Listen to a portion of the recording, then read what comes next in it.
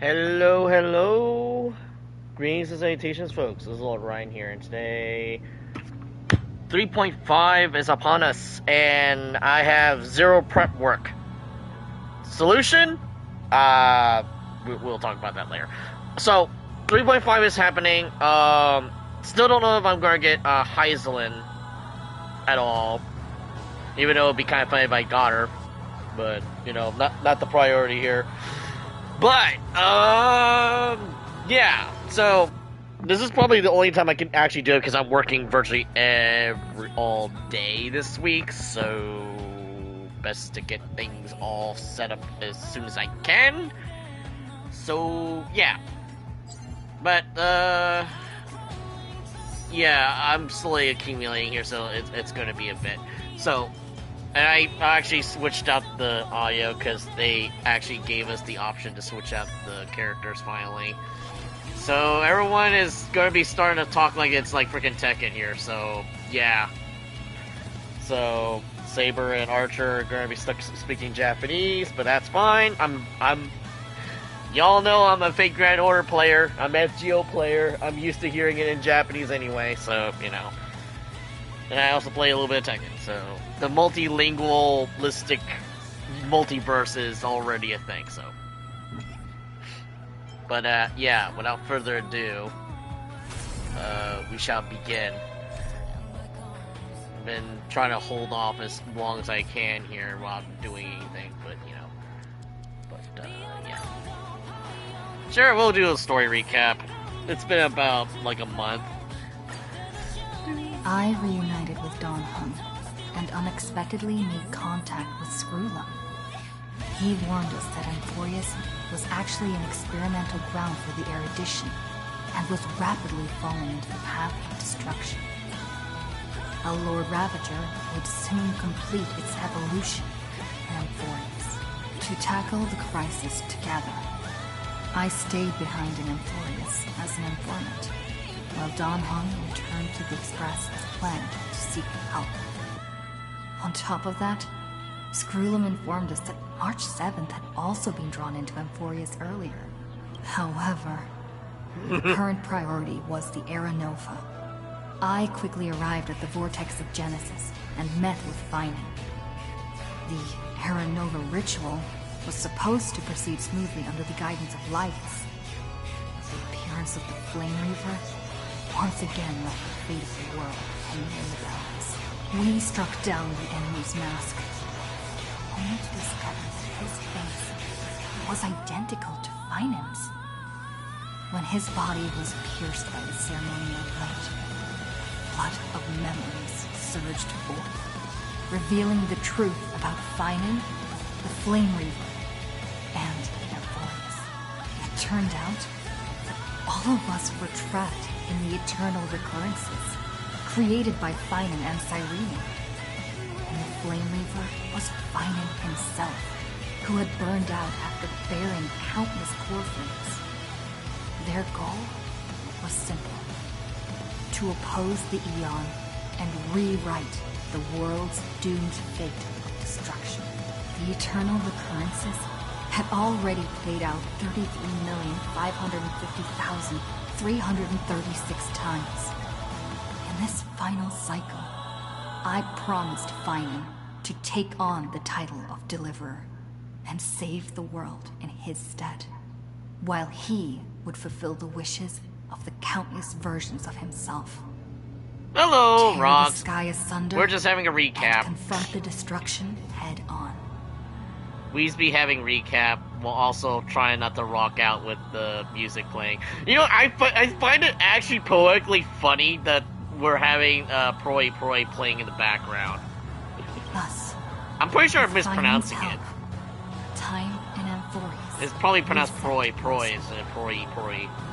I became lost. But what do I know? in the I don't know chaotic Space flow of Greek. time. At the critical moment, Mem, who had regained all her memories, sacrificed herself to send me back to the beginning of time. No. I am sad now because fourth girlfriend's no more. Oh, right. Oh, right. Hold up. Something's wrong here. Something entirely wrong here.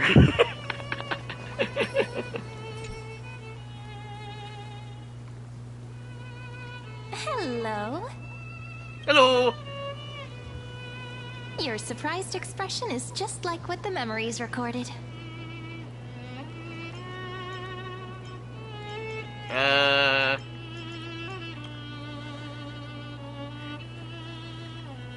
Maybe I'm both? Just kidding. If I had to choose, then I'm probably closer to the latter. Took you a day to finish the new event and new main story. Boy, well, it's a good thing I'm doing it a little bit earlier than I usually do, because I usually wait around 9 o'clock Pacific time for that. It's pretty unbelievable for me, too. It's like I had a long dream. Cyrene's memories and Mem's memories, they're all tangled together. But when I woke up, there were only broken fragments left. I can't remember what happened in those 30 million cycles. Jesus. But I remember what you did for this world. We definitely need, like, vacation style, like, what they did with Triple Z. We need, like, vacation style resort episode. Everyone needs therapy. Hank, didn't you wish for me to turn into a pretty girl back at the Grove?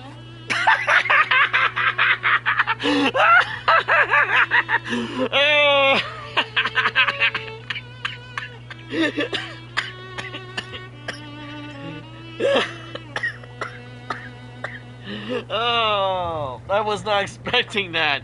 That's funny because that's actually what I chose. Yep. Isn't it amazing? It's like a seed finally grew up and became a flower. And I'm definitely as cute as a flower now. I feel bad because we're still Finan's girlfriend.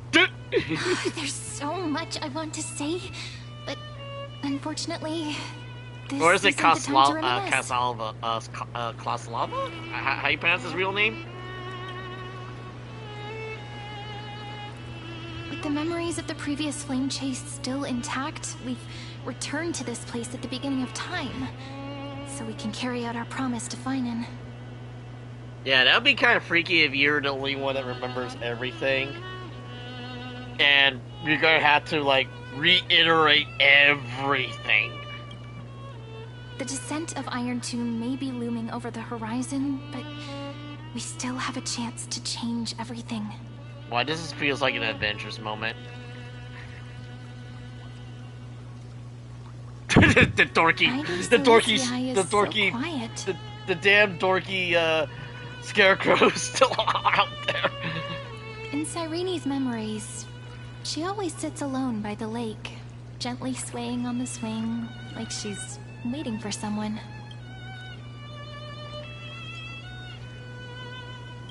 Yes, Finan too embarked on his journey because of this view.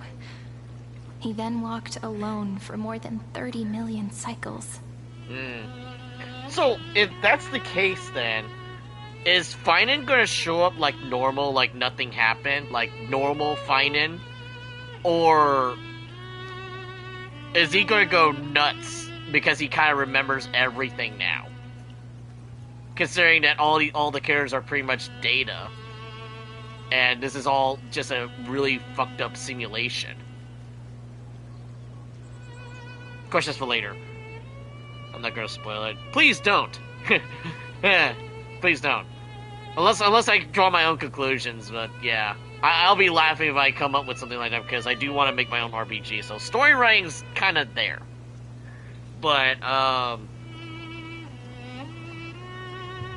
yeah, it is kind of glad that, it is kind of a good thing that we're not the only ones that remember everything, because it would be kind of taxing on poor Stell / Kalis being the only ones that knew what happened. And we're not known for our big brains either, so... Thankfully, you arrived during his long wait, friend. Is that also why Cyrene did what she did? It sounds weird, doesn't it? It's something that happened to me, but I'm talking as if I'm an observer. But that's just what those memories are like. vague and unclear, as if encased in Also, thick is everything ice. sounding okay? Because I have both fans on, because The it's only kind things of I remember stuffy are in the here. days I have one spent with you. fan bringing the cold air outside, and I have another fan to make sure there's circulation, so nothing burns. So we's good, because it's kind of like the usual setup around this time of the year, so I'm not sure if you can hear everything clearly without having the damn fan blowing everywhere. Emphorius will fall I'm trying into not an to breathe ending on of the damn destruction mic. after the next Era Nova. Yep. Okay, cool. Because Those occasionally stories I'll went have out of to... fashion ages ago. In a proper romantic epic, the hero's supposed to foil the villain's plot, right? True, but this is Greek mythology. Well, at least in this case, inspired by space Greek mythology. Heroes tend to die in Greek mythology. That's why it's called a Greek play. You know, tragedy and comedy kind of thing. But, yeah, I have to constantly change my setup here because I have this on top of my bed. I literally have big body pillow net blocking the wind here so it doesn't, like, hit the mic. But I'm trying to, like, breathe on it. Yes, we need to stop the JoJo robot guy. That's right. He's the mastermind who's trying to control everything. How unforgivable. You know, now it just dawned on me because I beat the shit out of Raphael in Baldur's Gate. He just reminds me of Raphael, the schemer that's always messing with everybody. But I still feel a bit anxious. Man. Lygrus Yes, chose we can to make walk fun of into the spotlight villains. and reveal everything, which means he still thinks the current situation is under his control. Maybe he still has an ace up his sleeve.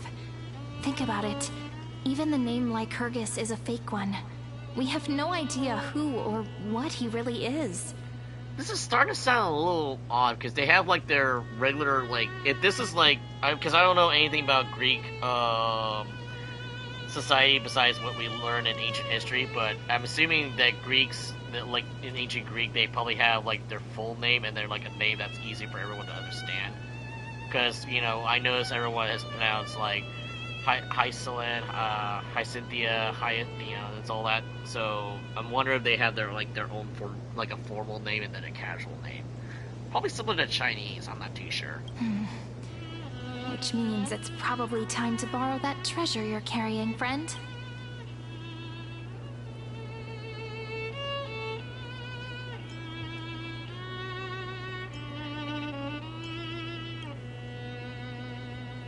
Nothing's gonna happen even if you write down his name, you know. Besides, this book is a cute fairy tale. Please don't write stuff about the antagonist in it. Why not? I'm talking about the chronocognitive anchor. Didn't that Intellitron friend say, when required, it can also serve as a bridge for communications between the internal and external world? Id Silicii is a little village enclosed by time.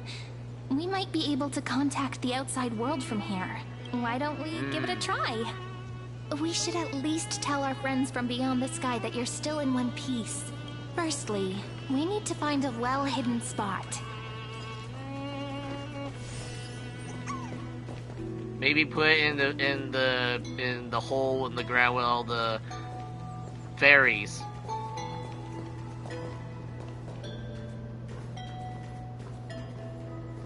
She is very short. Hold up. I need a comparison. Hold up. Hold up. I need a height comparison here because I know she's gonna come out later. Well, I'm assuming she's coming out later, but something tells me she's shorter than even Silverwolf, and that's gonna be really funny.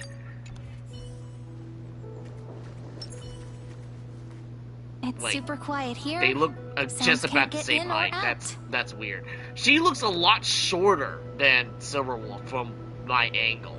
Fiden is very tall. Indeed, he is, but is he taller than my day? Back in Cyrene's memories, this room was her secret base. No one noticed her practicing Orynyx's prayer here, or trying to speak with the gods in secret. But today's different, isn't it? We aren't trying to contact unreachable gods, but humans from other worlds. Real people. Are you even considered humans anymore? Because, this is starting to sound some weird nonsense from 40K where humans are already on different planets. I'm prepared to witness that miracle, friend. The way Cyrene talks is so similar to Mem. I have so many questions. I'm also worried about how Dawn Hung and March 7th are doing. Here's hoping the chronocognitive anchor can still function normally. I'm pretty Because sure. I really need answers. I'm pretty sure Dong Hong's fine because he's pretty much a dragon god, but I'm worried about first girlfriend here. We still don't know what her spiel is, and I'm kind of afraid considering, you know, Darch is a thing now.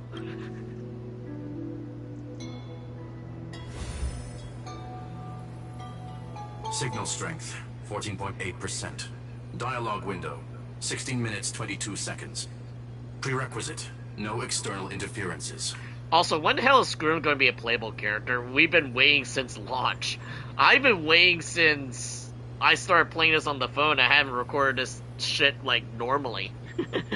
When is Robot Man going to be playable? Oh. We are very glad to learn that you're safe. Ooh, excuse me. You here too, Herda? Not only am I here, but I also happen to have saved you 4 times already. Without you even being aware of it, of course. Oh yeah, that's right, because canonically, we have never met Herda in her real form. But now's not the time to Canonically. celebrate. When 2 geniuses show up at once, you know you're in deep trouble.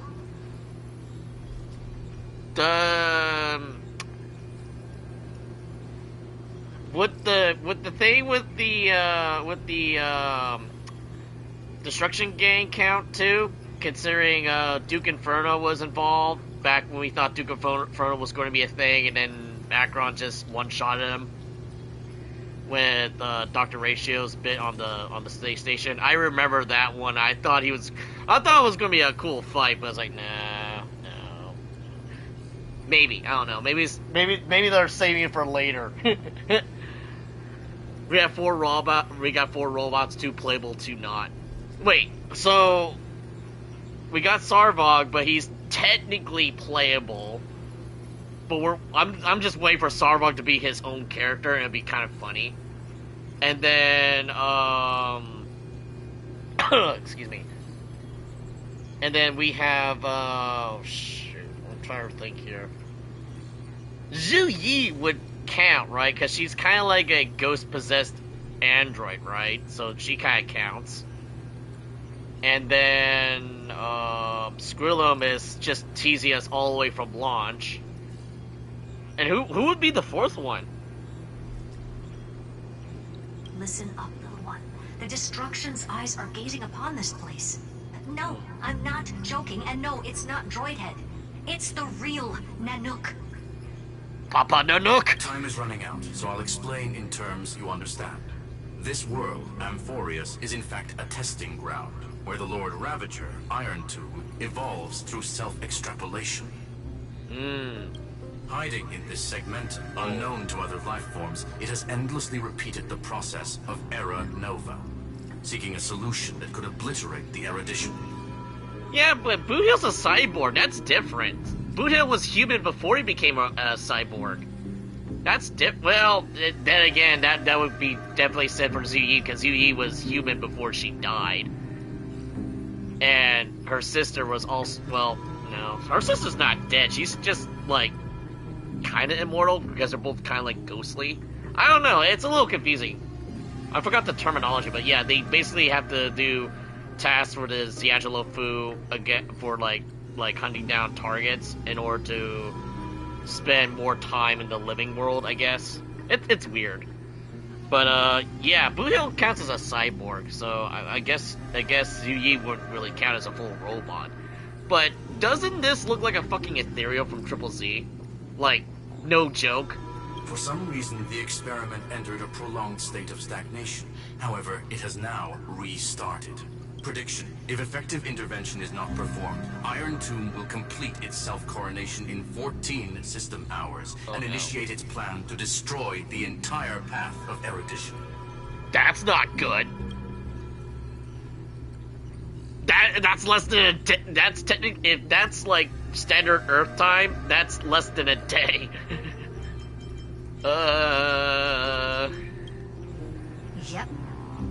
of it as the program having reached 99.98% completion already. And then it's over. Something in the shadows has been driving everything forward. It's the observer named Lygrus. Speculation. He's the Scepter System's administrator. He wants Iron Tomb to break through the knowledge singularity. I don't know why he wants to do it, but he'll remove interferences at any cost. You're the only variable within this world, and you're the only thing he fears. So what you're saying is we should make multiple variables and start spilling the fact that we're from the future. Got it. So listen closely, little one. The speed of time is different in Amphorius compared to the outside. Oh. Destruction is just about to arrive, but you can still play Deliverer one last time. Yeah, because Firefly is a Gundam pilot. She's she is Kamen Rider. She doesn't count, yeah. As much as a lot of people make clank clank clank jokes. The cycles have already been broken. You've entered what is theoretically If anything, the she's last cycle closer Amphorius to will like ever be able to Rey run. from The Evangelion. Iron Tomb will break out of its prison as soon as the process of Genesis is triggered once more. Oh dear. But now there's an abnormality within the experiment. You know what I'm talking about. One of the model's 12 factors. That is one of the 12 demigods. Destroyed himself using the power of the destruction. Fine and Signal disappeared from the cycles the moment Nanook cast their gaze this way. That means World-Bearing's computational logic is currently flawed and bugged. Yet it's the factor directly related to the process of Genesis.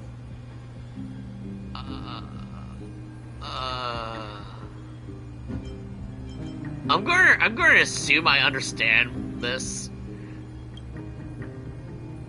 That old Intellatron will definitely do all he can to debug this error. So you have to take this chance to claim Kepfali's core flame. And don't let him have his way. The key to suppressing Iron Tomb lies in whether he can rewrite the purpose of Era Nova. You know what's really funny? I know we have Remembrance, Trailblazer, but this... I didn't know any better. I thought we were talking about we're getting, like, Erudition Trailblazer at this point. What would Erudition be for a Trailblazer? Something with mathematical formulas? We kill things with science? There's one more Laser preparation beams? we must make. Lygrus's behavior has been quite abnormal. He's never interfered in the actions of Titans or the demigods throughout the whole experiment. Yeah, he's always been like the observer / G-man. He kind of just watches things unfold. Deduction. The Scepter has an extremely strict autonomous protocol, restricting even its administrator. In Amphorius, this ultimate protocol goes by another name. The Law Titan. Talantum. Law. They are the rules that restrain all things in Amphorius. And it was the core flame returned at the very beginning of the last flame chase journey. So what you're saying is rules were meant to be broken was actually a statement? Who'd think we're gonna have a callback from all the way from that? Why do you have another little pink one next to you? Huh? Her path chart is... Is there something wrong with me? Never mind. Let's get back to the topic at hand. Don't keep me hanging! I wanna know! 960. Month of balance. How dare you! We'll be locking Blake, on man, this where are time you? period to find law. You can either meet the Titan, convince the demigod, or take the core flame by force. It doesn't matter what you do, so long as you bend it to your favor.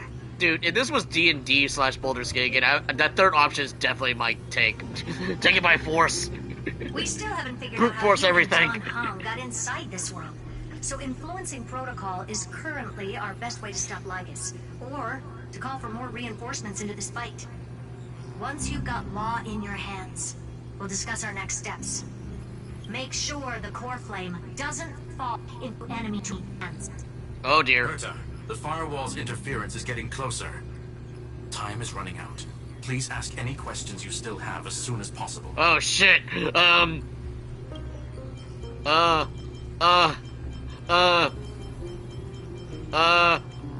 Priorities. First girlfriend. This situation is rather complicated. How complicated? Madam Herta and I can detect her signal, but cannot ascertain her location. Oh, that's not What we good. can be sure of is that she's still in Amphorius. Don't worry about her. She's absolutely chock full of mysteries. Even if Amphorius explodes, she'll probably float out perfectly protected in a nice thick layer of ice. Worry more about yourself instead. Are you saying that's how she ended up in space to begin with? Is that what you're saying, Herta? Wait, what? Oh no. Please do not corrupt my limited viewers of brain rot, please. My sanity is already breaking. And I'm a chaos player for 40k stuff, so it's like, yeah, please don't. Well, more orc than chaos, but who gives a shit? Dong Don Hung did not enter the new world with you at the end of the last cycle. Yeah. No. The flow of time inside and outside Amphorius is not identical. 1,000 years in this world may only be a fleeting second outside of it. What are you trying to say? He never left? Conclusion. He is on his way back to the Express. Okay. I was just going to say, oh shit, Dong Hung's villain arc is about to happen. Okay. Iron Tomb can't affect the real world just yet. Oh, that's Don't good. worry. Himiko and the others are more concerned about your well-being than their own. Yeah, because I keep hearing a lot of stuff about Himiko's incident in Impact 3rd, and I can't say I can relate to that, so... Because I kind of stopped playing Impact 3rd before that part.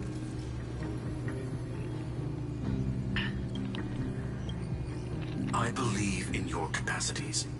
The hands of the Trailblaze can create miracles, and will certainly be able to snuff out the flames of evil. Can't we just summon Tartalov, the giant trash can god, and beat the shit out of Law Titan? I'm not gonna give any In motivational a giant speeches. kaiju fight? I just hope you bring good news the next time we meet, little one. No, not little one. Deliverer. Ah, why must you do that to me? So our finance is long gone, but finance still around. It's just a fresh reset, right?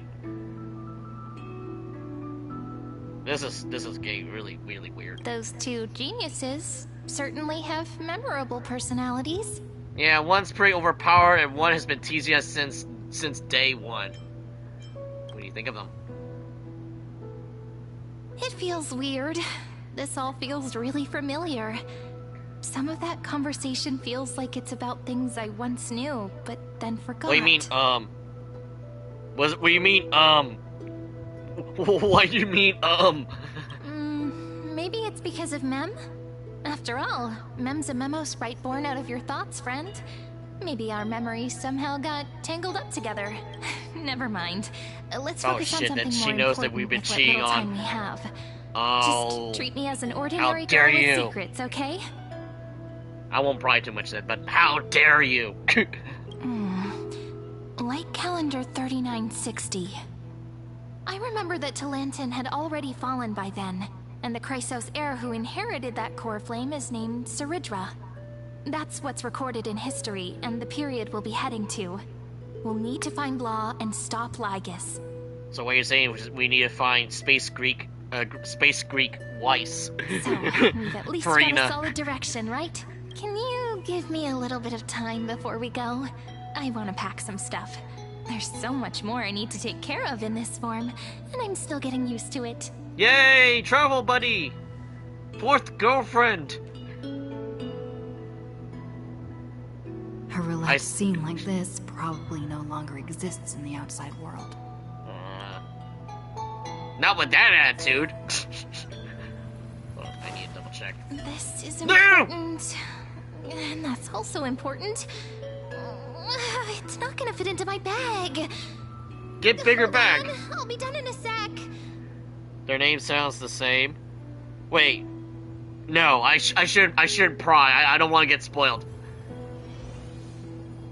Wait, hold on. How many sets of toiletries should I prepare? What? Should I pack something for a surprise? Huh? No peeking! I can understand it was Kalis, but Friend, you're too curious. I'll show it to you once I'm done, okay? I'll just go inside. See you in a bit. never. No. I wanted to compare the height difference, but we can't do that now.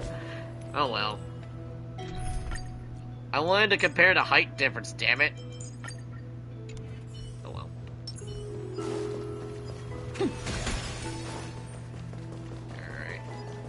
But yeah, according to what I know, I don't know if that's the thing, because it looked like Silverwolf was just a slightly taller than Cyrene. Then again, what do I know? Don't forget to take it with you. It only means a communication from the outside world. The genius message is still there, reminding you. Travel to blank light counter of 3960 blank error of Talantin's fall blank gain control of law blank. Then you can bypass blank final protocol blank modifying the core flame order blaring and reverse error nova. Delay Iron Tomb birth. Blank blah, blah, blah, blah. The formula is now unrecognizable. However, you already know the mission entrusted by the Jesus to go seek the power of law. It sounds like the Gen Shine one. Yeah, I know of Farina, but I never rolled for her, because by the time I stopped playing Genshin, I think Eula and Hu Tao were like the last characters I tried rolling for, and that was back in, I want to say, 1.4? I don't know, it's just when the first region opened up, and that was it. I kind of stopped playing it. So hopefully, Arknight's Enfield's not like that. That kind of bored me to death. Because the grind was really bad.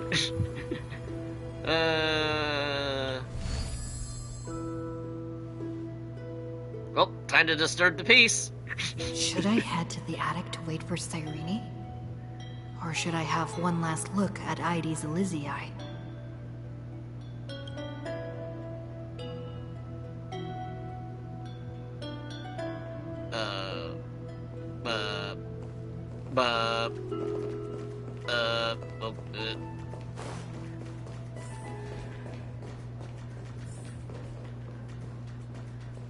I don't know if you consider this an attic. To be fair, we had a massive, like, date sequence with Cyrene during the post 3.4 stuff, so we didn't really miss out on anything. This village is where Finan's life started. After 30 million cycles and 30 million failures, his burden is now in my hands. I like to say this is a serious moment, but the derpy scarecrow of Trailblazer is kind of ruining it for me. Also, the flying pig in the middle of the road there. He said I will take over the responsibilities of world-bearing. But what does that mean? How old is Finan? Becoming the new Catholic? Ancient, but he's still hot as hell. Forging a completely new path. I mean, that's why you don't really that's why you don't really ask servants in Fate Grand Order, at least in Fate in general, how old they are, because they'll just give you the age that what they're based off of.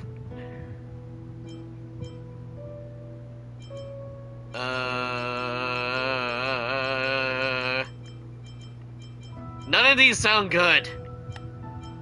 When is the Trailblazer actually rational? I believe in destiny. Destiny must have brought me here for a purpose. This isn't a coincidence, but an eventuality created after 30 million quantitative changes. There's nothing to fear. I'm destined to play the most important role in this final battle. I've already beaten another Lord Ravager after all. We've beaten two of them, if the first one from, that attacked her space station counts, because it was a minor Lord Ravager, but it was like a common Ravager, right?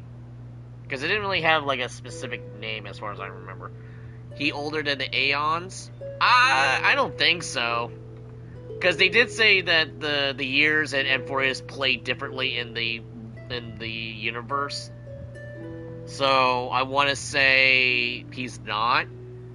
Because according to what I understand, Nanook has been around since the whole war with the propagation. In fact, as far as the lore goes, because with the war of the propagation, Nanook succeeded into godhood and became, the Aeon of Destruction, as far as how I understand it. So, and we gotta realize that Firefly was around during that war. So she's older than us, but age is not really depicted in this RPG. So we can only speculate. So, and also the fact that, you know, Firefly was pretty much a, you know, a space marine, you know, test tube baby. Evangelion, and give little girl giant robot mech suit and go kill giant space bug. Give her a Gundam, go fight this giant Tyranid thing for the betterment of oh shit, I forgot what the plan was. I was going to make a very cool like quote, but I don't know what I'm saying. But basically that she was basically born in a test tube, which is kind of horrifying, considering that, you know, they're cannon fodder. I mean, as we saw from her sad trailer that, you know, everyone died except her. So, you know, it's kind of hard to differentiate. Because according to the, you know, the little Fate's timeline thing with the story and all the side quests, they don't really give us an actual timeline in terms of what happened in terms of lore. It only gives us like the whole campaign, the side missions, the events, and then any other companions' missions here and there. So, Thinking hard over there? how'd you know? How'd you know my wriggly brain is not wriggly enough to figure this stuff out? I finished packing. I decided to just bring these few things in the end. See? There's a journal, a quill pen, and the ceremonial blade of the Priests of Time. Holding it calms me down for some reason. That's a blade? Well, then again, Edgelord Ford and Fine used it as a freaking sickle blade. Yeah, okay. That makes more sense. The scent of the black tide is now calm. Finan must still be fighting them in some way. In a sense, literally too angry to die. This will be Amphorius's final flame chase journey. But it won't be the end of us. It'll be the beginning, friend. Are you ready to become a hero? Wait. I still don't know funny. Just treat me like any other friend you have. We share a common goal and common enemies. Indeed, fourth girlfriend it is. And we may also share a common future. Oh. A future that has never emerged in any other cycles before. I believe in you, friend. Oh. If you still can't get used to it, just call me Mem like you did before. Just kidding. Memrini? Didn't he die after he fights Nanook? Technically, probably. We don't know, because I was taken aback by the whole animation, so that's up to speculation. But according to how I understand, because everything's a simulation, everyone is like data. So as soon as the whole cycle resets, everyone gets reborn again. It's like reincarnation, except you don't really have any prior memories of what happened before, just snippets. Kind of like what Anaxa kind of prophesized earlier before he kicked the bucket earlier. He kind of prophesies, hey, you know, we kind of remember this shit in our past lives, even if we do die. And he kind of proved it correctly after he and Caceres finished their end on their stuff back at 3.3. So, who knows? New Finan in this new cycle may or may not remember us. Period. So, and here's the thing that's throwing me off.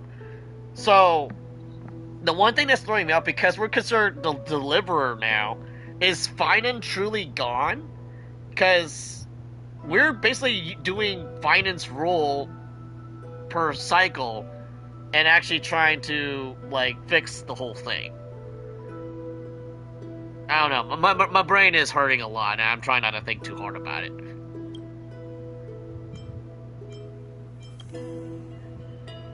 That promise might be far too heavy, but I believe in you, friend. The Trailblaze's duty has always been a heavy one. In other words, since you've already saved so many worlds, friend, you should be used to being called a hero by now. Maybe you can tell me those stories as we travel.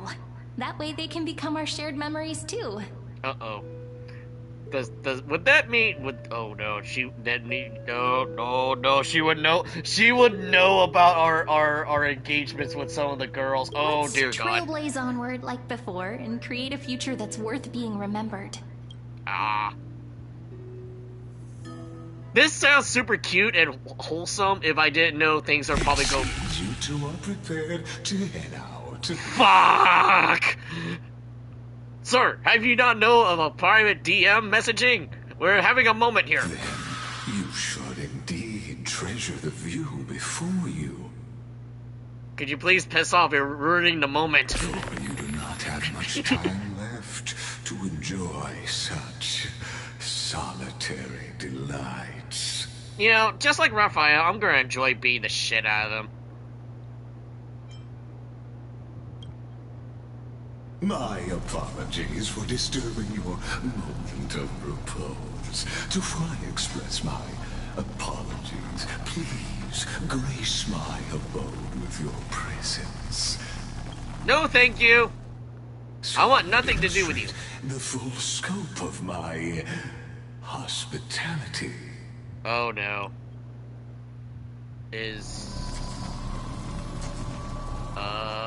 What? What shenanigans is this? What is this place? I didn't know we were playing Persona 4 all over again. Why are we in the TV world?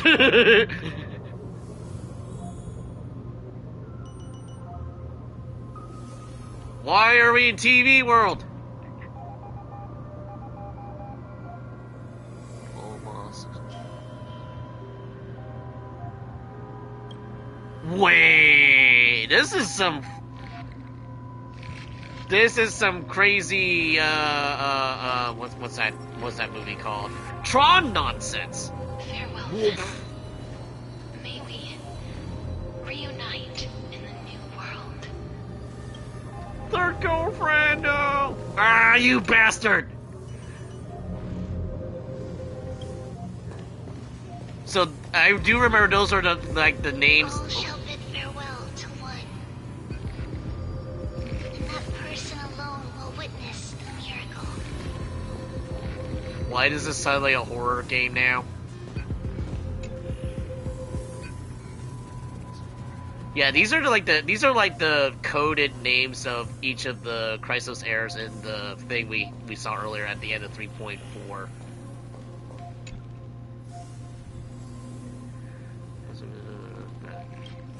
Oh, how dare you! Why must you make me choose?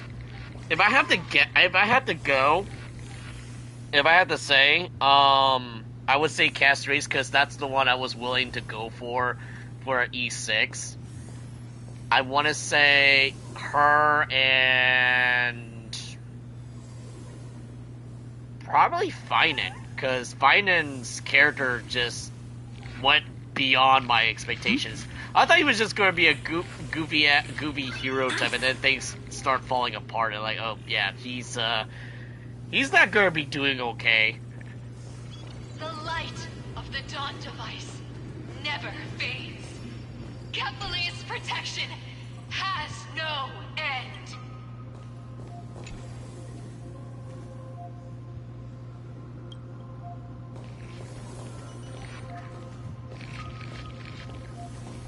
Breaking free to play for Sidria. Is it because she looks like Farina? It will be a tragedy for mankind. But if I do not cross, then it will be the end of me. Oh shit. Yeah, I'm probably gonna roll for Greek Space Weiss, because there's already a Space Weiss in Gundam called Miorine. You reach out to touch the screen, and eerie sensation instantly courses through your entire body. No, because I generally love Ceredra. All I can say is gotcha responsibly. Well, seriously, this is like some Persona 4 nonsense. You feel blank. Outlier. Executing command. Record. Whoa. What is happening? What the frick is happening? This is not what I was expecting.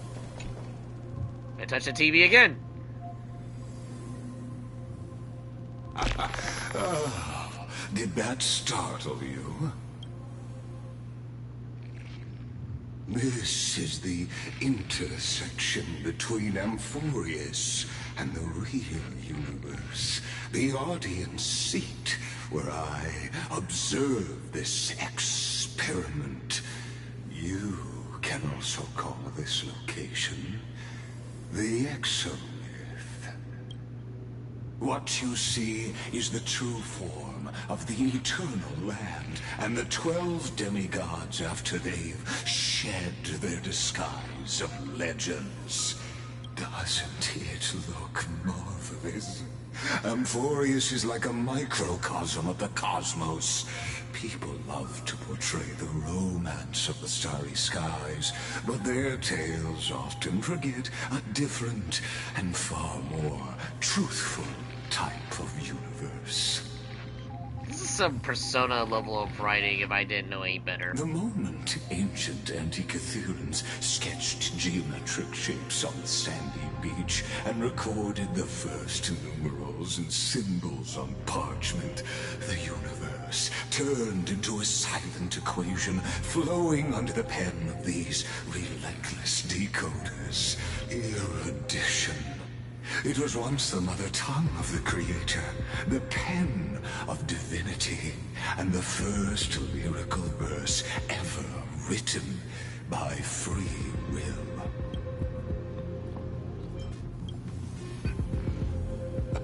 I simply wish for you to understand that I have no intention of being your enemy.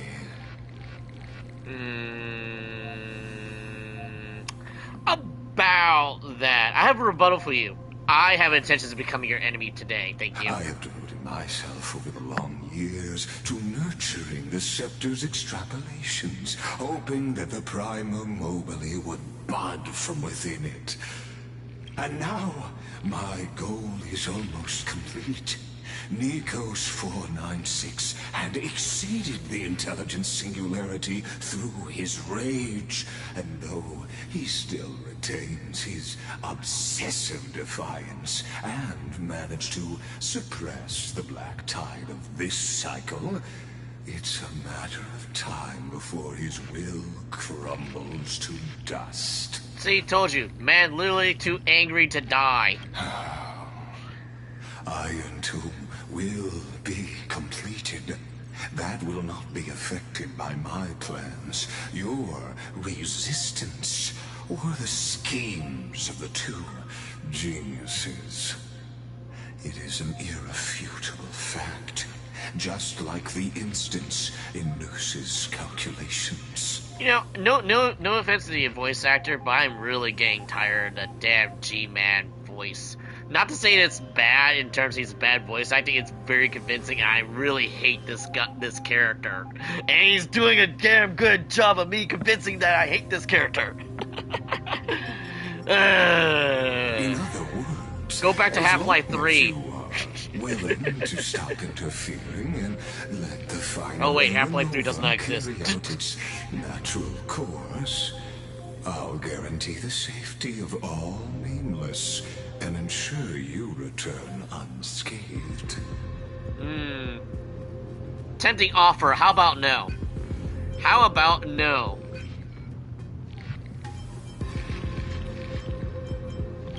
How about a no? You are indeed worried about your safety and that of your companions. Rest Can I cast assured, Bat?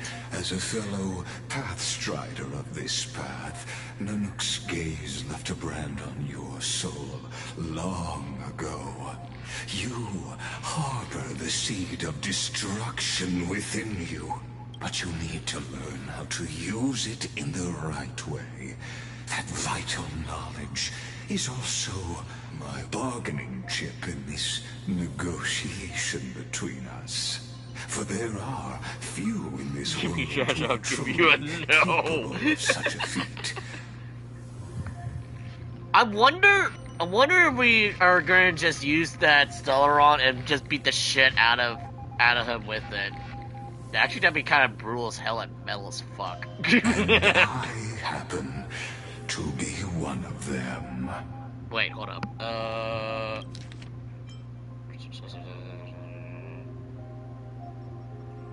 Are you saying he has a Stellaron with him as well?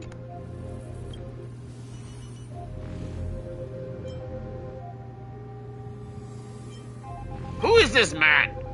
Robot dude. Someone who wanders the stars. Someone who seeks answers with abject despair.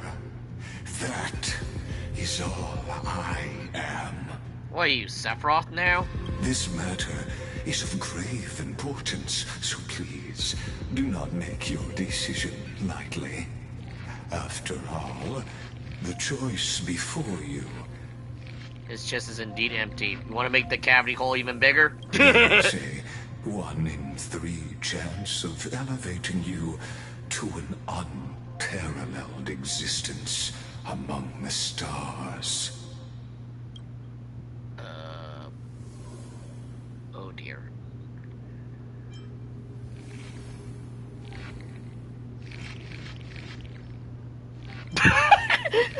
If this game had multiple endings, which I know it doesn't, if this wasn't a gacha game and had multiple endings, this would have been a complete coin flip. Yeah, you become the next Harbinger. I'm not trusting you. I'm not trusting your G-man ass face. I don't know. I can't think of a good insult right now. I now see the full scope of the determination in your words. Can I cast Bat now? You may now continue your travels.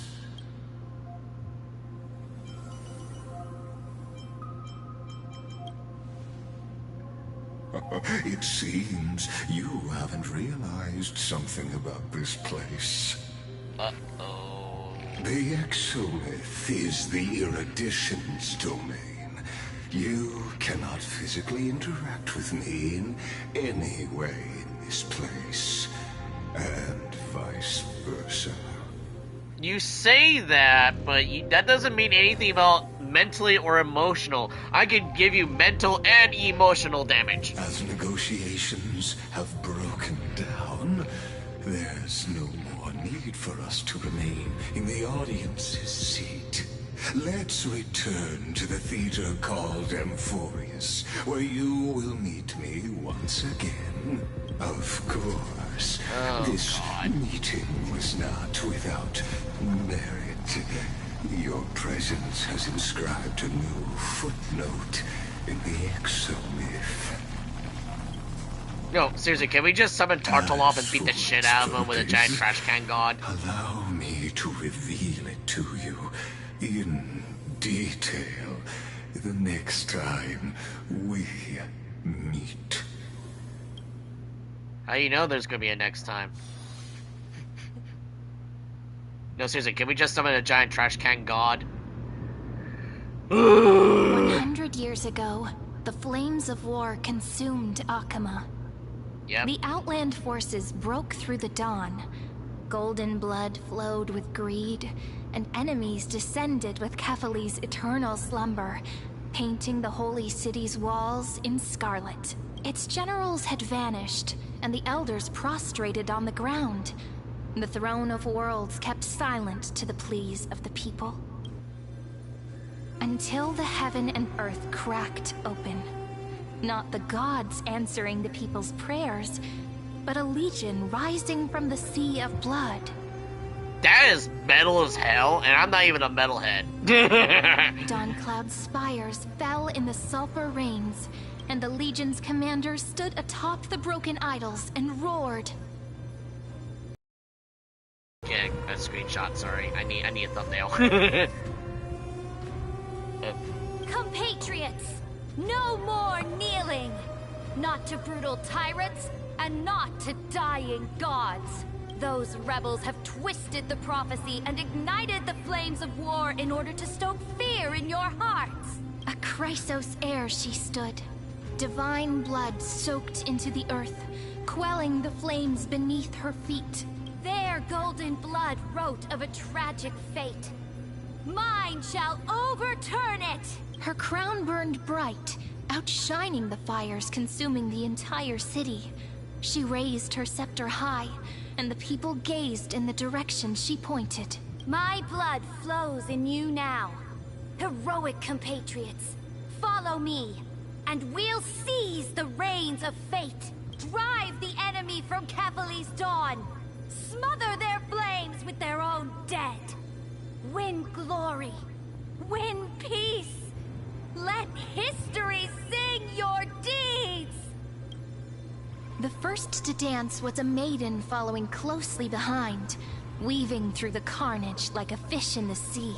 Damn it, now I need another thumbnail. God damn it. The people full of wrath surged with her, Amen. forming a colossal wave, and the enemy hordes, drained of life, vanished into nothing. Onward to Marmorial Palace! To Dawn Cloud's heights! Announce to all the wicked and cowardly! Announce to this stagnant age! If I didn't know it, Bear, I thought she was an Inquisitor from 40k just about to burn someone to death. By the rising tide! History remembers this as the first siege of Akama. It is said that after the flames died, people found identical inscriptions in every place in the city that had been scorched by fire. It was the name borne by Akama's first and final sovereign, the Imperator Saridra. Now we're getting some Roman stuff now, because I know Imperator is an actual Roman title. At least I think it is. Friend, are you listening? Friend? Friend? Honestly, you were the one who insisted on reviewing history, yet here you are, dozing off? Wake up! Otherwise, I'll have to... Do what? Do what? Hello again. Awake at last? I guess I won't have to use my wake-up magic on you then. What were you going to do? I want to know. I was having a mental war against Mr. Legman. What are you murmuring? Still lost in the past? We've arrived. A familiar place. The Temple of the Three Fates. If everything went according to plan, it should be shortly after Talantin's fall, and also the end of the first Flame Chase journey. Perfect timing, actually. The first Flame Chase ended with the Trial of Law. We must find the demigod and gain her trust before the core flame is restored. It'll be tricky, so let's pick up our pace. To Akama first. We can learn more from the crowds there. Tyrant! You and your butchers are not welcome here. Get out! Uh-oh. Hold your tongue. Conspiring with Kremnos and plotting rebellion are crimes punishable by death. There are multiple voices, and things seem tense. Let's not get caught up in any trouble. Why don't we find a place to hide and observe from the shadows?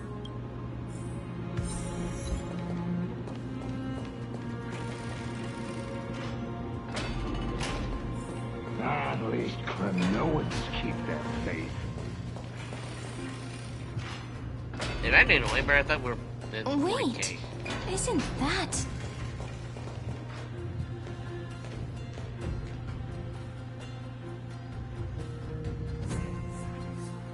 Tribby! And Waterloo. Blooded defilers, perverting the prophecy and trying to slay gods. Stars beyond the sky? Gods who created the Titans? What kind of nonsense? Look at this broken world and see what your atrocious acts have done. What? Did he just mention the stars beyond the sky? But how is that possible? You impudent... Ducks for Goris. We're here to welcome the deliverer from beyond the sky. Oh. Stand down. What? History's a little finicky here. No one but the great Talantin can deliver this world from misery. I ask you, Oh? If the old laws were so perfect, why did they crumble beneath my feet? I like it her heels have actual chess pieces on the bottom of them. That's actually a nice touch. You... Careful, these might be the last words you say. Talanton is long gone. Now I am the law. Hello, Space Weiss number 2 / Farina, however you want to call her. Challenge me, or submit to my judgment.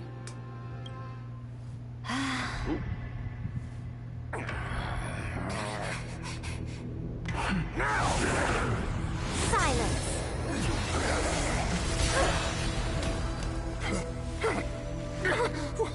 What gives you the right to judge a priest of law? That's because I came,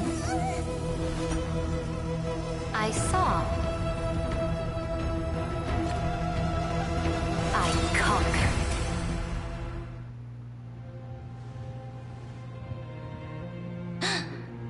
Well, there goes, like, staying anonymous. Dux Vergoris, take the ashes of this man and scatter them in the temple among the crowds. Oh, wow, that is brutal as hell. Tell them that the High Priest attempted to take away the rights granted to the people by the Imperator. Thus, he met his fate. Yes, Imperator. Now, these two accidental guests. Dux Gladiorum, if you please.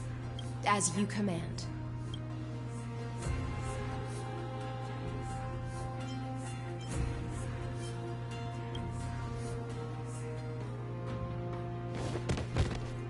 Oh. Huh? Is this... Correct, but not the kindness you know. This is not what is happening? Things are happening without us saying anything. This is the leader of the Cleaners in this era.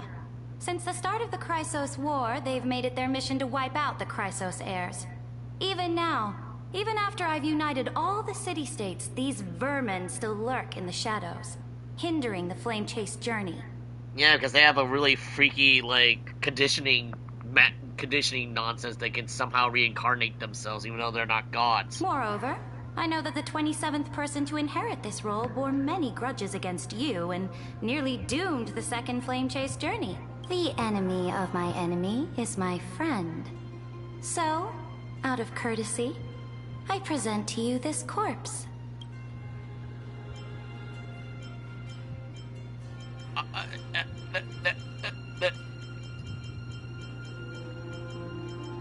I don't know. I don't know. Careful. Let's wait and see what happens. She's probably trying to scare us. Maybe. She's already intimidating as it is. For the sake of order, I am known by many titles. Flamebearer who ends wars, Tyrant of Dawncloud, Empress of the Holy City, and Imperator of the Flame Chase. But in light of your unique identities, I'll allow you to address me by my real name, Saridra. On behalf of my people and this land, greetings, Deliverer. If I may, how do you know her identity? As the little hostage prophesied, the Deliverer shall come from the future beyond the sky. Gray hair, golden eyes, skilled in wielding a mace. They would arrive in Yanisopolis on this day. There's no mistake. I guess a baseball bat would be like a modern day mace, I guess.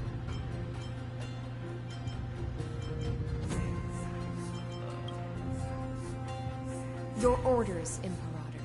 We return triumphant. Send an urgent message to all delegates. The meeting of the Flame Chase Alliance will convene early. As for you two, Akima knows what you seek. We'll confer in the Holy City. I'm still confused. This Doubtless changes you have many everything. questions, but save them for later. Please follow us. Okay, she said please, so, you know, I'm happily obliged. This is not what I expected at all. Mm-hmm. True, true. Maybe finally left so much of an impact it actually altered actual history.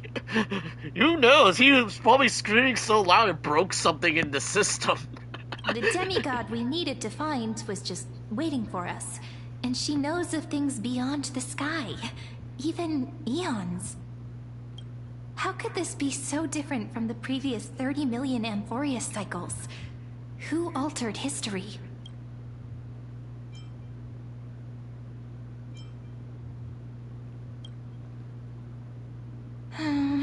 Unpleasant thought, but plausible.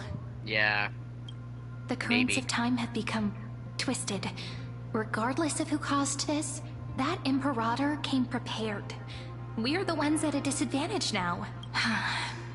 We might as well dance their dance. Let's go with them to the Holy City. We've received the Imperator's favor because of your unique background. As a result, the people of Akama will certainly respect you more.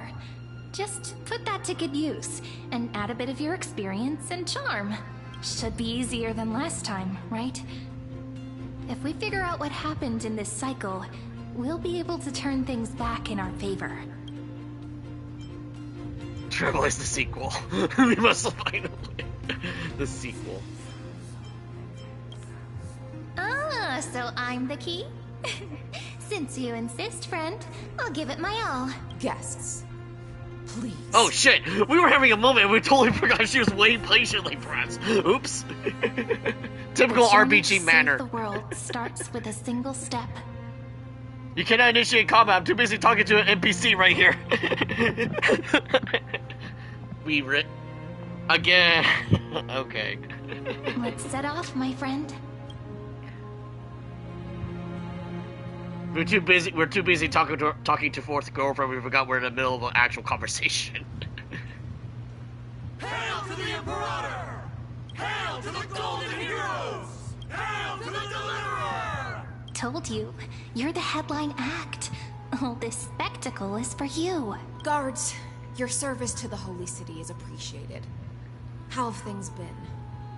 If I didn't, like I mentioned earlier during Hysilens' demo, if I didn't know any better, I thought she was one of the Aegers from Arc Knights, the people born in the ocean. Because, you know, seaborn hunters, you know, a hunter must hunt.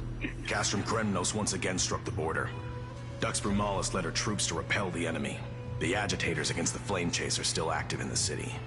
They smashed the shops around Memorial Market. But the garrison already arrested the culprits, and now they await interrogation. They are merely a disorderly mob and do not warrant any attention. Even though Terravox personally mended the fractured earth, it still didn't silence these fools. Guests from beyond the sky, worry not about these trivial matters. Dux Gladiorum will take you somewhere to settle down for now. So, wait, if she's in charge, where's Big Booba Lady? Where's Aglaya at? Please allow me to introduce myself. My name is Hysilens, and I am the Dux butchered her name. Gladiorum who swears fealty to the Imperator, as well as the Knights Commander of the Achaemenid Alliance. Later on, the Imperator will invite you to attend the meeting of delegates to discuss the Flame Chase journey. Your arrival has convinced us that the future promised by the prophecy is certain.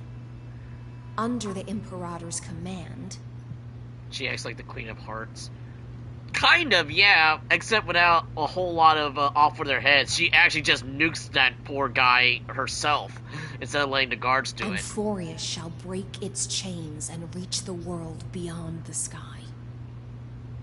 Yeah, see, things are changing, and I don't know if it's because we're here or someone else is fucking around. With all due respect, what exactly do you know about us and what's beyond the sky? As a humble subject, I cannot freely express my own views to you.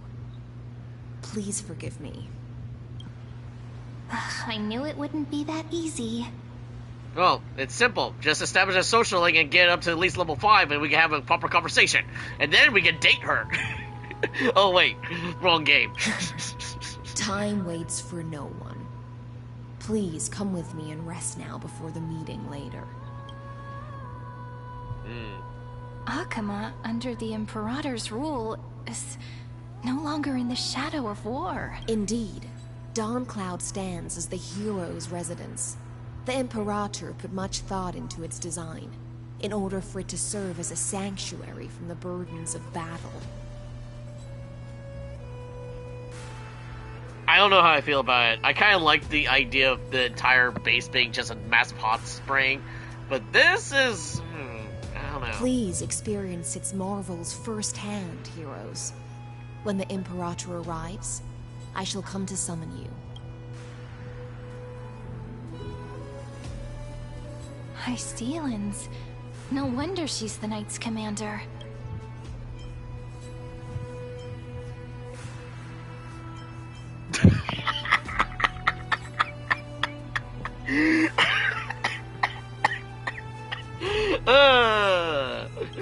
Alright, we finally have some freedom to ourselves. Since there's still some time before the Alliance meeting, let's explore a bit. Look over there! Hey, there she is! Not the ones you're familiar with. Why must you do that to me? Come on. But the hearts of heroes stay the same in every cycle, never changing. I mean, to be fair, I distrusted Aglaya from the beginning, and I kind of felt bad. But, you know, she wasn't really that convincing, so I was like, okay, I can't trust anything now. I might as well make jokes out of everything at this point. Whoa. Whoa. Not friends! You're still so listless today. Friends that are not friends, but soon to be friends. Did you have trouble sleeping again? Yes. That's different. We know. The Titan's prophecy haunts you. If you want, you can talk to us, just like when you were young. So wait, in this alternative timeline, she's not the leader of the Chrysos heirs, it's Ceridra this time, because in the original timeline, Ceridra was not around. Because the Black Tide's not a thing. Oh shit.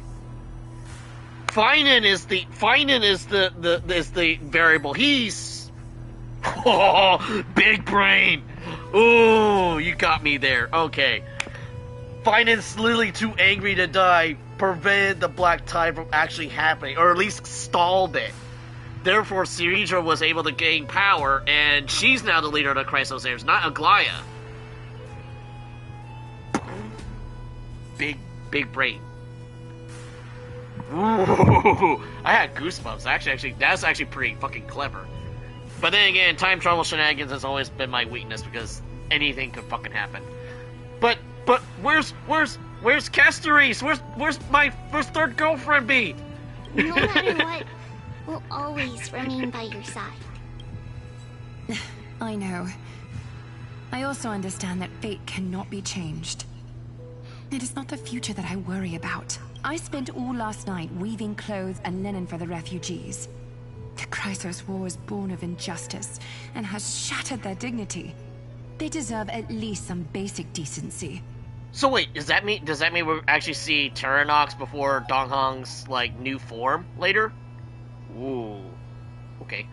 I'm actually excited here. Hold up. Let me get comfortable here. Hold up. If Amphorius one day abandons this, then all of us, commoners, Chrysos heirs, Titans, become no better than beasts. Oh, we have guests. Welcome. I am Aglaya, the Gold Weaver. These rags on you are not worthy of the title of Deliverer. I must prepare some proper attire for you. Costumes? This would hurt my soul a little bit more if it wasn't for the fact I distrusted Aglaya from the beginning, and I said all that bullshit from 3 patches ago. What is the matter? Your gaze seems somewhat Unsure. Does your Aglaya differ so much from me?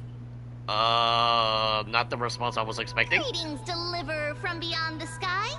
We are Trevi of Yanisopolis. It's very nice to meet you. Although, introductions are probably unnecessary. We know you've witnessed the future of the Flame Chase journey even more clearly than we have. Who the hell's telling you this? This is starting to scare me a little bit. What the hell? Witness the future of the Flame Chase journey? The prophecy also told you about that? Indeed. Orynyx reshaped Amphorius through the prophecy. Although, regarding the Deliverer, there were not many details beyond your appearance and the time of your arrival, so please, don't worry. Feel free to relax and relax some more.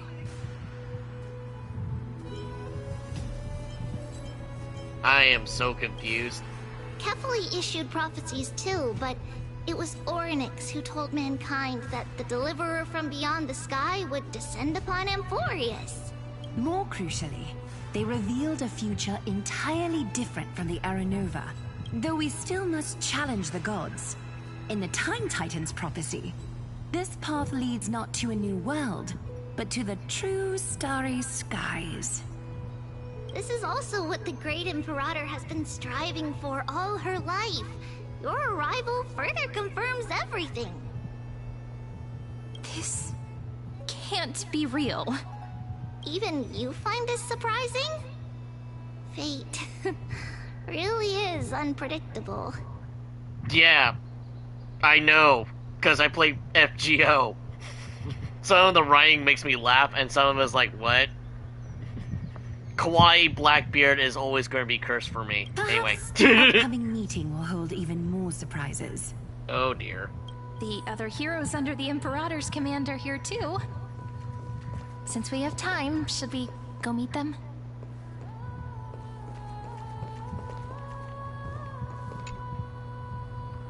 Dux Brumalis, our great Imperator, found the mastermind and executed him in public.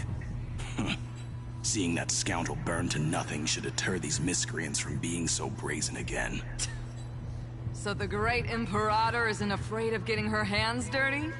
What a ridiculous display. What do you know? No matter what sins the people commit, they are still the Imperator's people, and it's only right that they be judged by the Imperator's own hand. I don't know why, but I just want to call him Greek Batman for some reason. Our distinguished trespassing guests. Seneca, the Dux Brumalis. Greetings. This Dux Brumalis doesn't seem to like the Imperator very much, but she holds a high rank. And Dux Vergoris' speech seems self-contradictory. Let me see what I can get out of them. I'm Cyrene of Ida Cilicii. This is the Deliverer Beyond the Sky. We're new here and wanted to ask you, does this city host any other visitors from beyond the sky? We're looking for our dear companions. Drop the charade. But yes, there is someone in this city who is all too familiar with the world beyond Please the don't sky. pay my taxes. Silence. The Imperator ordered us to keep that lord's whereabouts a secret. Wait, what? I was too busy. Wait, what?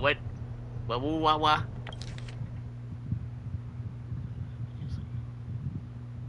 Oh. Enough, you pathetic lapdog. Do you need to beg for permission from that cursed Imperator even just to bark? You... Someone who is all too familiar with the world beyond the sky and is referred to as that lord. Could it be? Oh, fuck. Don't tell me it's Leg Man. Looks like things are getting heated. What the? Holy shit! Oh shit, they're about to duke it out. Oh god. I'm gonna be over here now.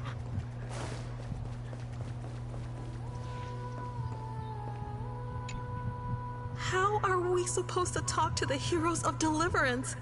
What if they're really intimidating? Virginia, don't be so nervous. Once they hear your poetry...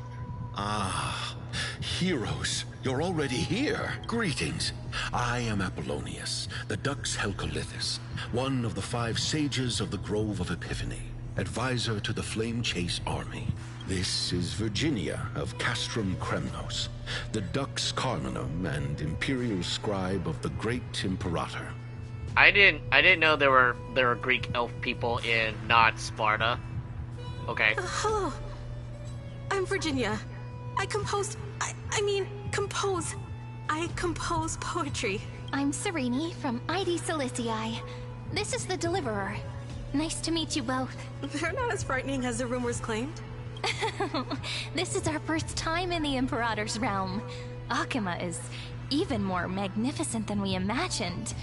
If you all weren't here to look after us, we'd be completely lost and confused. The Akima you imagined is long gone. Under the Imperator, this city has been reborn as the capital of the world. Bask in her free-spirited winds. For anyone who fulfills their duties to the Imperator, these Capital winds of shall the world, forever you remain say? at their service. Smells like future future adventures after we fix everything later. Wait, nudge, nudge. But what if... Those who are loyal do not need to consider the consequences of betrayal. But if you're curious, why not head to the lake and take a look? Those elders who lie at the bottom of the lake are the best example of what happens when you disobey the Imperator. The elders of this cycle were all... Looks like that priest who was sentenced to death wasn't an isolated case.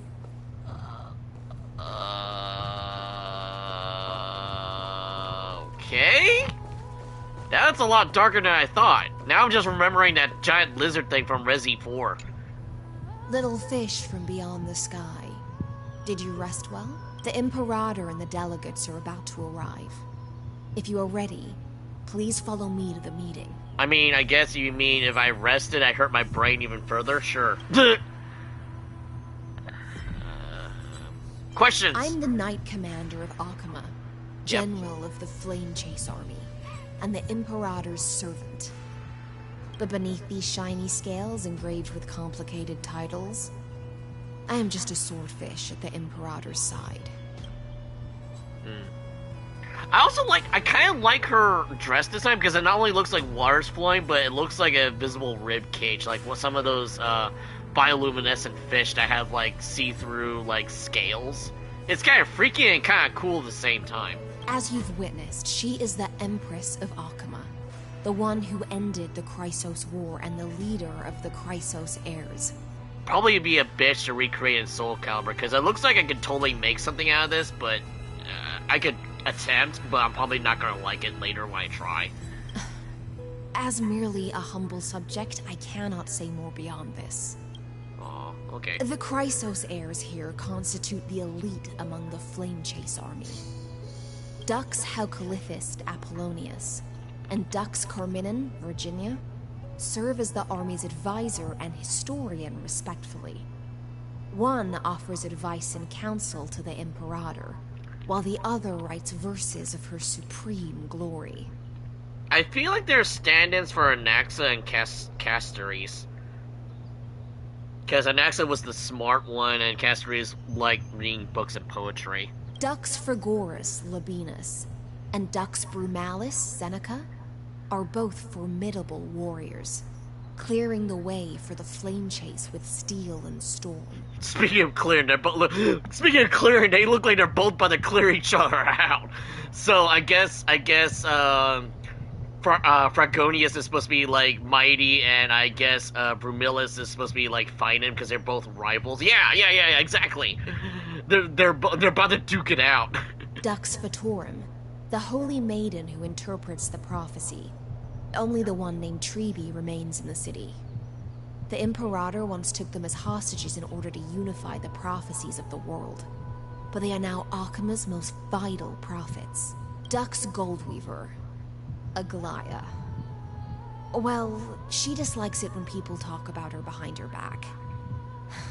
You should get to know her in person. Okay. Then come. The Imperator reserved seats for you. I'm gonna be shocked. I won't. I'm not gonna be surprised if it's him being the Lord again. But I'm ready for. I'm starting to feel a bit nervous about the meeting. Since Sir Ridra is presiding over the meeting, it'll be a good opportunity to learn about the law's inclinations in the current era. Let's keep our ears open, okay? Okay. As long as fourth girlfriend's with me, nothing will ever bad happen. Hopefully not. Deja vu? Okay. Good sir from Paphos, what do you think the Imperator is planning calling this meeting so early? My homeland can't endure anymore. Who knows? First, she wants to hunt Titans. Now she says there are even greater calamities. Her madness is the greatest calamity. Exactly. Chrysos heirs, deliverers. What about us ordinary folk? How much are we worth in her eyes? Oh boy. Things feel pretty tense here. The history books said that the Imperator aimed 3 cannons at Dawncloud to make all the delegates obey her. Will history repeat itself in this cycle? Yes. Similar acts have occurred, and not just once. However, whether history will repeat itself, you'll soon see. Those are the 2 spots reserved for you. Please take your seats. If you mean stand still. That's what we were talking about before. What is this? So it turns. Ladies and gentlemen, silence, please. The Imperator has arrived before her faithful council, and the Alliance meeting is about to begin. All rise. In the names of Talantin and Kefali, the Akama Alliance swears upon the gods. Cease the pageantry. I pray not to the vanquished. What? Well, that escalated pretty quickly. Kefali, of course, needs no further explanation. As for the law, at the entry hour 2 days past, a scout should have brought news of the conquest to all of you. Unfortunately, guards found his corpse among the rocks not far from the city. Moreover, the poor soul was buried with a Paphos curved blade. It pains me to imagine what agonies this loyal warrior endured before his death. Delegate from Paphos, do you have any insights? Sounds like those stupid, I don't want to call them ninjas. The assassins, the cleaners, they're still around. I know nothing of this. The evidence is irrefutable, so there is no need to waste your breath. However, let us set this trial. Even within the most sacred and dignified council, there were those among us who wished to draw their blades, brazenly challenging the Alliance, seeking to shatter our hard-earned peace and unity. Fortunately, I uncovered this plot. Now, to protect this beautiful city and her people, the Imperator's legions are ready. They will escort each of you to the Temple of the Three Fates, where you will receive the highest level of protection the Alliance can offer. Oh, I think I know what's about to happen. It's a calling. Then, the Legion's warriors will join me in embarking on the campaign against Fagusa. This is clearly a trap! Imperator, did you summon us here just to trample on the dignity of your allies? Enough! Things are starting to get pretty intense. Comrades, you've all seen her true face now. According to the ancient laws of Akama, only with the consent of 2/3 of the elders can the legions carry out the commander's orders. The ancient laws. Didn't you destroy them long ago? You defected during the first siege of Akama, voted unanimously in favor of the Council of Elders restructuring, and just yesterday, you desecrated them with a blood-stained blade. The decaying old laws fell with Talantin and are no longer deserving of respect. But if you still insist on proclaiming yourselves defenders of the law, then be silent. and offer up the highest respect to this core flame in my hand. Dumbfoundedness. It's super effective. That really is the core flame of law in her hand. Since there are no objections, then the original agenda of this meeting, the campaign against Fagusa, is hereby passed. The Flame Chase Army's hunt for the Ocean Titan begins today. In order to prepare for war, all allied city-states must surrender command of their militaries and pay all war taxes by the end of the month of Evernight. Ah! Name drop! But we haven't seen Evernight yet. At this moment, I would also like Or to Darch. introduce to everyone the newest honored guest to join our alliance. Wait, not plural? The Deliverer, revealed in the prophecy of time, has descended from beyond the sky. With her aid, we shall shatter the chalice of plenty. I mean, I feel honored, but I feel like poor Cyrene is just getting sidelined here. And return Fagusa's core flame to the holy city! Dumbfounded times square, dumbfounded squared. Super effective. Absurd. Simply absurd. A deliverer from beyond the sky.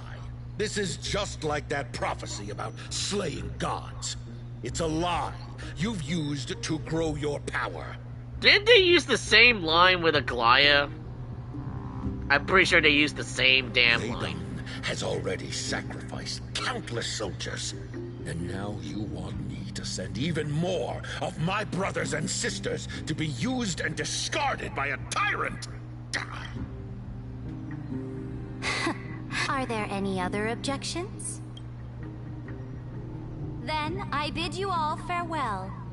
Meeting adjourned. Deliverer, please wait. I still have important matters to discuss with the two of you. She's terrifying. Also kind of cute. But terrifying. Weed. I like it. Must be from the same family because there's 6 identical, No, that's fine. I apologize for that farce of a meeting. It must be tiring dealing with so many people every day, Great Imperator. Tiring? You're mistaken. Moving chess pieces, placing wagers. This game of strategy adds a dash of color to our heavy fates.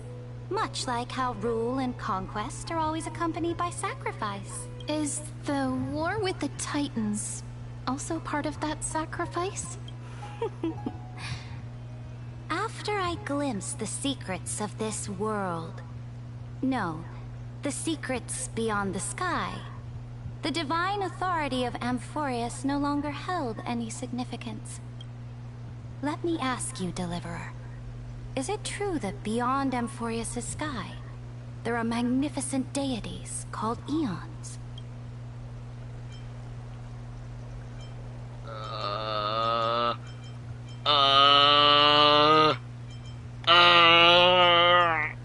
I don't know.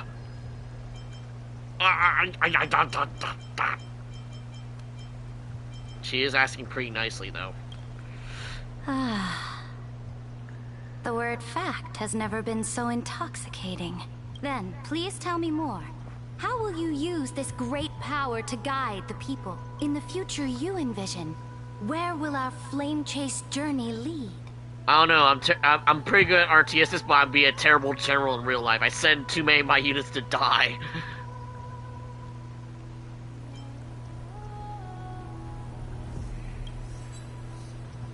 Oh? What you require now is the power of law? Exactly. Just as the prophecy foretold, she is your deliverer from beyond the sky. And she also has reliable allies. If they can intervene in Amphorius' laws, we may have a chance to alter this world's impending fate and reverse its destined end.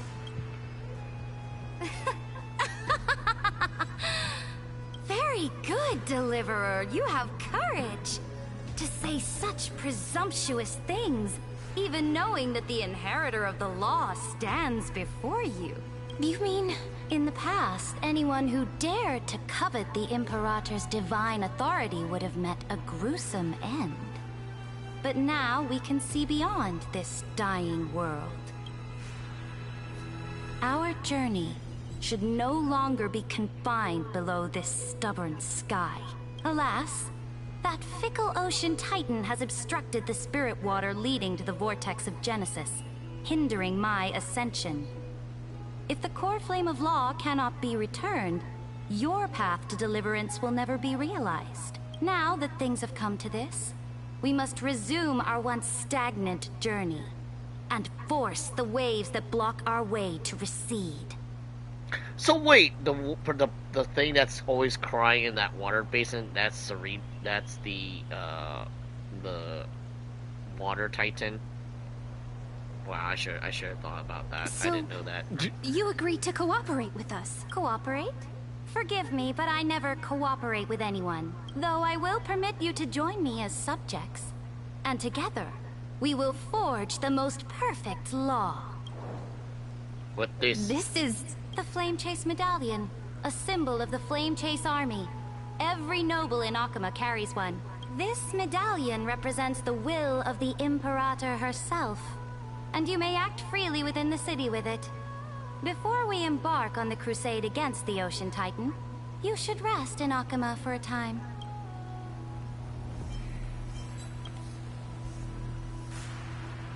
Oh? Your advice is acknowledged. From this moment on, prove yourself through your actions.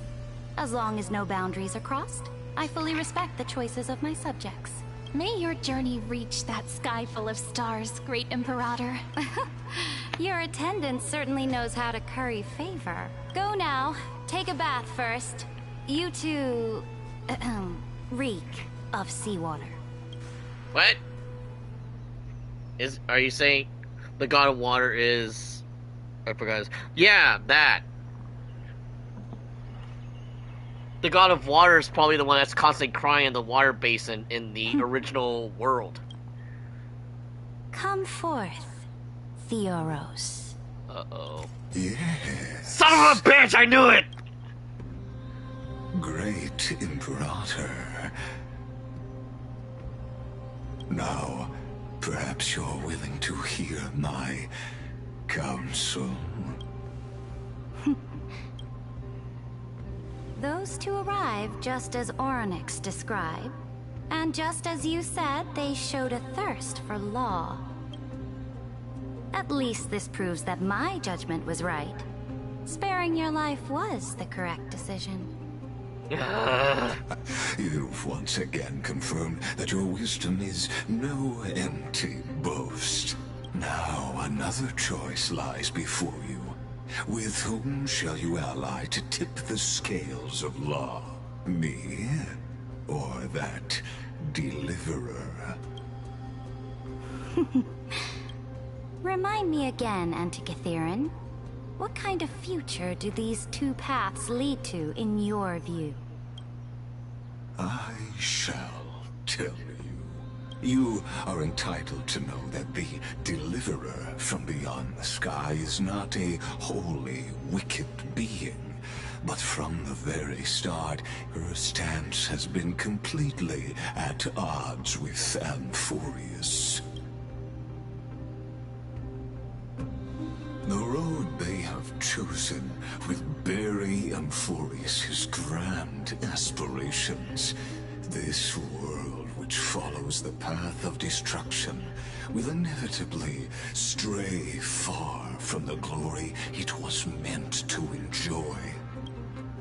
But on the path I have revealed to you, the people of Amphorius will slay their creator in the name of the Imperator and conquer the worlds beyond the sky.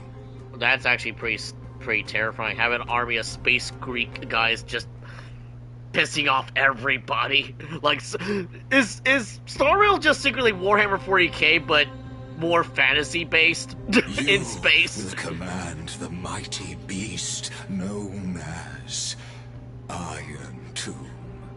bringing waves of war and conquest to the universe. Beings across the cosmos will bow before you, offering their allegiance. So, what's the price? Yeah, she's not stupid. The price is insignificant. All that is needed is bullshit. Sacrifice that fragile, incomplete humanity to the destruction. As a Chrysos, heir of the prophecy, you have already chosen to abandon it, have you not? Off you go, Theoros. I have already made my decision. Once I ignite the core flame of law and burn away the old, outdated rules, Amphorius will embark on a journey across the stars. Uh-oh. Space-Wise is taking after her dad. The Imperator is quite forceful. She didn't give us any chance to ask questions. And she's clearly hiding something. What do you think? The power of precognition! Also, her bossy way of doing things is hard to stomach.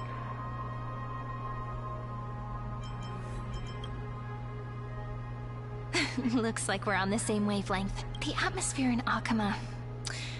it's so unfamiliar. And it's not just the Flame Chase Alliance talking about the world beyond the sky, but the whole city. We should also discuss our findings with our friends from beyond the sky. Then... Huh? Huh, what? Then... we should go enjoy the renowned bathing culture of the Holy City and relax. It's the thing I've been looking forward to most on this journey.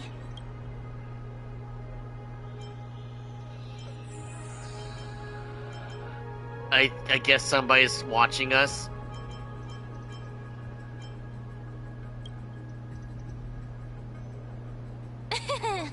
Work and rest are both important. You see, everyone agrees, right? So someone's watching. Can't let our guard down for a second. Let's use taking a bath as an excuse to find Madame Herta and Screwlum on our progress. We can also check out what's happening in the city. Since the outcome of the meeting was just announced, people must be gossiping. We can kill 3 birds with 1 stone. Let's go. Okay. Never mind. Questions for later. Oh, so many people! The Holy City is so lively. It's so weird seeing this again that's not when everything's not on fire. Oh. Did you hear? At the Alliance meeting, the delegate from Leyden stormed out in anger.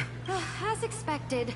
The Imperator is always hiding things from everyone. When has it not caused a ruckus? Silence! That's treason! If it weren't for the great Imperator, you'd have sunk into the lake with those corrupt elders already. And you wouldn't even be alive to speak like this. Shit! Greek Batman's everywhere! Oh no. It's the Imperator's loyal dog. Let's go. We can't talk in front of this guy. Greek Batman's everywhere. How disappointing. Oh, honored guests, we meet again.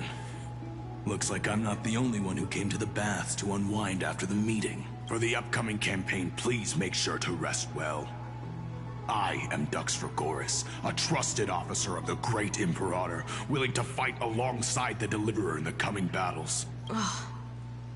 Another war? Ever since the Imperator took control of Akuma, we haven't had a day of peace. Idle chatter. The atmosphere is a bit tense, with rumors flying around the city. You must be troubled. My apologies. After every Alliance meeting, there are always some pests in the city who get restless. I prefer to ignore them. Pests on the ground don't affect the sky in the slightest. They just complain from the shadows that the sun's light is too harsh. Besides, the Theoros has already promised the Imperator her fate. And these clowns will eventually realize their foolishness. May I ask, who is this Theoros? The Imperator has ordered us to keep his lordship's whereabouts a secret.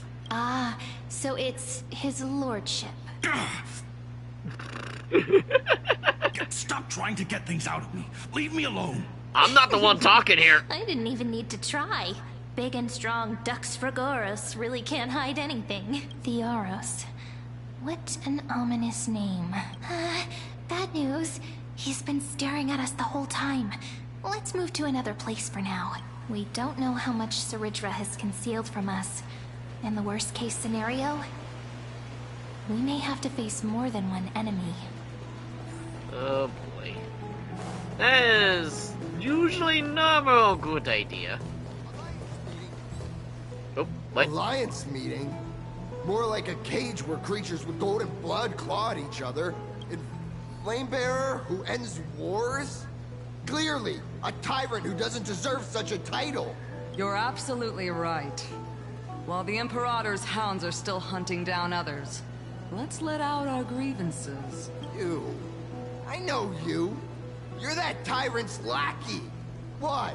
Here to shut me up for that little imp? Panicking now? Don't worry. I don't care what others say about the Imperator. And she certainly doesn't either. Oh? Children of the Prophecy. Such rare guests. Are you here to relax in the baths as well? The temperature is just right today, so be sure to enjoy it. You should rest well for the next campaign. What? Children of the Prophecy? Another excuse for the Imperator's reckless warmongering. No filter, huh? You should be glad you don't have a seat at the Alliance meetings. By the way, if you still want to bathe, hurry up. Once that predatory fish joins the flow of water and eliminates all the fools questioning the world beyond the sky, you won't be able to enjoy this perfect water temperature anymore. Seems like there's more to Dux Vermalis' words than meets the eye. But would the Imperator actually kill those who question the world beyond the sky? Why not? This is the complete opposite from what we know of Akama. She already nuked that old man from earlier. I don't see why not. I wonder what everyone in the city is talking about. Huh. These two are... So many guests today. Let's see who's here now. Two distinguished guests of the prophecy.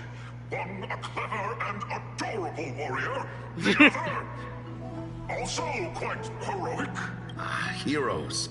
I didn't expect to meet you again so soon. How fortunate. It's a pleasure to see you again, Dux Helcalithist and Dux Carminum. You two are inseparable, aren't you? This is... Oh, she wants to find someone to help with research for her new work. I'm the far-seeing eye and all-hearing ear of Akama. I see and hear every single thing that happens in the streets and alleys of this place. I'm the perfect partner for research. Enough small talk. Here's the latest news from Akama, as you requested. The children of the prophecy arrived in the Holy City, and the Imperator unilaterally stripped away military power. The Alliance meeting ended in discord, and there may be bloody upheaval. As expected. I get the feeling you might have embellished a bit to keep people's attention. I swear on my stone maid, I would never do such a thing. But if you wish to quell this terrifying news, perhaps a more explosive topic would help. What? Never mind. While the influence of rumors can be minimized, the fact remains that the great Imperator did swiftly consolidate military power in an almost threatening way. It's undeniable. Heroes. I know the Imperator's way of doing things may seem a bit autocratic to outsiders, but soon you will witness her blade dance with enemies on the battlefield. I can't comment on the source of her loyalty, but when that blade is drawn, you two, as bright as you are, will surely see the deep thoughts beneath her exterior. The Imperator's blade. Is he talking about Miss Hysilens? I sense some unease in Dux Helcolith's words. It seems the Imperator and Miss Hysilens share a much deeper bond than the others do. There are eyes and ears everywhere. Is there any place where we can have some privacy? To understand the Imperator's secrets, we have to get past Miss Hysilens.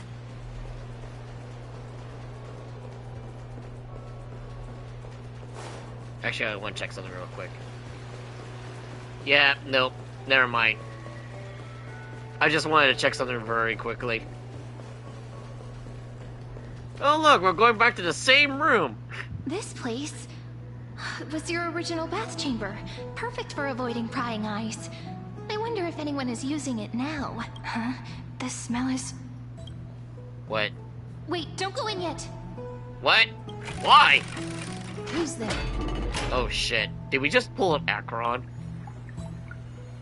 Oh my... Oh, the little gray fry in pink sea hair. Little sea hair? You barged into here without warning. Was it an accident, or did you wish to bathe with me? The latter! The latter! Is that so? That your eyes shine brighter than pearls? Sorry, I didn't mean to disturb your bath. We'll leave now. It's no big deal. There's no need to panic. This is the natural state for me. I pass out. People on land force themselves to wear clothes, adding unnecessary constraints. Forget it. If Dux Goldweaver heard that, she'd scold me again. All right. Please make yourselves comfortable and wait a moment. Let me first wash off the blood of the hunt, and then I'll attend to you two. She is indeed an abyss hunter. Wow, that was unnerving. I need to send this to my friend later. I'm trying to convince one of my friends to play this. The delegate from Ladon has been assassinated! Quick! Quick, someone come quick! Ah, the broken crab shell surfaces. I was worried it had been washed away by the current. Shit, now you're convincing me to get her now. Viciousness is a form of praise to the blade. I see. No wonder there was a faint smell of rust in the air before I even entered. Why? Is it because the Ladonians refused to contribute troops to the Flame Chase journey? Or just because they offended the Imperator? Because the new era of the Flame Chase doesn't tolerate stagnant blood. For the ignorant masses who cling to outdated laws, only bloodletting can wake them up. Right now, the rebel forces on the frontier are rising, and Ladon has been secretly supporting them. They loudly chant the slogan, "Return to the era Chrysia." I mean, we're having a serious conversation and she's literally, like... They're just building momentum yeah. for the rebellion.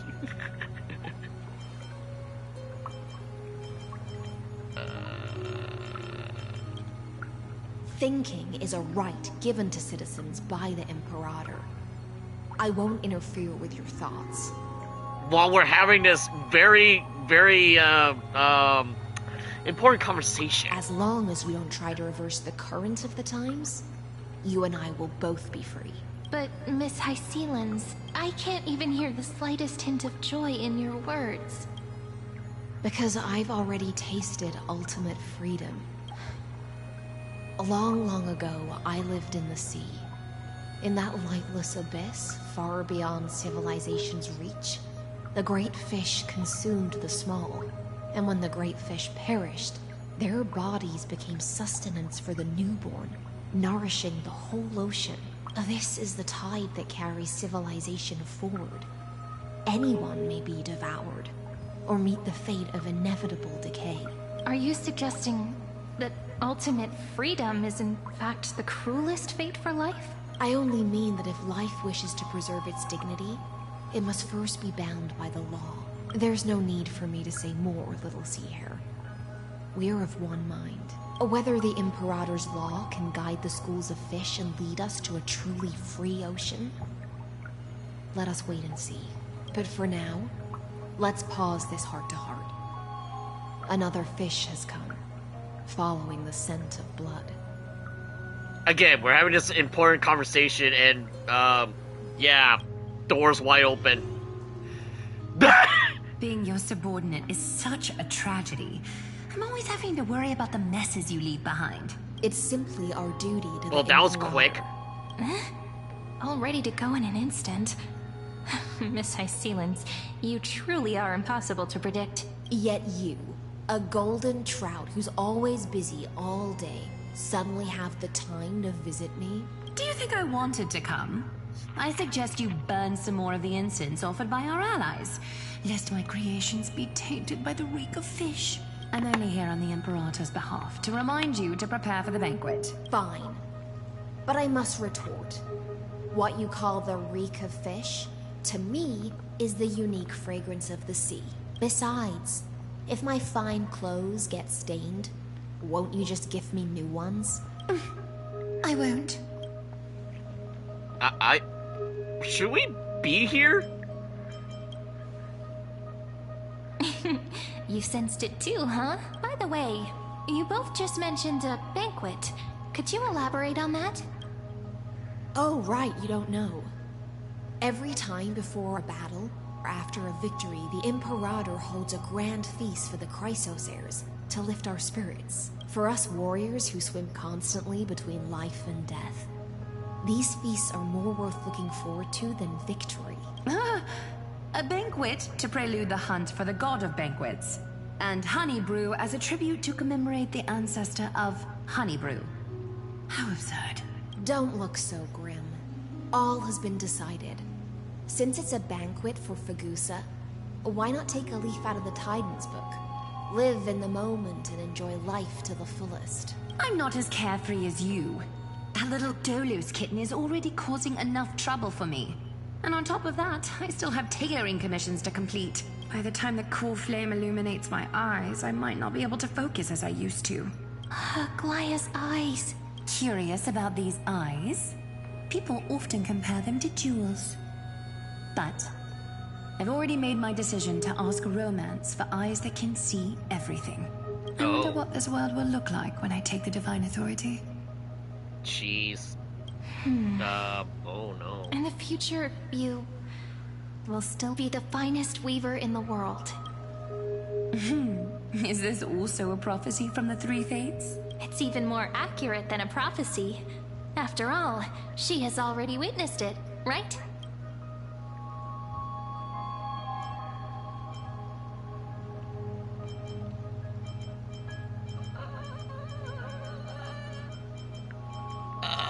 None of these say sorry.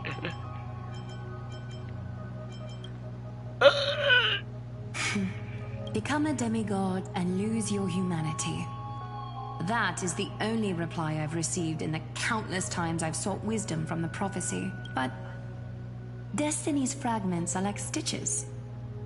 Before they're threaded into splendid garments, no one can see their true charm, can they?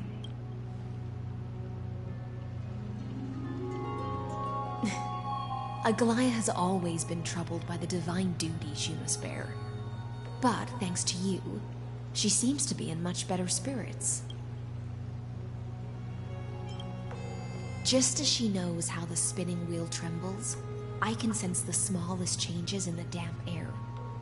As for whether we know each other well, I've swum beside her since she was a child. Most of the time, I can understand the whispers in her heart. For those words she was too shy to say herself, I'll raise a glass to you on her behalf. Now, I leave this bath chamber to you. Rest well and prepare yourselves. After all, every time we drink and talk could be the last celebration we have in this life.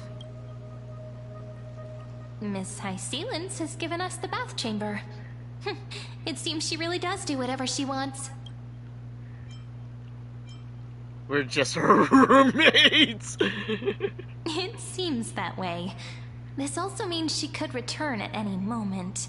If we're having an important discussion, we must remain vigilant. So, let's seize the opportunity and report our current progress. We don't want to keep everyone beyond the sky waiting.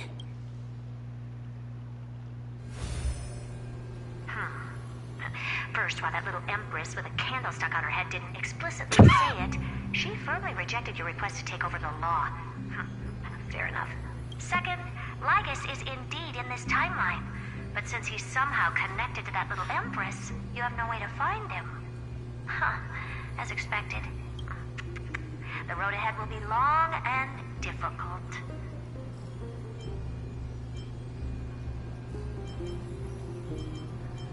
I haven't said anything, you already know everything. It's all just a guess.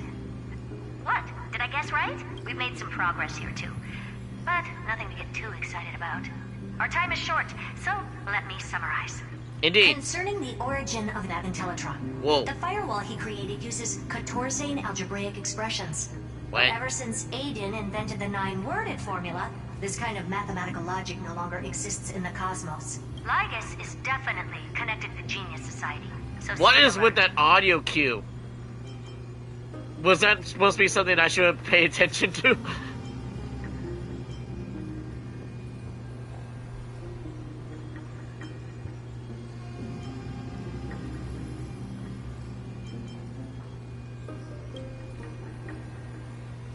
We can first exclude Droidhead themselves. They specialize in minding their own business and wouldn't intervene personally. But Screwy and I are still eliminating possibilities one by one. Currently, the most likely candidates are these few. The Lord of Silence, Acha, oh, the 2 Ruperts are also possible. But it would be too boring if it were one of them.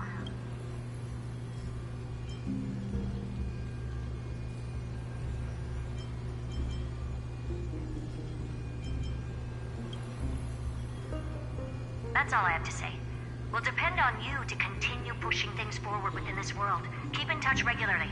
And remember, don't let your guard down. Madame Herta is a real whirlwind. I totally forgot to get screenshots. I need screenshots. I need thumbnails. Well then, let's use the banquet Aglaya mentioned as our next starting point. Ceridra's trusted followers should all be present at that time. It'll be a good opportunity to get closer to them.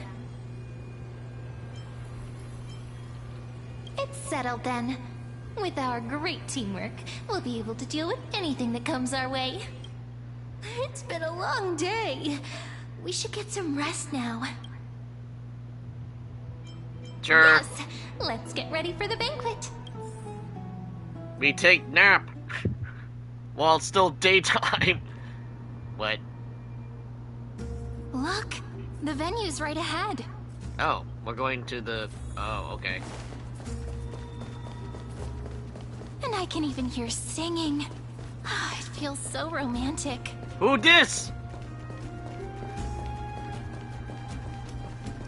Of course, it's Honored Greek guests. Batman. Wait here for a moment. You must surrender any personal belongings you have on you before entering the venue. It's Greek Batman. He's everywhere. This hero always brings down the vibe whenever he shows up. The Imperator's elevated position means she must always remain meticulous and careful.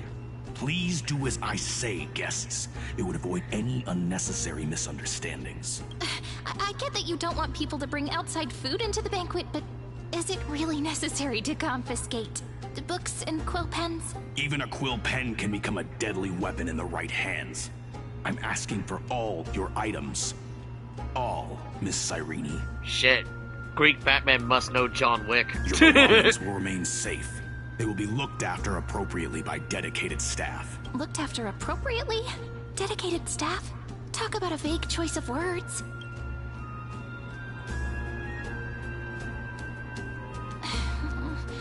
It seems like he's aiming specifically for the chronocognitive anchor. What should we do?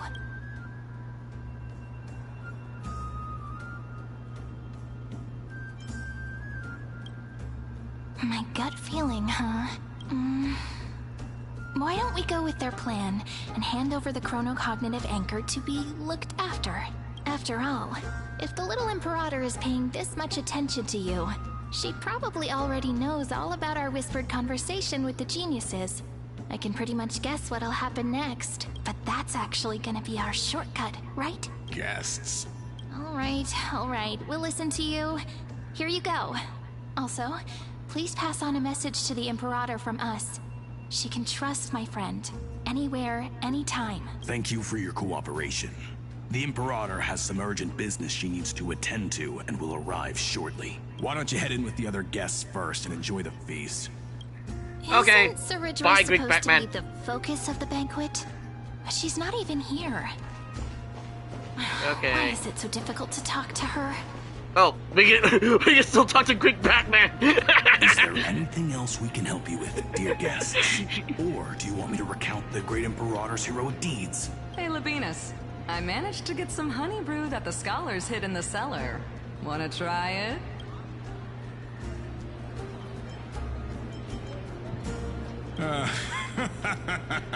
I'd never refuse to share a drink with Dux Brumalis, especially if she seeks me out first.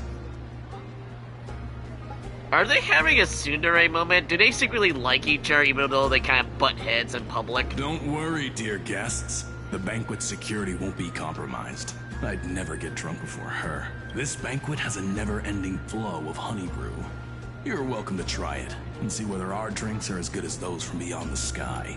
Thank you for the offer, but we're more interested in knowing when the Imperator will be back. The Imperator?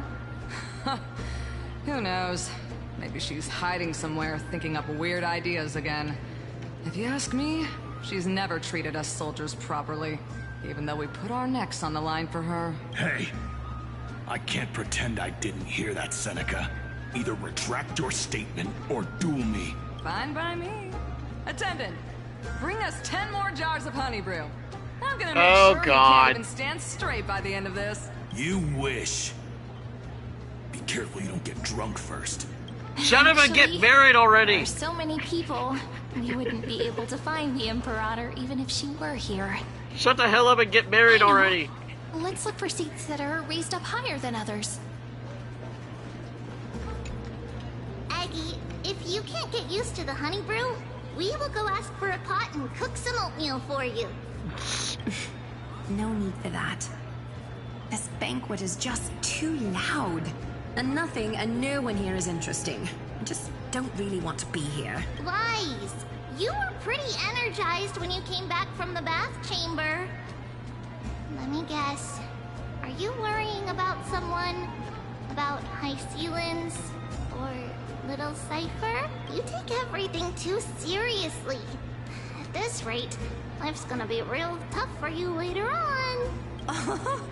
You're the least qualified to lecture me about that, teacher.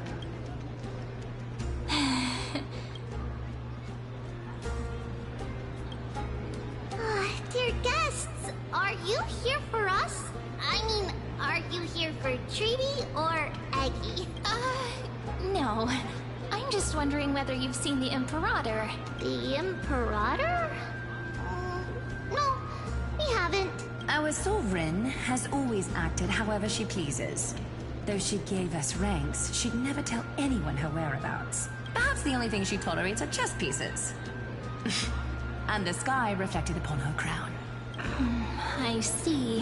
Why do you two look so distressed? That's not what the Deliverer should look like. Why don't we have a toast? While we still have time for pleasure. Here. To the destinies and sacrifices of the next millennium. Then we will toast to the tomorrow that will set fate free. Cheers. Oh great, now we're drunk. And people already passed out. That's funny.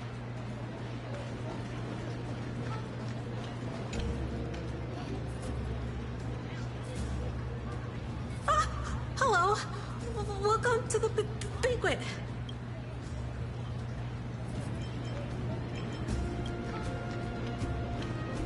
Ah, so the Deliverer is attending this event, as expected. Little Virginia here was just wondering whether she should go find you. As the great Imperator's historian, I'm responsible for composing poems and songs for everyone in the Flame Chase army. But I have no idea how I should record myself in the annals. Little Virginia is wondering whether you can let slip a hint or two about her future, so she can find some inspiration to write about herself. That doesn't sound like a good idea. Besides, we don't even know her in the future, but she'll probably get really disappointed if we tell her that. What should we do?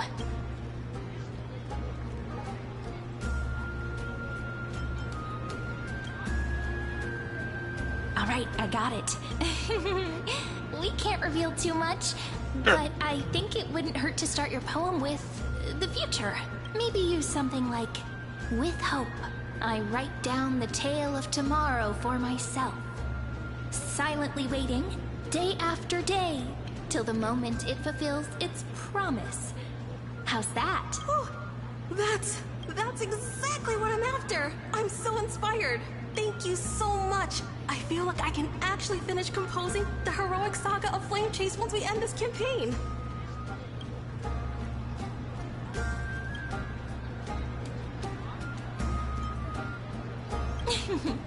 And that's the art of conversation.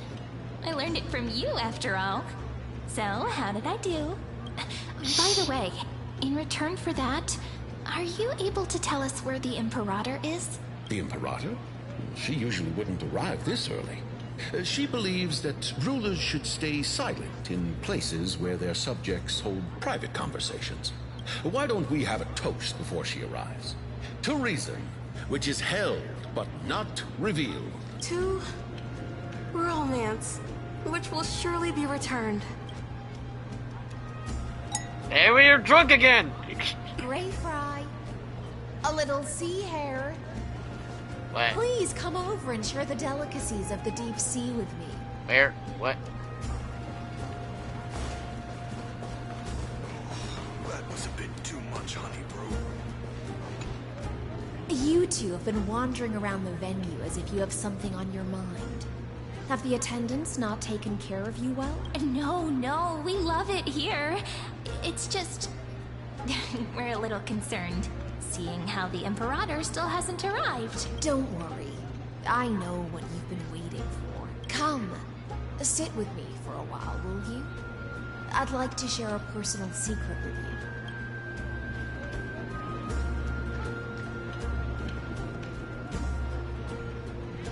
See here?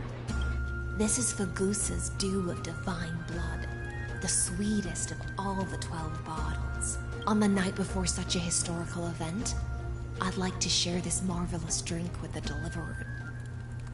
Doesn't this count as bringing in outside food? I knew that security check was targeted at us. What's the matter, guests? Oh, we're simply overwhelmed by such an honor. Okay, game, you're trying really hard to say she's girlfriend number 6. I'm happily obliging. Are you worried that I might have poisoned the dew? Well then, let me prove my innocence. Dumb. See? It's completely safe. I feel like Miss Hysilens wants to talk to us about something. Why don't we go along with her for now? Worry not. Honeydew's not alcohol. It won't get you drunk. On the contrary, it can make your mind even sharper. Really? I heard that one before. The cup characters she is indeed the Imperial Billiard in this one. Please, have a taste. Would you like some too, little Sierra? I can drink it myself. How is it? Sweet enough? Calm at times, tempestuous at others. That's the taste of the ocean. It'll do you good to understand Fagusa's fickleness before we set off to face their waves. Just like how you're about to understand the secrets within Miss Dew. Now, please turn around. Very, very quietly. Don't make a single noise.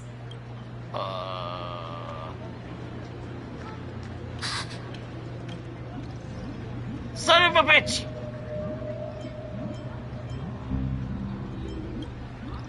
The dew of other gods all intoxicate humans.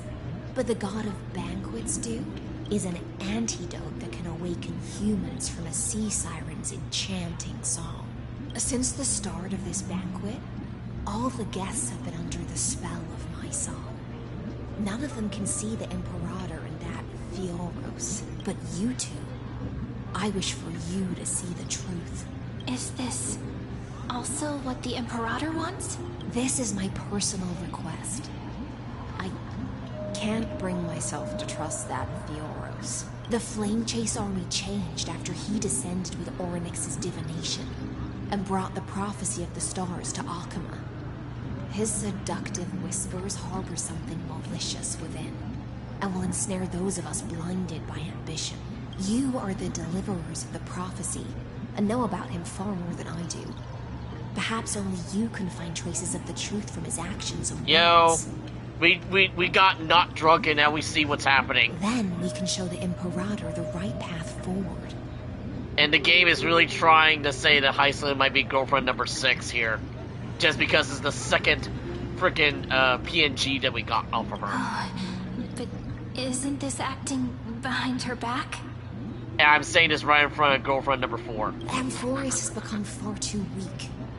Even heroic actions protecting her from harm must be conducted under the water's surface. We're drugged. Actually, no, she said it was the antidote, so it's the antidote. I must clear the way for her while remaining concealed in the torrents. Then, ensure I'm pointing my sword towards the true enemy. Can you promise me something, Miss Hysilens? Ask away. My friend has in fact come here to stop that villain's evil scheme. Our goals are aligned, but as to the decision the Imperator must make, she has no wish to transgress her authority. We just want to tell her everything we know. I believe the Imperator will be able to tell right from wrong. I never doubted your loyalty. I'll pass your words faithfully on to her, provided we can gain the advantage in this tug of war, that is. Now, return to the feast. Bring this cup with you and keep your distance. Pretend you are still immersed in the sea siren's fantasia, and I'll control the moisture in the air. That way, you'll be able to listen to sounds from afar as if you are a whale of the depths and hear every word of their conversation. Shit, that sounds like a very useful power. I wish you a victory in this first skirmish. It's the exciting and thrilling undercover part of the adventure. Wait a minute, isn't this the thing that frickin' Cypher steals from us? Oh wait, no, it's not the golden one, never mind.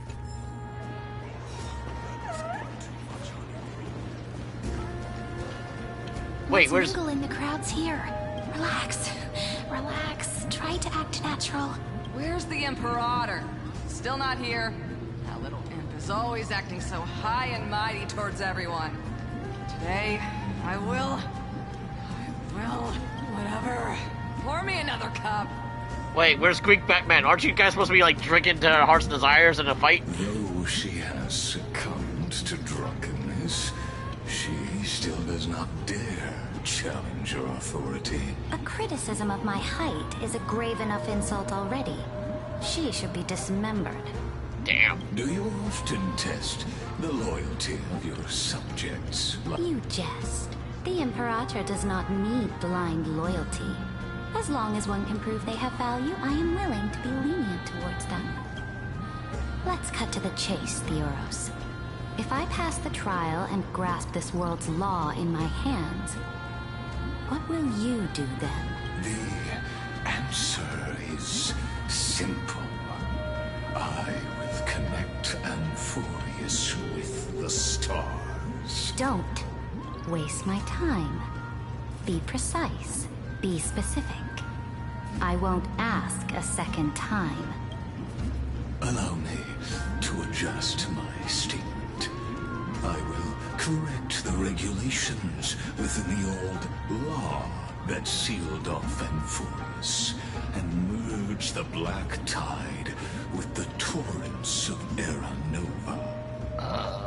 Then we will be able to decimate the forces beyond the sky that are trying to annihilate Iron Tomb and sound the trumpet for the endless campaign you will then embark on. But you previously said that Iron Tomb is unrivaled in power across the stars. Who would dare to annihilate it? There is a federation of warships named the Cienzo Alliance. Warlike and old-fashioned. A cult named the Genius Society. Loosely organized, but steeped in abject insanity. Oh, there's also the Astral Express. A group of lawless vagrants. That so-called Deliverer is part of that last group. Those vagabonds mistakenly believe they can connect the stars through alliances instead of conquest. But history has already given them a tough lesson. There are countless other organizations besides, but when the Lord Ravager sweeps across the cosmos, they will certainly all bow before your empire of destruction. The Achaemenid Alliance is invincible! If those civilizations are not as feeble as you describe, then they may still have some value in testing the quality of my blade. That being said, even the smallest and weakest city-states should build an obelisk to the Imperator, so that their people can constantly recall the glory of her conquests. Walk a little longer with me, Theoros. I don't like how this is going. Our little Imperator seems fascinated by the destruction. Greyfry, little sea hare? It seems like they're still talking. Get closer. I'll keep carrying their voices to you. Oh boy.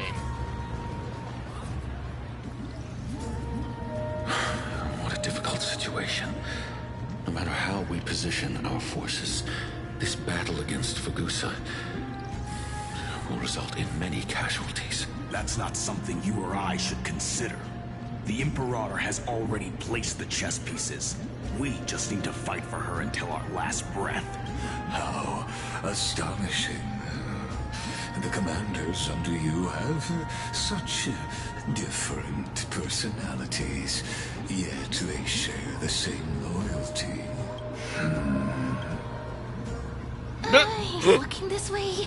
Quick, do something and pretend we can't see them.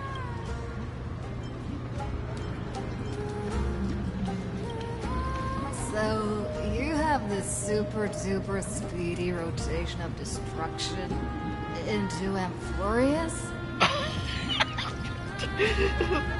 Oh. Huh?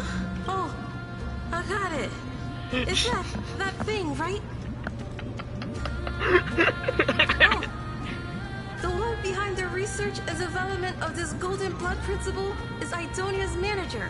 Oh dear. Seems like you've met your match, partner. I'm so full of inspiration right now. And I feel so light. We may be a trailblazer, but we follow the path of the trash can. What's the matter? My apologies.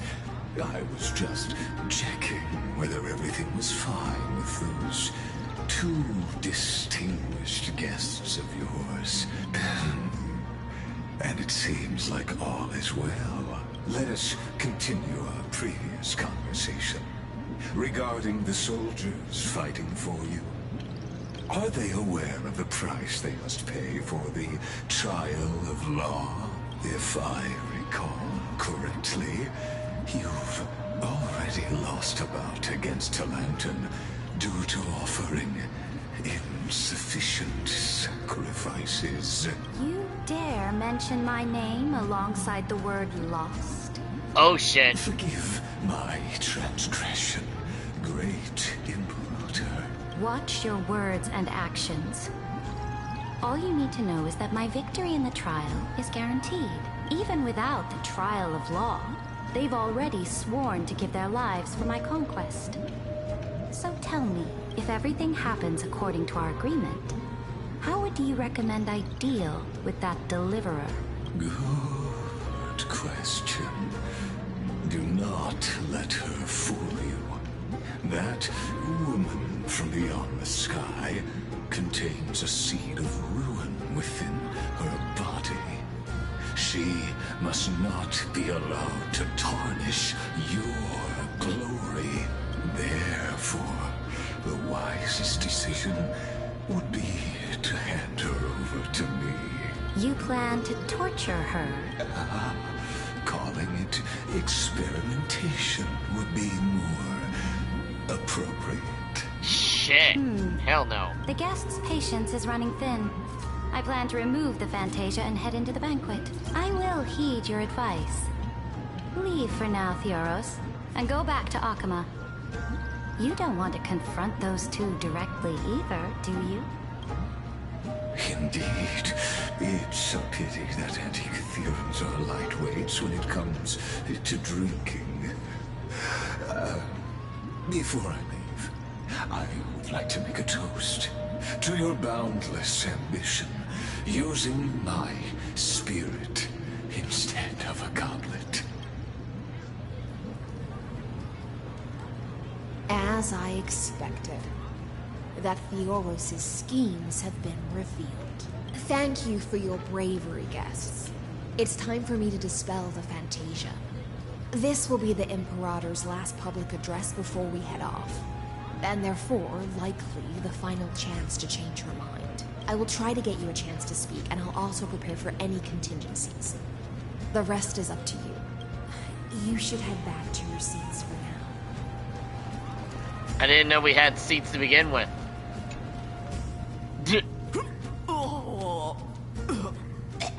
This honey brew sure wears off fast.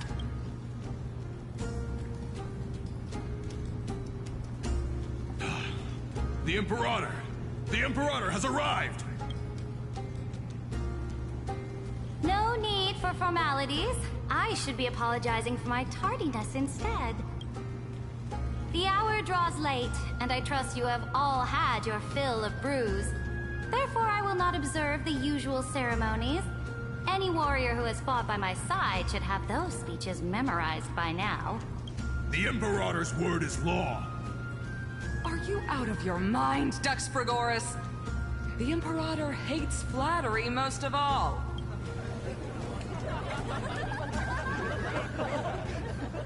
Sounds like a simp. A joyous atmosphere is a better fit for showing me your resolve. I believe that you, my dukes, will do all you can to assist in the campaign against Fagusa, just as you always have. However, it's a pity that I have never tested your loyalty. Uh-oh. Dun-dun-dun! What does she mean? The purpose of tonight's banquet is not to raise our morale, but to establish which allies our alliance can actually trust, and sever the heads of the traitors as a toast to all before we march. There we go. Yes. Some among us have discarded their vows in order to foment vile conspiracies. Now listen! These traitors are standing right here in broad daylight. Let me guess, it's us, isn't it?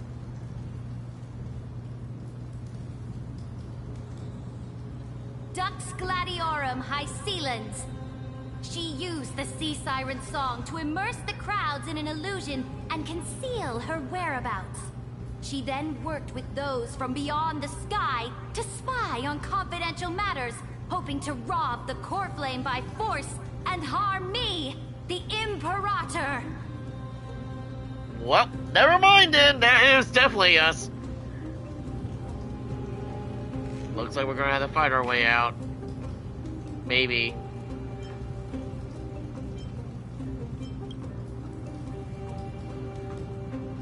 Imperator, I can explain. Silence! What? Do you remember who used to own this blade? She met you once, back at the Temple of the Three Fates. It was Kindness, the head of the cleaners. She was the first to draw a blade against the Imperator, and personally made herself an example for my enemies. under the shade of the olive groves, the people of Akama said they would never bow to me.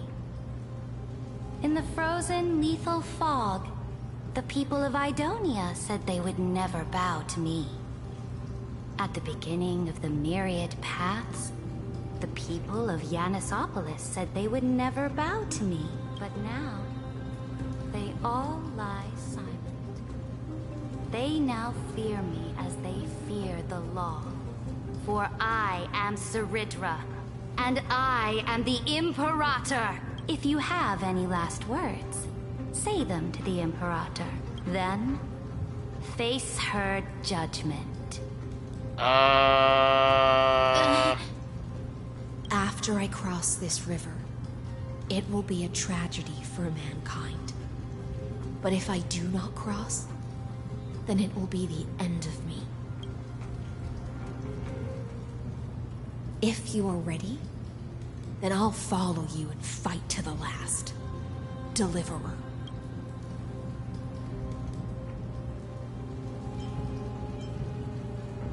That's right, friend.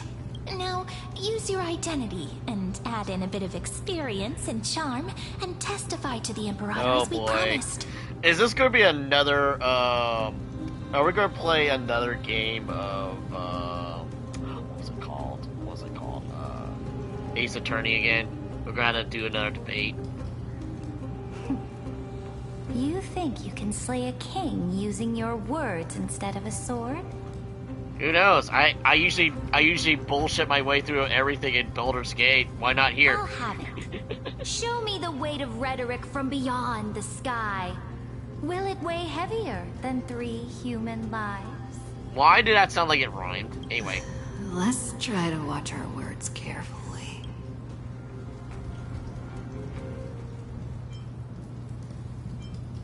Before I arrived in this world, the Chrysos heir of world-bearing was a young man with the pseudonym of Finan. He came from Aires Elysiae in order to combat the lies of the Era Nova and deliver Amphorius from the ending of destruction. He lived through history 30 million times, hoping futilely to find a breakthrough. And Cyrene, the young woman standing beside me, also carries an equally heavy destiny.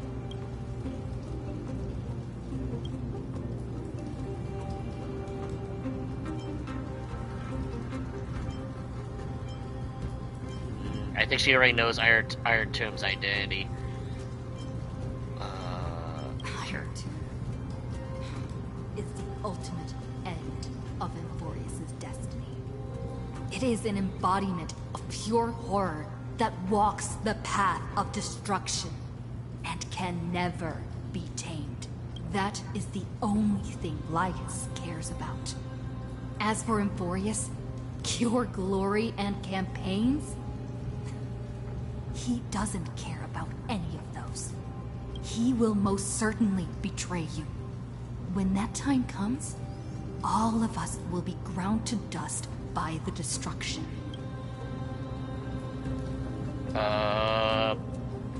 Is that a good thing or a bad thing? I can't tell. I have seen many beautiful worlds. The road chosen by the Trailblaze is to explore, understand, establish, and connect. That will never change. We will continue our journey until we have united the entire cosmos. Therefore, if you choose the way of the destruction, then I'll place your ambitions into the same basket as Lygus and smash them into pieces with my baseball bat.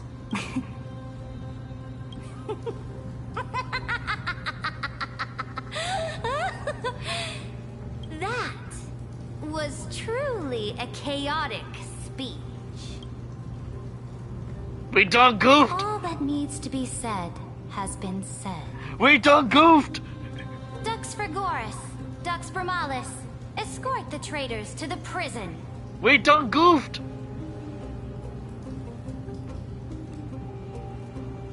Before the next entry hour, I will give them an end befitting of their betrayal.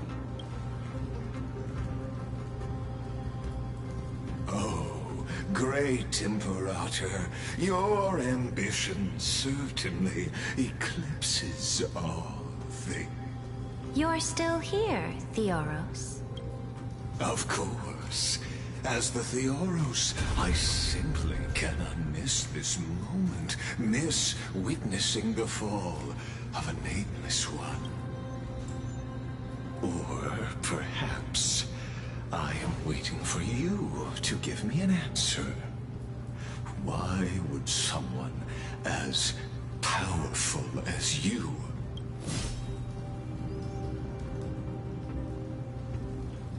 use such a clumsy excuse as imprisonment to ensure the Deliverer's safety? So you finally tossed aside your act. Oh, never mind. I must point out that you are just as impressive an actor. This banquet was always going to be a game of chess, where you would try to control both sides and turn both them and me into your pawns. That's I am right. so confused. That little Imperator never trusted anyone. She was always trying to see which side had more sincerity. All right, we'll listen to you. Here you go. Also, please pass on a message to the Imperator from us. She can trust my friend, anywhere, anytime.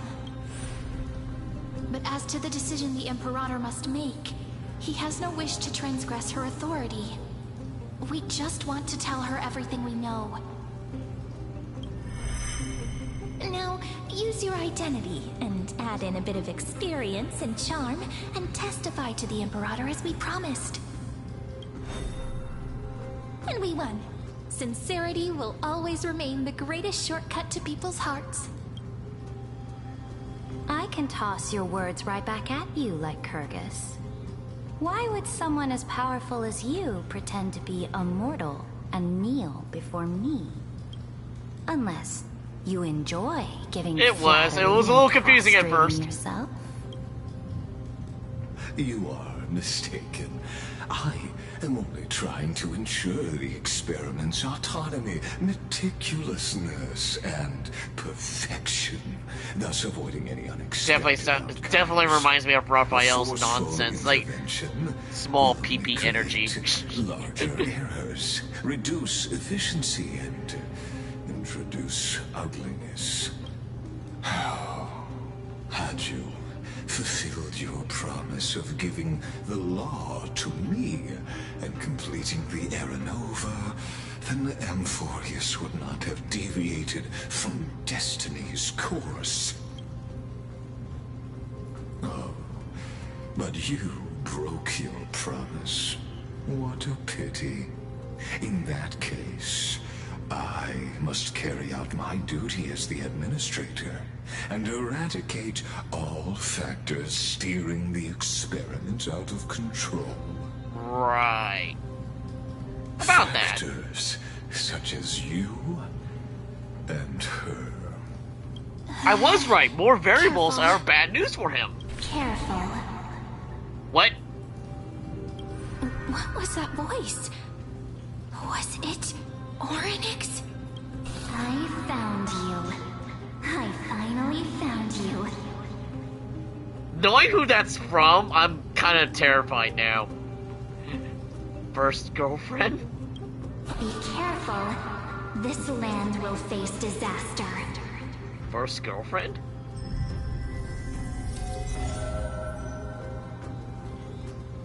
What? Fourth girlfriend? The time of judgment is nigh, my lady. The prison I have built for you is now complete.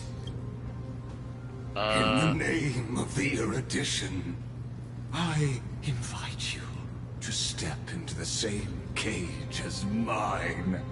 How about a no? You didn't say please, so that's a no. Okay, that's just cheating.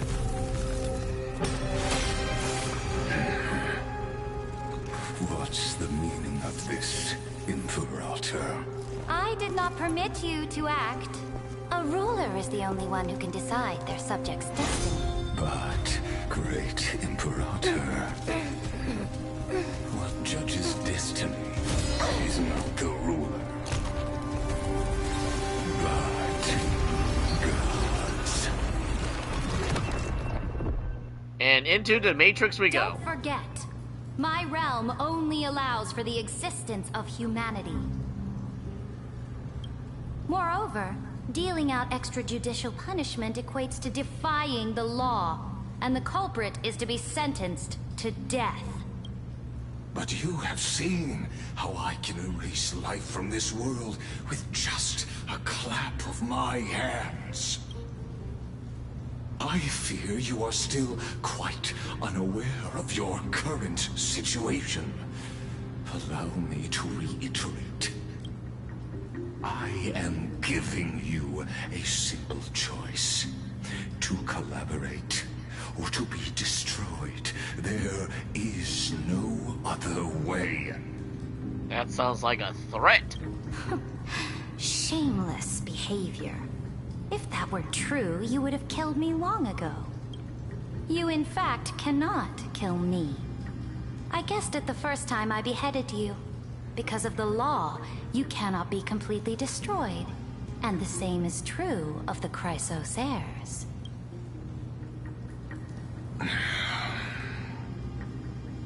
I gotta give it to her. She got you there, leg man. The more you bluff now, the more you are proving that conjecture to be true. What magnificent foresight. I once regarded this precious quality of yours as a sure sign of my ultimate victory. But now, I have to admit that I made a mistake. Yet, as a mere mortal, how will you contend against the Theoros? We are both slaves to hubris. But do you know what differentiates us, Lycurgus? I will never be blinded by my pride. If I wish to break the scale's balance, I only need to appeal to external forces and use them for my own ends. Oh, that was her plan all along. Aha! Finally, we get to meet face to face, Senior Society member. I offer sincere acknowledgments for your many past achievements, but I must deeply regret your current perspective. Alright, you guys were right. He was a Genius Society member, not IPC. Dumbfounded. The third time. Trust me when I say that you aren't the only one feeling regret right now. Screw them.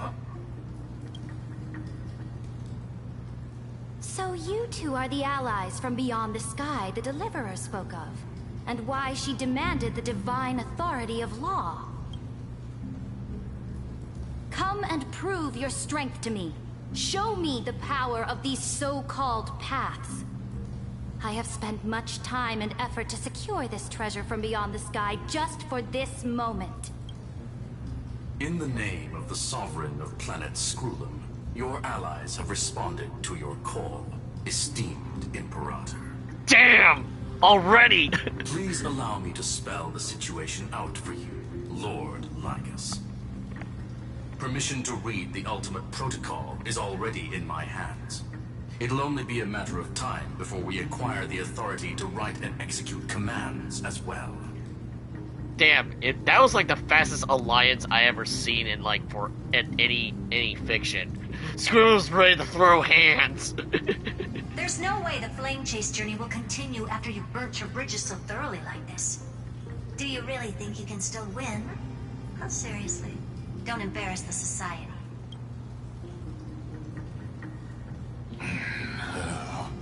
I understand that a mere zero possibility does not equate to zero.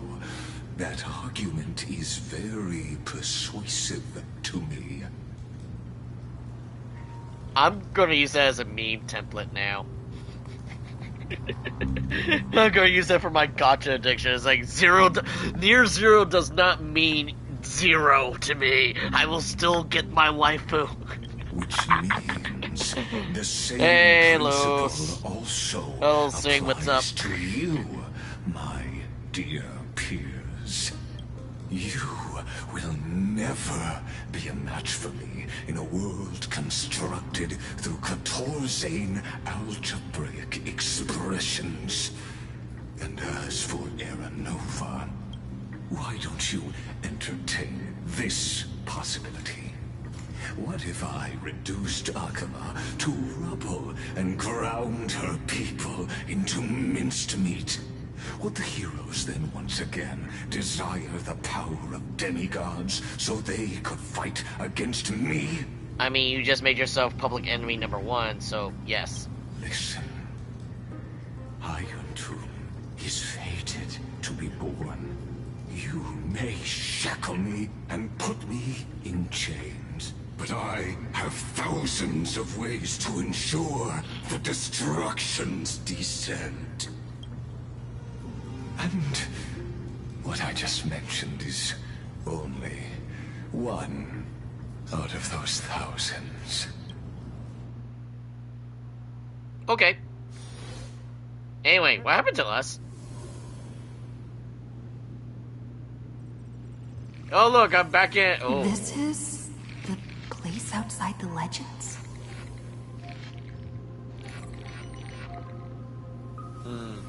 Chat paused for some reason. I can see the pop-up, but it just paused. Go leg man. This place is up. Is that Nos? This doesn't feel the same as before. How should I get back? Warning. Warning. Warning. Warning. Warning. Warning. Command. Isolation? Since we parted ways last time, I have modified the exolith into an audience area exclusive to you. Now, you'll be able to silently wait here for the final act of Amphorius to begin. Oh, we always feel so powerless before fate, don't we? I play enough RPGs to know that you could pretty much punch fate in the face. This could, in fact, be a wonderful opportunity for you. From the audience's perspective, you may better observe the workings of the erudition at a macroscopic level in this place where time flows far slower than within Amphorius. You will witness the end of that world's saga. The answer concerning the prime mover of life. Ooh, whoops. The total destruction of the erudition.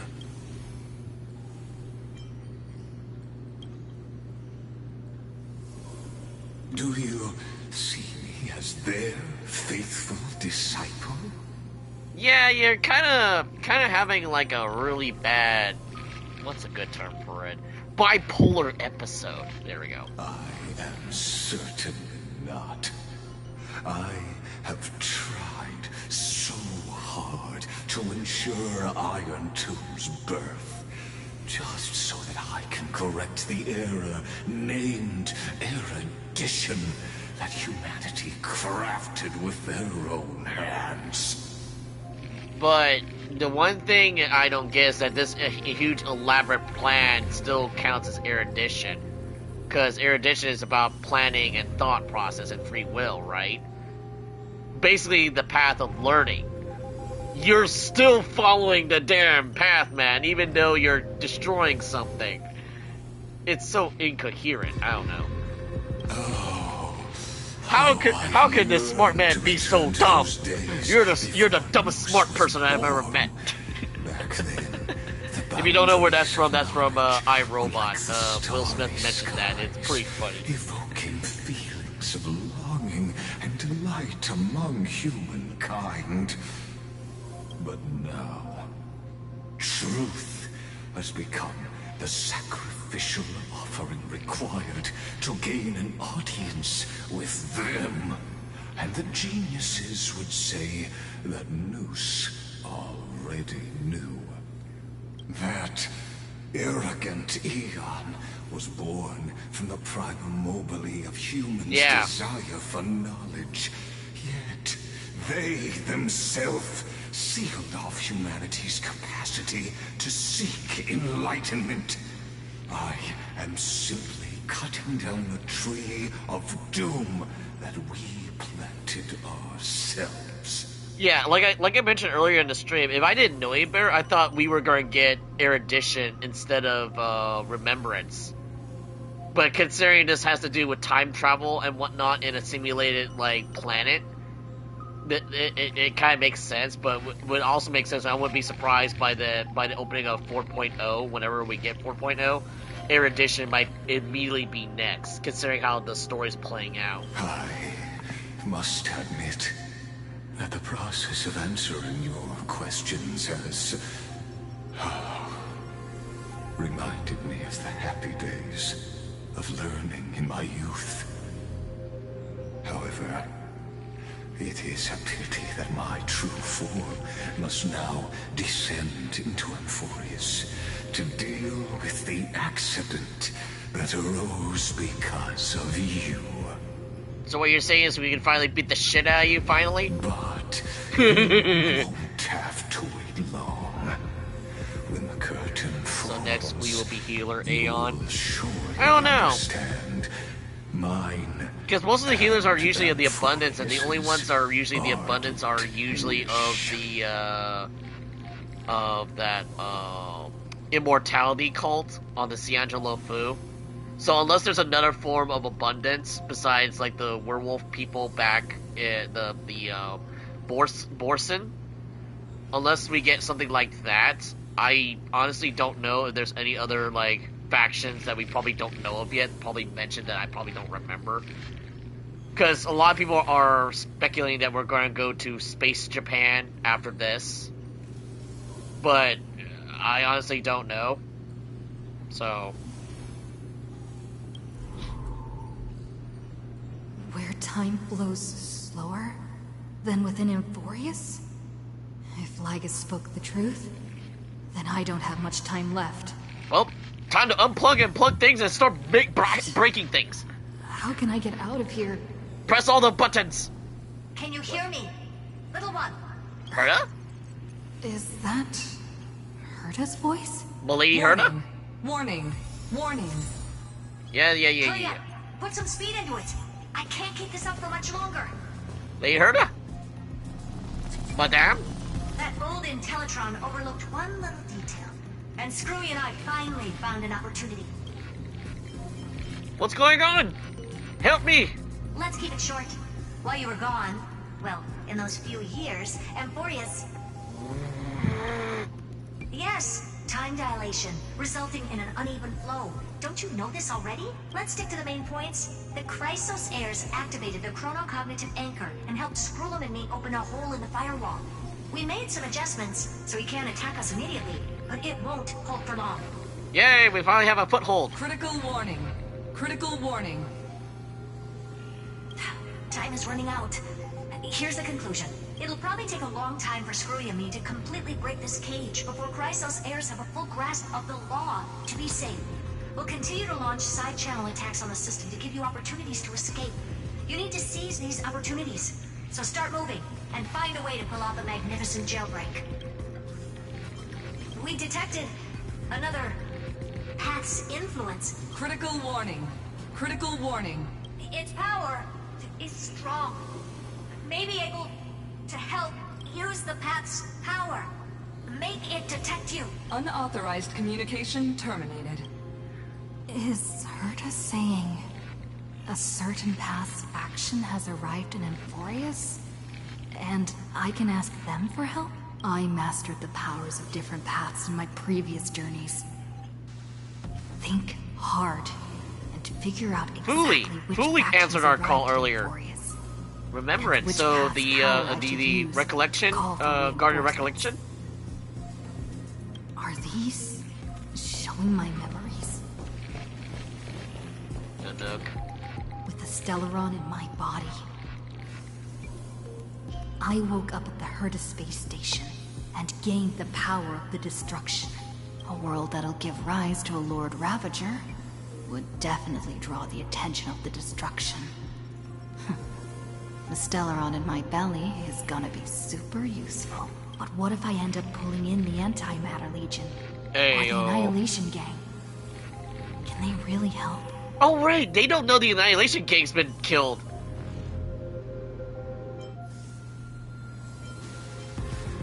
Well, it's worth a try. Papa Nanook, I need a brick shit. Papa Nanook? No. Not angry enough, got it. Failure is not necessarily a bad thing. This power wasn't gonna call up anyone nice after all. I obtained the flaming lens left by the architects, and gained the power of the preservation in Belobog. That's right! No matter how far away a planet is, the IPC is guaranteed to pay attention, as long as there's a business opportunity. Isn't Amphorius a pristine and untapped market? Besides, even if I can't call up my friends from the IPC, the architects and the nomadic miners should be able to help too. There are definitely Big cities robots and wars in this punch. world. No, we summoned the robot god himself, a frickin' traffic light.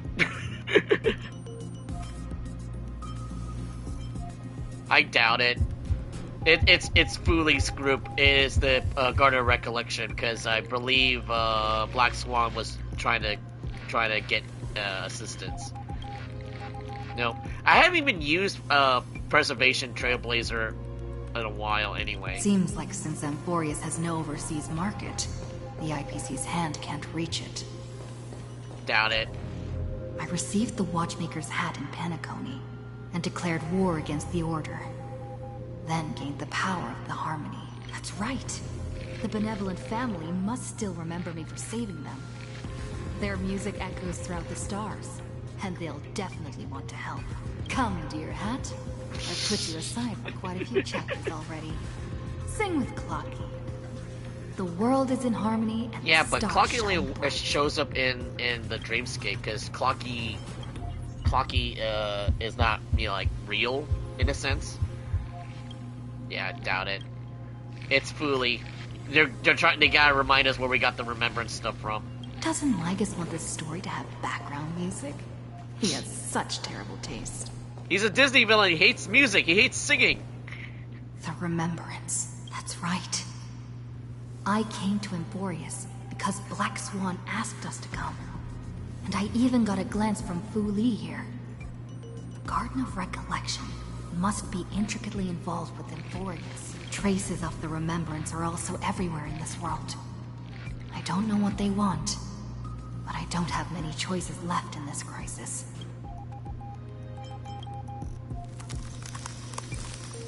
Ooh, chili.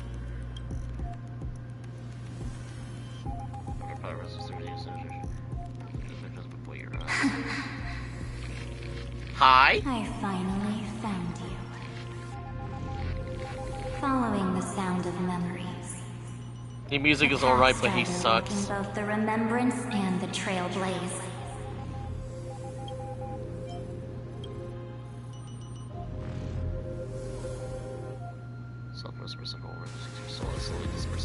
Warning! Warning! Warning! Don't care! Erudition's prison cannot stop us. For we lie outside the logic of zeros and ones. Come. Leave the cage of Logos. The mythos of Amphorius waits for you to continue its story. Thank you, first girlfriend. When that brightest star, that star heralding the dawn, finally rises, a boat so used to drifting at long last enters an island's safe embrace. New location. Oh, Pathstrider, we have helped you break free. Hurry and set off. The Child of Remembrance awaits you. First girlfriend? What's she doing here? March! You're finally out of bed! Oh, you're finally here! You're back! Finally, from your 3-patch nap! We haven't seen each other for such a long, long time. My good buddy, I've really, really missed you. Please don't friendzone me. I miss you, Marge! I bet you were constantly thinking about the days when I was by your side. About that, It's been so boring waiting for you in this place. There's no one to chat with, no internet, and not even anything to eat or drink. It's basically a prison. Now the great hero is finally here to save me. Yippee! You must have seen a lot in Amphorius during this time, right? You gotta tell me all about it. Are you doing a little bit better, though? Last time I remember, you were sick. Look at how fit and active I am. But let's get out of this spooky place first. This is not a good spot for a reunion chat. Why don't you take me back to reality?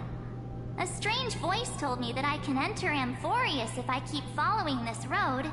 Oh no, she's following the Nep code. She's listening to weird voices. So, let's head off. I still don't know what that world even looks like. Why does March feel so weird? What are you standing around for? Do you actually like this place? Get moving. Hurry. This door should be the exit. Oh, wait a minute. My instincts are wrong. Let's follow her first. Is this the same nonsense that happened to her from earlier? Are you okay? You haven't said anything for a while. Has it been so long that you're still missing me? Kind of. There's no time to waste, though. The Chrysosairs and the Geniuses are all waiting for you. That's your big giveaway. I never said any of those things. The discrepancy is getting worse.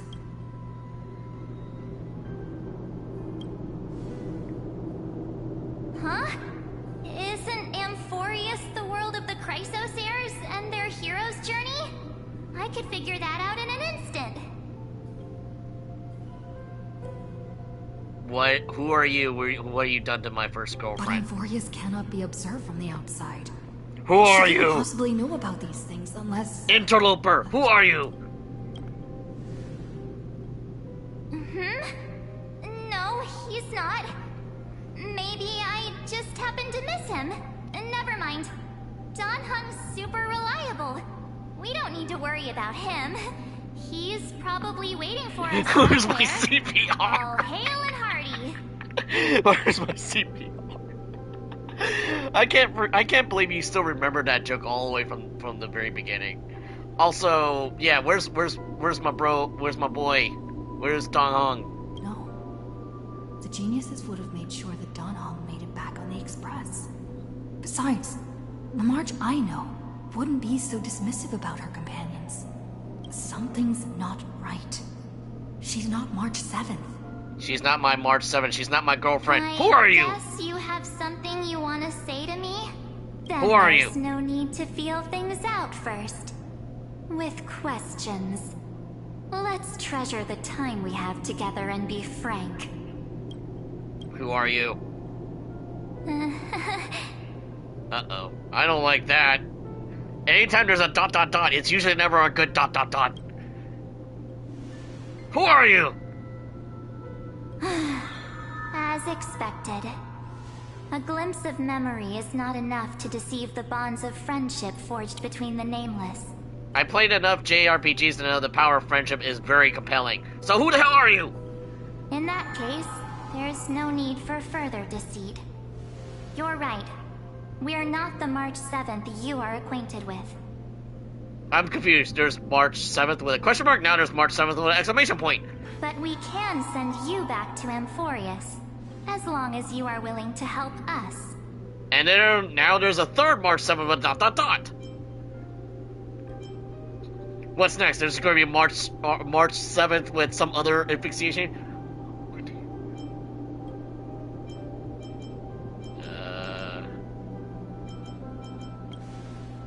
Where's my first girlfriend? She's fine. This form was simply borrowed from your memories. Okay. We'll introduce ourselves to gain your trust. We are the Garden of Recollection. You should be very familiar with that name by now. I'm listening. Just as a reminder, while you hesitate, time is quickly ticking away in Amphorius. Working with us is the best way to stop the enemy of erudition. I like how they actually had to put a question mark, exclamation point, and the 3 ... to differentiate which March is talking. Erudition would treat any results unrelated to the experiment as garbage and throw them out. But we don't work like that. The Remembrance treats all these instances as important materials needed to weave the universe. Besides, this would be child's play for a great hero like you. It won't be hard at all. Also, if your plan fails and the big bad Iron Tomb manages to get out, then the whole cosmos will be in danger. Wouldn't it be better to have an additional failsafe? As long as you help the Garden retrieve what we want, even if Iron Tomb reformats everything in the physical plane, we can use Remembrance to reconstruct the entire world. Or should we say, the entire universe? I'm confused, so even if we do fuck up, they're okay with it? Huh? Confusing. Anyway. So help us. Find where Amphorius's memory began, and bring it out. The Master of Anastrava has already glanced at you. Don't deny it. That storybook is the best evidence. Say, you aren't seriously gonna be moved by their pretty words, are you? I am the one who commanded those little ones to lead you out of the prison. But I didn't expect to attract little gnats trying to take advantage of the situation. While Remembrance can help you return to Amphorius, there's no need for you to do it the way they want you to. Of course, there's also no need for you to make any deal, or pay any price. For you, this is probably a long time no see. Oh shit. Hi, March. No, I don't want to skip that. No.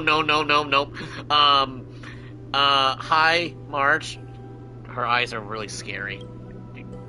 March, I mean Evernight.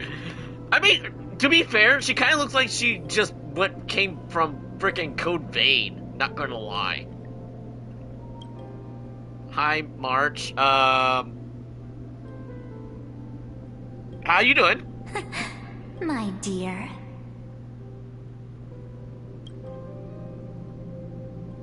Shh. There's no need to say anything. I know. You have so many questions swirling around in your memories at this moment. And you feel so helpless. Put them aside. For now, all you need to do is trust me. Fair enough.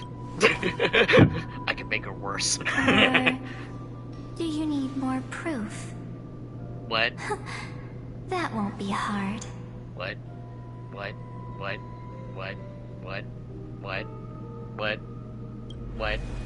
Ah, my head! I'm gonna keep our first photo, alright? The statue. Was that Scott? Oh, did you hear that? She just called me, but I'm not even is full of pain. We won't escape from it. Hey, are you sure? Maybe a couple of punches will help to jog your memory.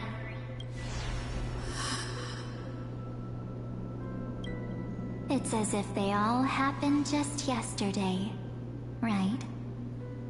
Poor Stell's gonna need some therapy. I might need therapy. I don't want to lie to you, which is why I will not use her name.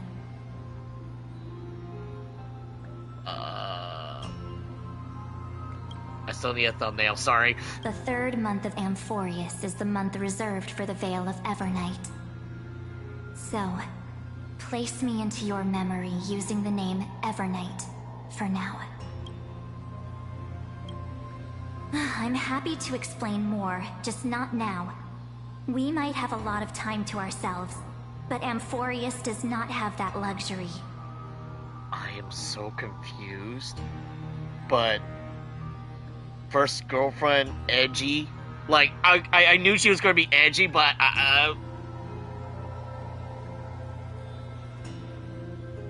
is it bad of me that saying I like her more than regular March now? The goth March. If we do not stop erudition and destruction, then the journey you've treasured so much will face the prelude to its obliteration. A countdown not in amber eras, but in days, minutes, seconds. Oh shit. So, take this gift, this burning core flame, this footnote of a transaction. It contains hope, and the warmth of the entire world. No, I say goth March. Emo March would have a little bit more, black. Ripples of past reverie. She hid this fire in the long river of time, hoping that her wishes would transcend time to reach your hands in the future. Now, take it, and return with it, dear friend. Return to Amphorius, and overturn the final era Nova. Witness the time that stood still for the Deliverer, and the resistance that never bowed to the destiny of destruction over the long years that passed in a flash.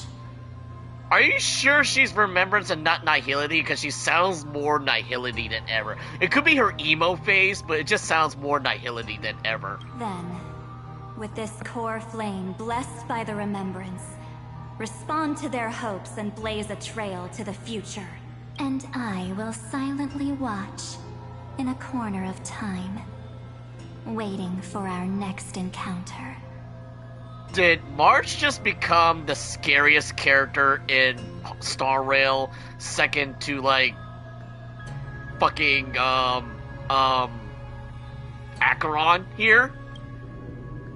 I dear believe God. the wait won't be too long.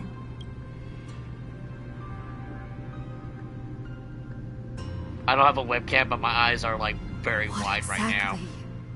Is happening? Exactly. I don't know. Keep going. Keep trailblazing for Amphorius. For you. And for the March 7th in your memories. I don't really like how you word that. Go forth.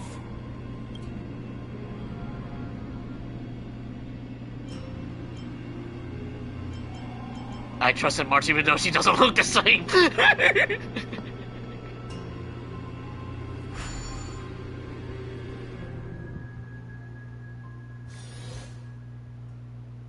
When are we now? Eternal recurrence. Like calendar. Is this Akima? Why is it nighttime?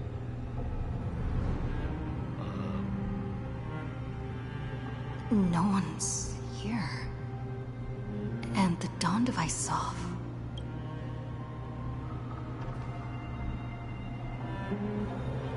Well, this is spooky. Am I too late?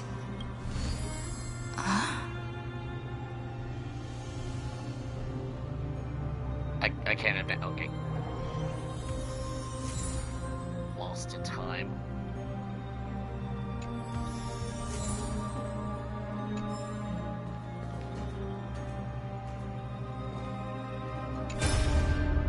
Erda?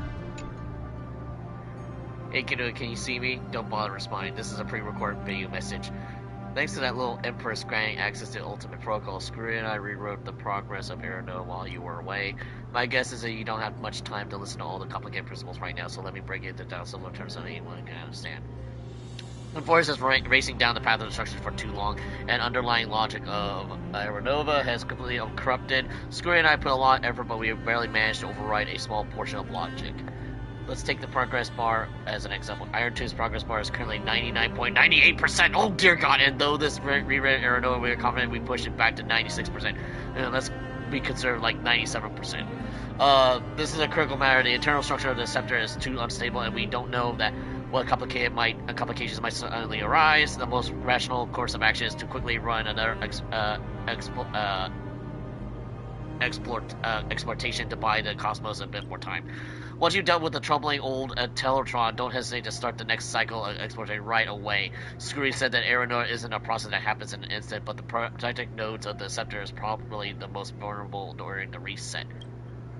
Only in initiating this process first can we seize the opportunity to make our move. It's all up to you now, Deliverer. So what you're saying is we gotta reset the world one more time, but we gotta do it properly this time. Ooh. This is freaky.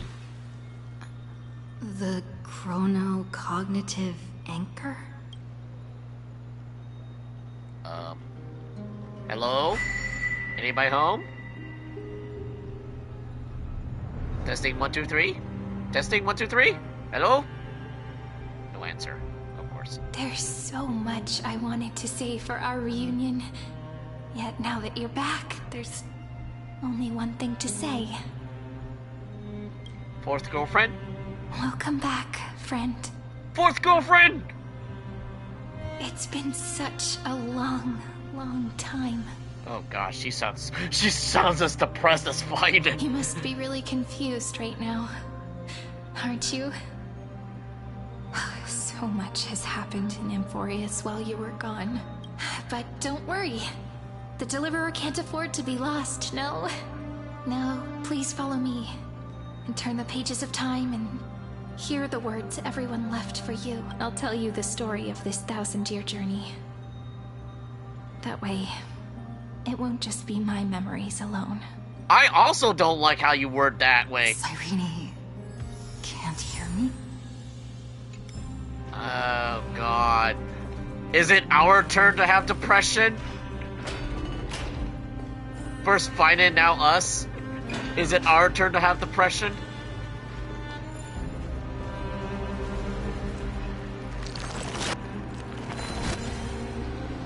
Oh my tears. Don't you dare, man.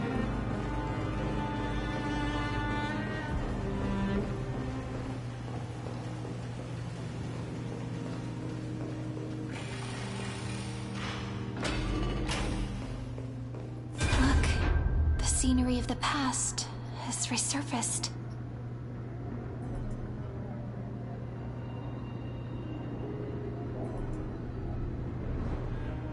Time flies.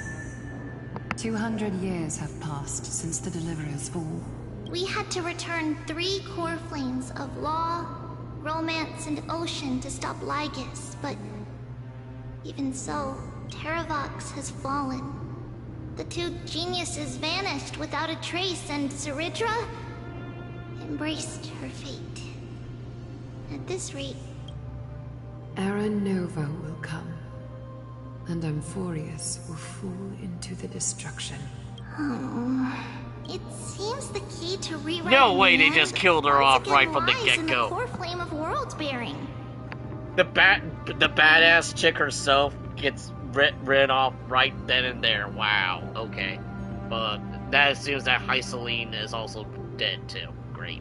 According to the instructions left behind by those 2 geniuses, we must get it into the Deliverer's hands, no matter the cost. But how? We need to find a way to hide the core flame.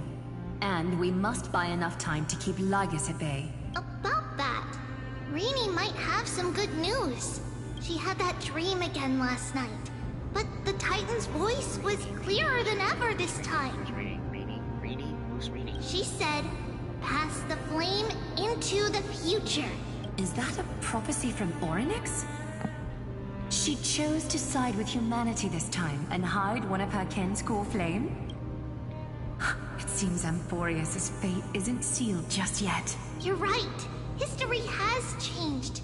Humans and Titans are both giving their all to keep this world going. Perhaps a relay across the ages is finally about to begin somewhere out there.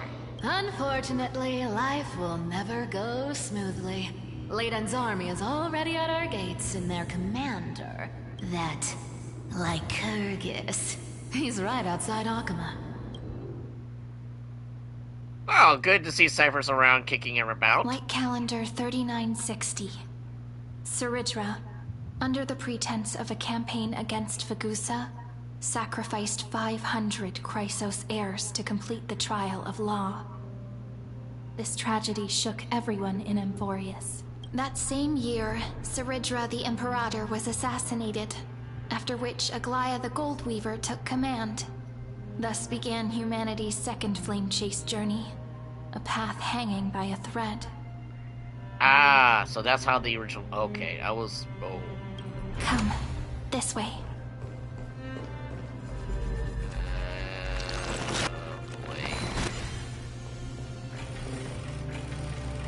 Open this damn door!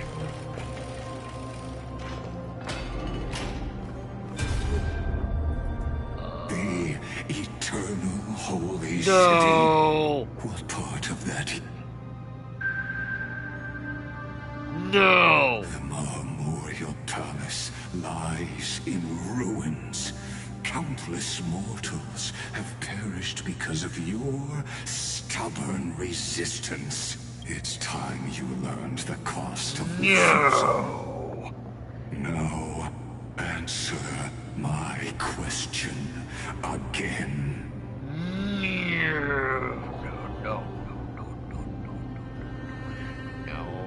Where is Kefali's core flame?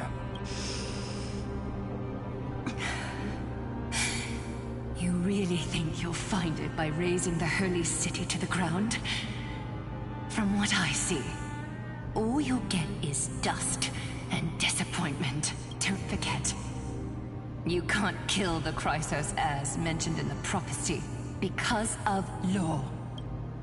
I have never denied that, which is why I now place my hope in the faithful citizens of Akama. Perhaps they'll give me what I seek in the echo of your Oh, you should have seen the screams. previous... You should have seen the previous stream where Fine had to relive the entire cycle 33 million times, and he was forced to kill his own friends just to stall the whole rebirthing cycle over and over, and he went cuckoo. Man literally too angry to die did that. Now then, I'll be cutting open your chests and using your scalding golden blood to baptize the masses. Allow me to apologize in advance. We shall start with you, blind and foolish Lady Gold. Leave this to me, Lady Aglaya. You must get away now. No, Holy Maiden. I'm the one who must stay. What? His conspiracy won't succeed. Because Romance is ready to make good on their promise to weave an indestructible armor for Amphorius. Its name is Solidarity. You must escape with your life and carry word of my death to those still fighting. Then keep going with them, just as the Imperator lit the torch of resistance with her death. My passing will make this flame everlasting. Take good care of it. Guide it to the future, and place it into the hands of our deliverer. 50 years later, Lygrus led his forces again to Akama. He charged directly into the Holy City and razed the Marmorial Palace. History would name this battle the Third Siege of Akama. 90,000 brave souls gave their lives for Akama that day, including their fearless leader, Aglaya. Go forth, Deliverer.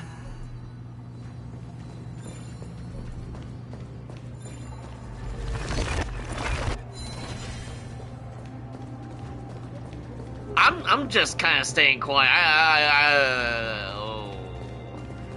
Yeah. You know, what's really bad is that I looked it up. He is a reference to the giant in Dark Souls 1. Because he does talk the same way. Go. When the frost melts and the snows give way, the flowers will bloom again. You'll find me there.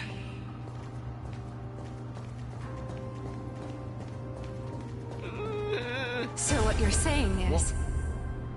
Princess Homebuddy is never coming back, is she? She just left. Like that. Since Cass has made up her mind, we can't let her resolve be in vain. But...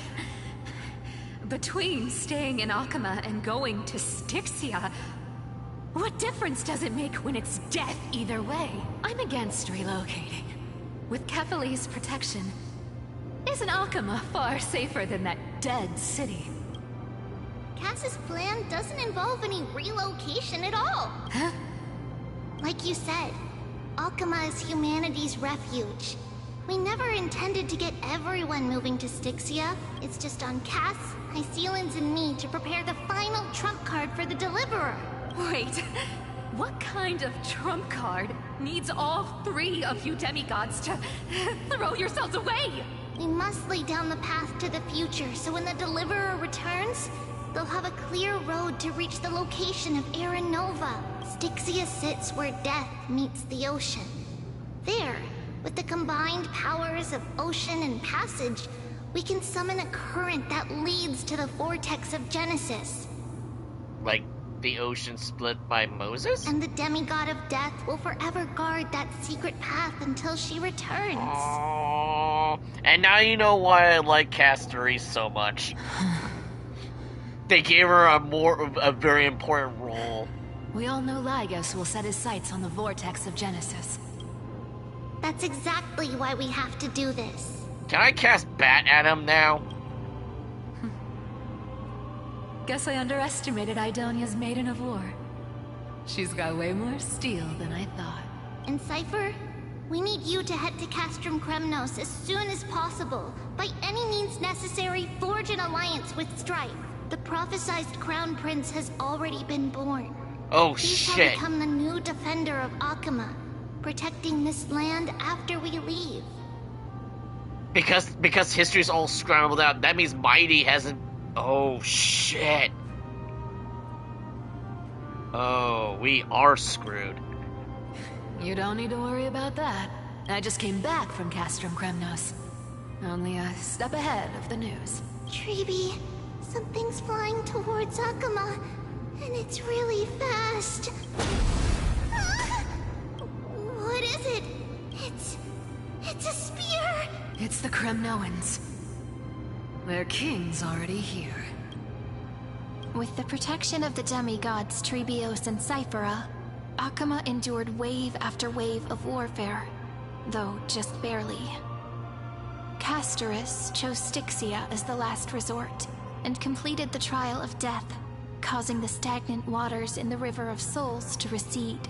Soon after, Trebios departed on a long journey.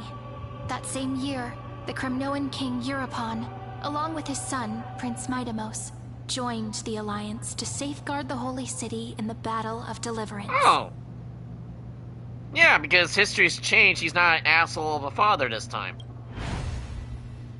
But still, man...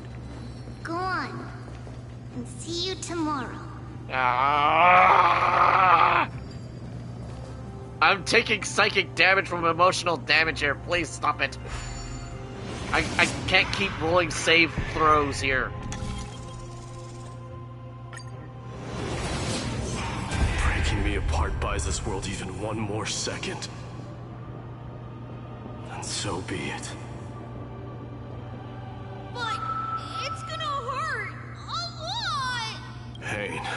brings endless torment. But it can never destroy me. I believe that you were thinking the same thing when you stepped through the gate of infinity and jumped off that cliff. Can't argue with that. In the current situation, this is the only path Akuma has left. Just do as I say. Split my soul into 5 pieces.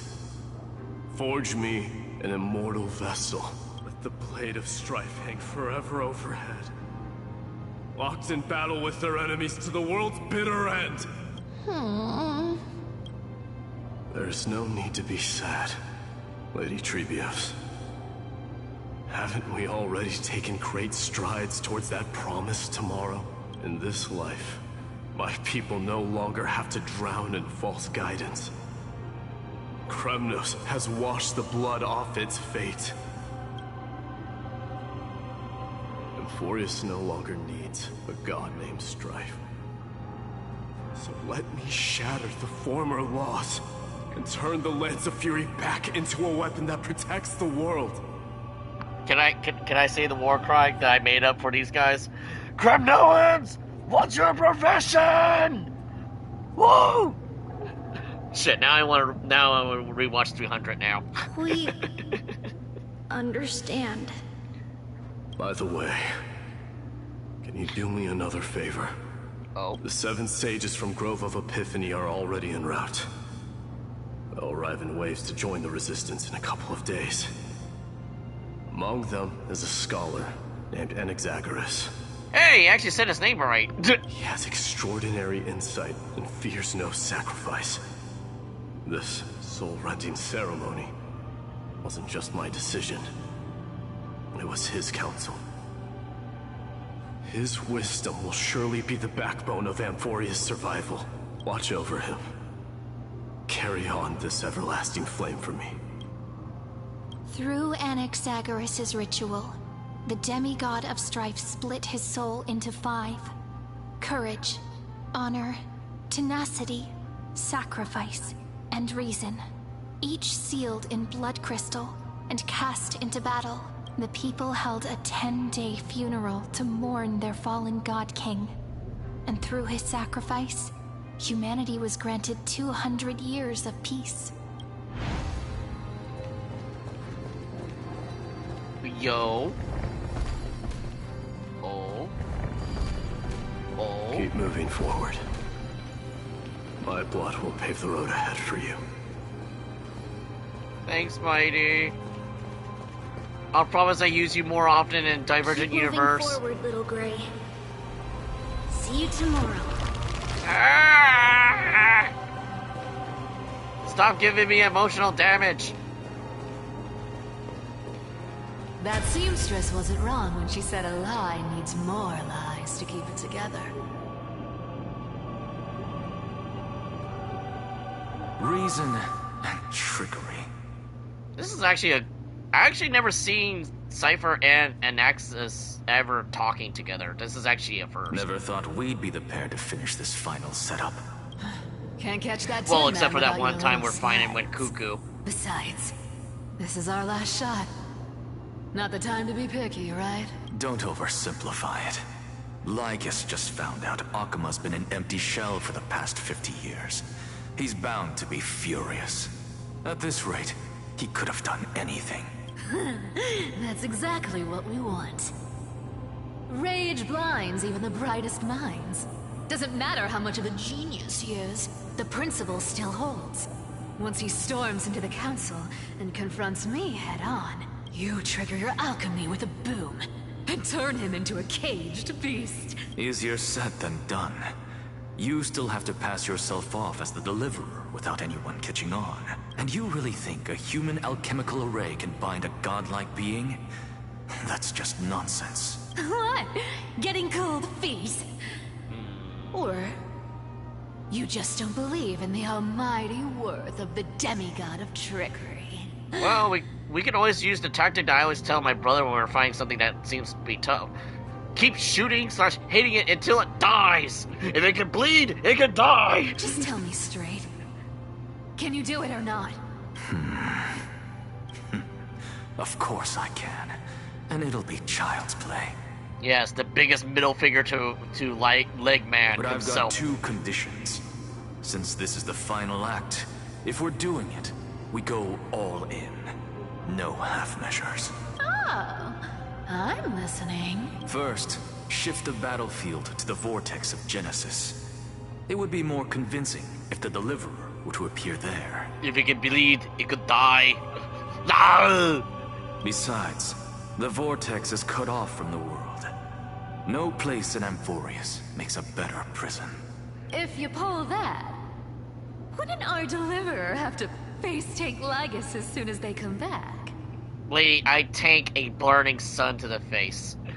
Oh wait, no, that's a different character, never mind. That clash is inevitable. All we can do is create more chances for her. And that's the second condition. The vortex belongs to Fagusa in the first place. Ah, that explains a lot. And there happens to be a demigod of ocean among the few survivors in the world. Loop Hysilens in. Let her join the final act. I'll transmute myself into a Philosopher's Stone and embed myself into the formula. And when the time comes, she needs to shatter me and scatter that stone's ashes into the ocean within the vortex. Huh. I guess people weren't wrong when they said you're insane, Grove Boy. I've got no idea how to outwit a reclusive genius. But making an anti-Catheran suffer? The demigod of reason has 10,000 ways to do just that. Oh. And what I just mentioned was one of them. Oh, eat your own words, Leg Man. So what exactly does your formula do? Kaboom? Now that would spoil the climax, wouldn't it? I want to know! By now, Hyacinth must have completed the Sky People's ritual. Since that Theoros loves a good performance as much as I do, let's make sure he enjoys our show to the fullest. As for how the Deliverer will complete the Era Nova, well, that will no longer be our concern. It was the last battle known to the world, initiated by 2 demigods least suited for war. In the end, reason and trickery kept their word. At the cost of their lives, they sealed Lygrus within the vortex of Genesis, where he remains to this day. I mean... Go forth. Finish the greatness left undone. I mean, yay? Quit overthinking! Just run! Keep running. That'll be enough. Okay. That still doesn't... Harry? Whoa. It's dead quiet here.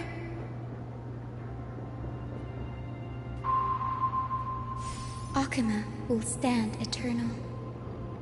Miss Cypher's lie has crumbled after all. But it's all right, because all of us have fulfilled our purpose by now. When the Deliverer returns, no matter where she is, sky will turn clear, and a rainbow bridge will rise, carrying her to the final battleground. Cyrene, this arduous relay is finally nearing its end. Now, I'm passing the final baton of fate to you, okay? Her positivity is infectious and I hate it.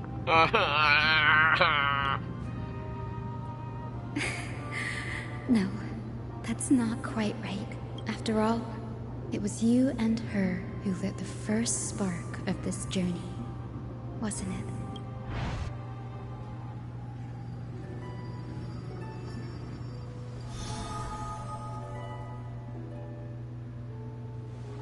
I'll tell you the story of this 1000-year journey. That way, it won't just be my memories alone. And I'll share the moments I spent with you with everyone. That way, the path we walked becomes a memory shared by all. I still don't like how you word that. People will know that there's nothing left to chase. Amphorius has already welcomed the dawn foretold in prophecy.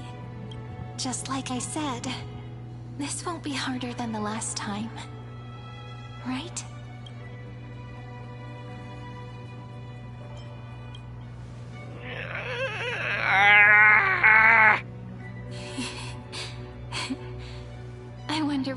of expression you're wearing right now. Probably the same as always. Calm, resolute, and brimming with confidence. If I have the chance, I'd love to see it again. Because it's really been far too long since we parted.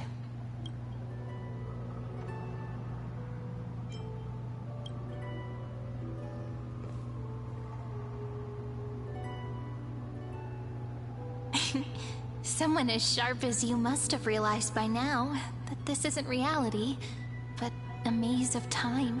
As the last link in the relay, I will return to the Temple of the Three Fates, tell Orynyx all of our stories, and bottle every page we've written into the little flask of memories.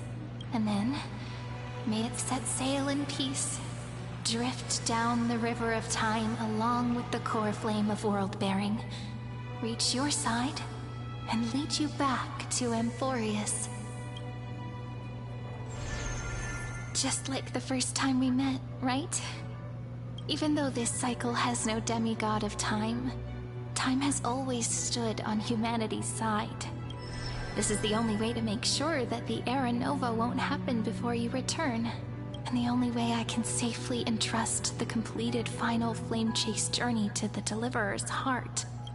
After all, the new world will be born from your memories, and the protagonist of this story mustn't be absent.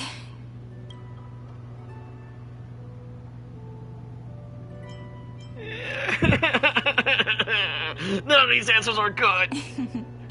I believe you will never let us down, just like always. Do you remember when Finan sent us back to the beginning? When you and I got separated? But in the end, I returned to you, carrying all that we've been through. That's what memory is. It may wear down and fade in the river of time, but it never truly leaves. When that hidden corner of the heart is stirred, the past returns even more beautiful than before. So don't worry. Let the 33,550,337th flame chase journey become part of you too. I've gotten a lot better at it with the experience from the last time. That doesn't help! Next, you will head to Styxia and find the Vortex's entrance guarded by the demigod of ocean, before charging toward the final battlefield.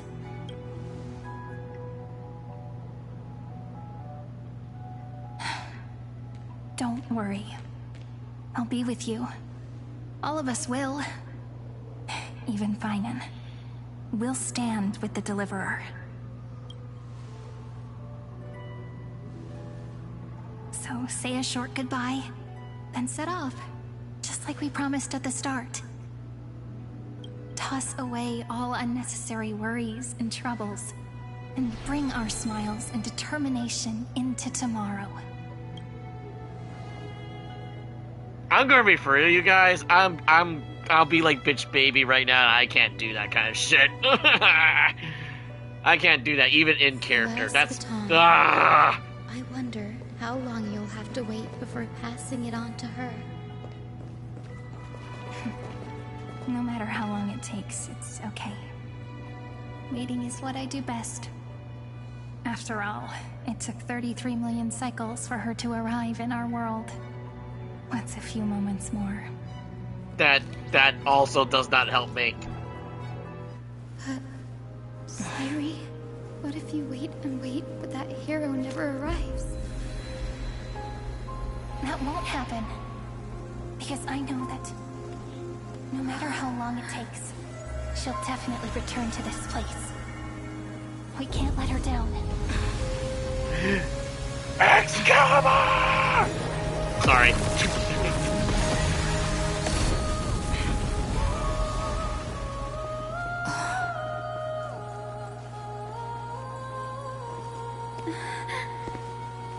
Sky shall rain rays of dawn for you. May romance be with you on your journey. And reason grant you enlightenment. Let strife bestow you with inspiration. Trickery ensure your success. Allow death to protect your soul. And at last, let passage point the way forward. Well timed. We'll remember the Trailblazer's journey.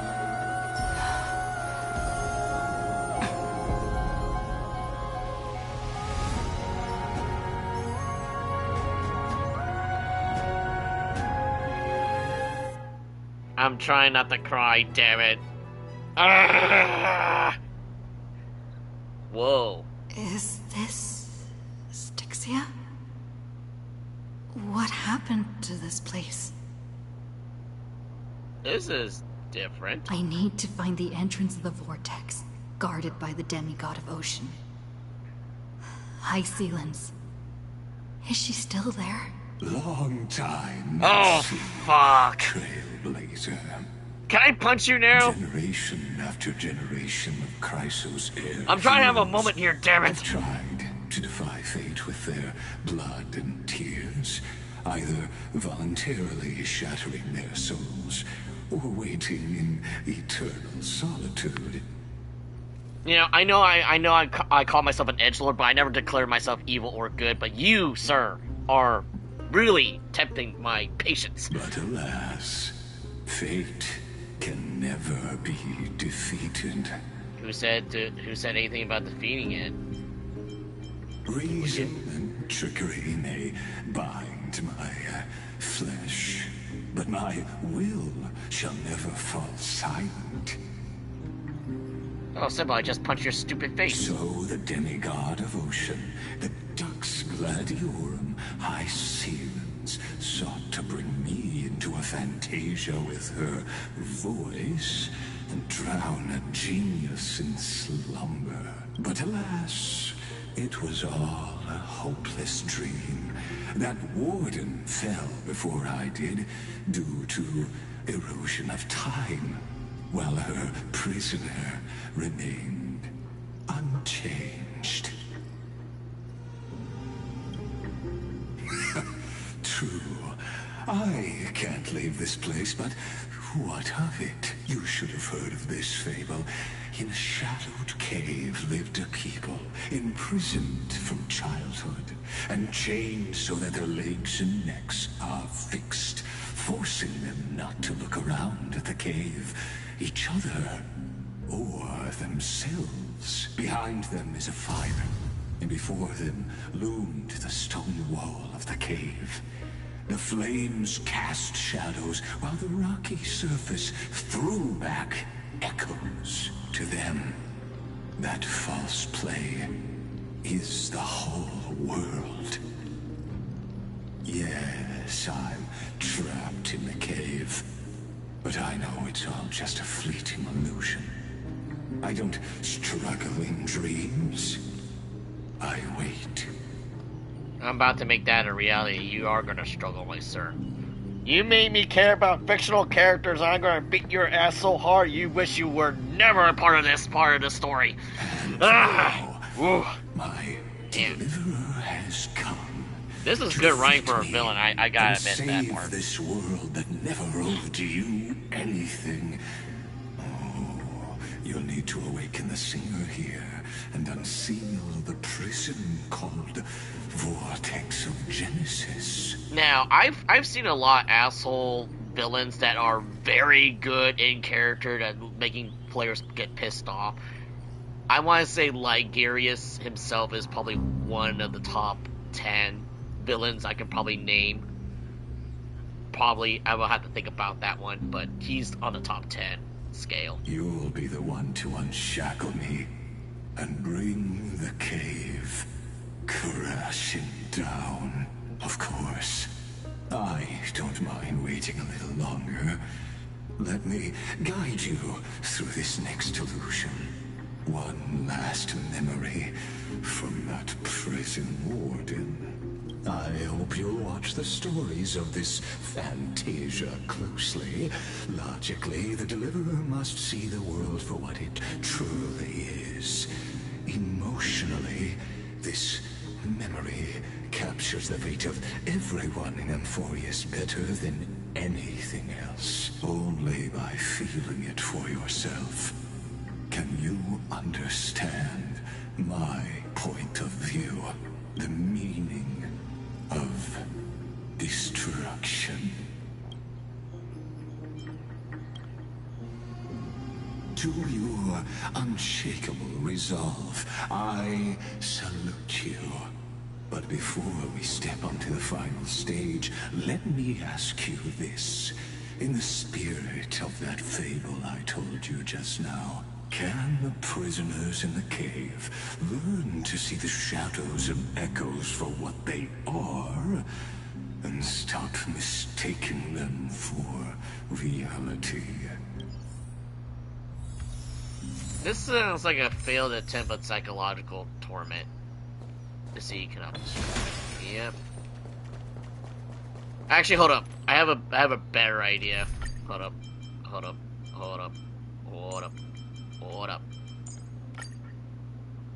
Yeah. Look, the fire projects the face from her memories. An actress upon the stage of this play.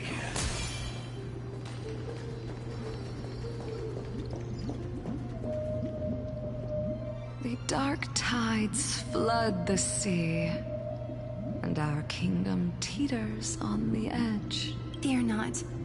Our queen has gone to the borderlands. She'll quell this calamity herself. This is the scene when the Chrysos heir of Ocean was born. She was once of a Titan-kin race named Sea Sirens. At that time, Kozlana had suppressed the Black Tide's rise, but he was unable to remove Iron Tomb from its roots. The Black Tide still roiled in the depths of the world, and the kingdom of Sea Sirens was the first to face the destruction head-on. Listen, I heard Electra's voice. She's calling to us. I see the beetle there. Let's go. Her voice carries the queen's command. Right. I see beetle. Hello. 6 years this time. Oh wow, look at it. It's you. You came all the way here. Let's admire the rainbow together. Yeep.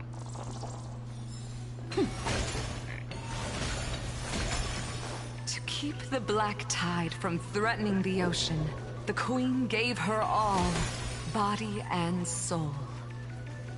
Born of the queen's chalice, she bore the deepest blessings and inherited supreme divine power. My sisters, you're finally here. This is so weird. Of course, Electra. Your beautiful melody drew us here. Her true name is Electra. This is a reflection of her former self, clinging to the past with aching defiance. The Queen summons us. She must be near exhaustion. The Black Tide will soon enter our borders. Then what do we do? Will our seas fall to darkness and terror as well? Don't worry. We shall lift the chalice in her stead to catch the Black Tide, and stand together to safeguard our realm and its people. Such tiny Titankins, thinking they can stop the tide of truth. How naive. And that naivete is the root of all suffering. I feel like he's just trying to hurt us through our brains here. I don't know across silver coin lands on the roadside. When only pick up a strange texture tells you it's truly never touching the ground. However, it's hovering on the surface like the sensation. It's just a chest. Eat now. It's going.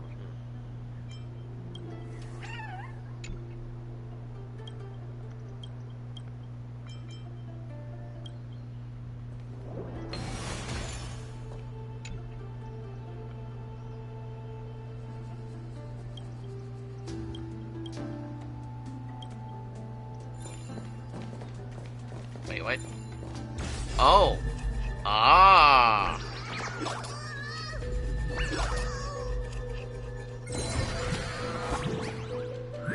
I was very confused.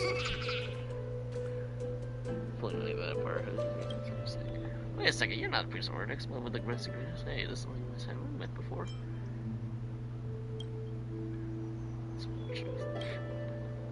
Yeah, it's a local operation. It's just a dream. I'm serious, right?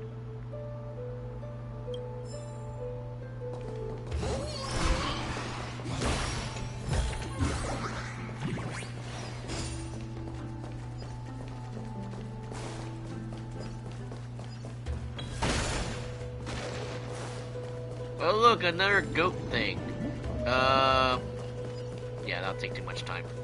We'll go do that after we're done with the story, because I want to punch Lygrus in the face now. I want to commit more crimes now. The Queen's palace lies just ahead. Even her once graceful form is now tainted and drowned in dirty mire. That doesn't sound good. Why does it sound like something from Bloodborne? This place is pretty, yeah, before things got dark and, gloomy.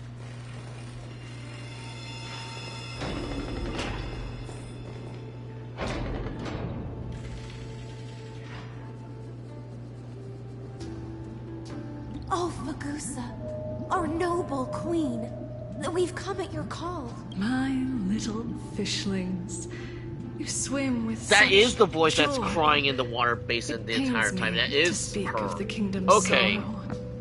I once believed I could drink the black tide dry, but even the deepest chalice must one day overflow, and I can hold no more of this filth. Mother, worry not. We're all children of the sea. Let us bear your fate together. We'll take up your mantle and drive back the black currents. We'll mend your sacred chalice and take in the cursed filth. My little fishlings. When the spear of strife falls, you may retreat in peace. I promise you. On the surface, the city-states will hold a feast without end in your honor. This is the last gift I can give you.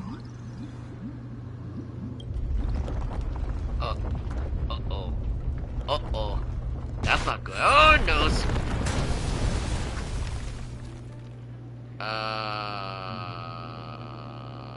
Fagusa sank into the abyss. With the chalice shattered, their intoxication spilled into the black tide, birthing the first madness in Amphorius. Sea sirens followed one after another, hunting for the Titan's fragments, until their flesh decayed and their bones crumbled, all for the promised final feast. Keep watching, but tread carefully, for the stage ahead is crumbling with age, just like her shattered fate. I seriously want to punch him now. I want to punch him in his stupid face. I want to punch him in his stupid robotic face. I'm assuming there's 10 of the nymphs lying around, as they usually are. I need the thing.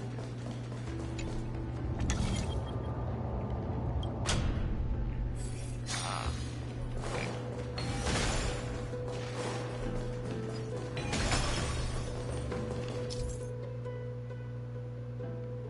Yeah, I know how to stop time.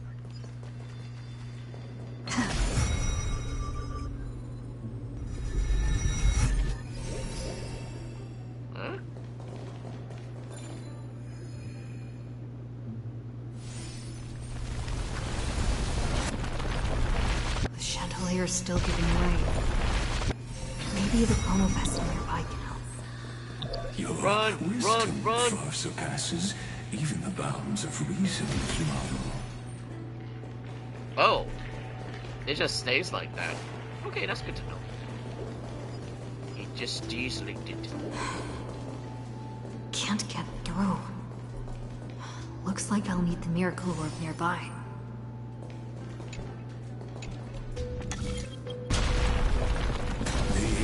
Was written long ago. Even you cannot rewrite it. Just like this poor chandelier. Shut up, Legman. I'm trying to think. Use me, buggy me, big brain moves.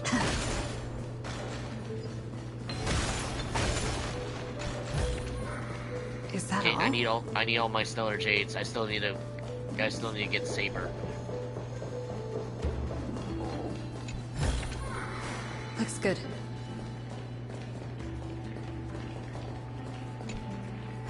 Electra!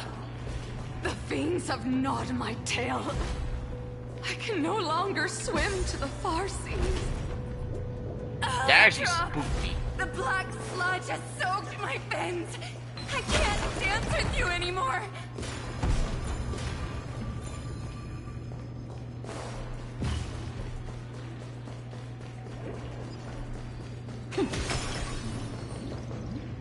Sisters, don't give up. Remember the Queen's promise of a feast in the city called Styxia. I haven't forgotten.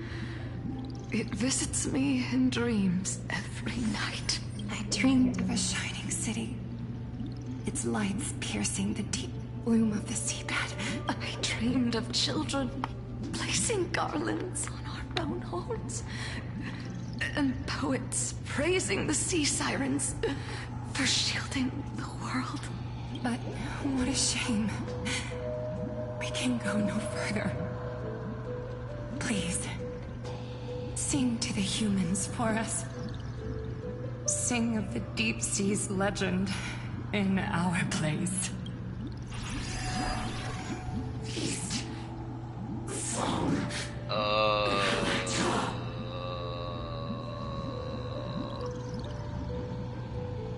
Yeah, they definitely kind of remind me of Seaborn and Arknights, except they're less red and more blue, but whatever.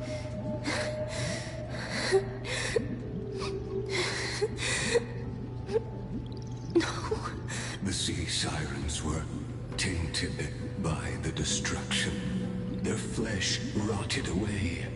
They became the black tide creatures of this cycle. Farewell, sisters. I'll finish this last task. Then return to prepare your feast. And so, only one sea siren remained among the seafloor. Hysilens, swimming alone to the seas, burying her kin, and searching for the fragments of the chalice of plenty, though most of that journey was in vain. Why not use the power of time to leap ahead toward the journey's end? To reach the Spirit Basin, I'll need to call upon the power of the Chrono Vessel.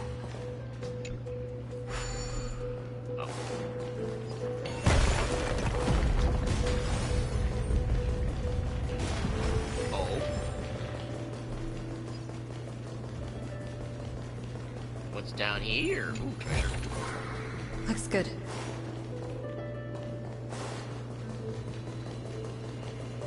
Aha! Secrets.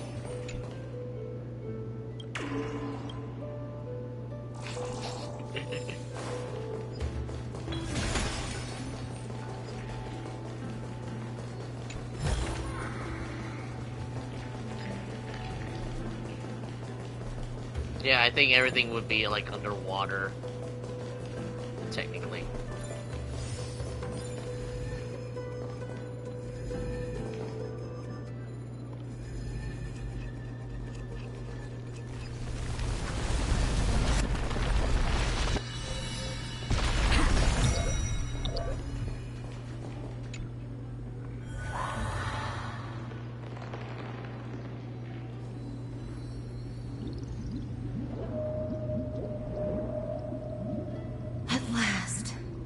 The Chalice of Plenty is whole again. The Lance of Fury emerges from the River of Souls, and the gods reclaim their duty to hold back the Black Tide.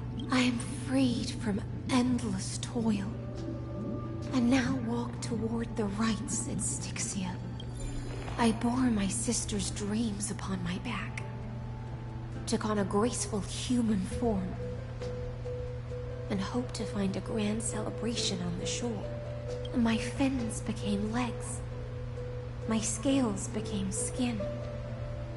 And the sea foam on my body became a shimmering gown. But when I stepped onto land, there were no festivals with honey brew, nor poets plucking harps, only silent death, drifting gently along the river of souls. When she fulfilled her wish, she only found Styxia to have already repeated the mistakes of previous cycles and was swallowed by death. Yep. Hopes and promises are nothing but the foam of dreams. I am a sea siren, a vessel born to contain the tides. Now that my task is done, and the promise is broken, how am I to go on in a world drowned in shadow? Fagusa, my noble queen. She evaded my questions with drunken stupor. She told me a grand feast awaited me in the surface world, so I wandered lost, groping through the dark. The feast she spoke of. Where is it?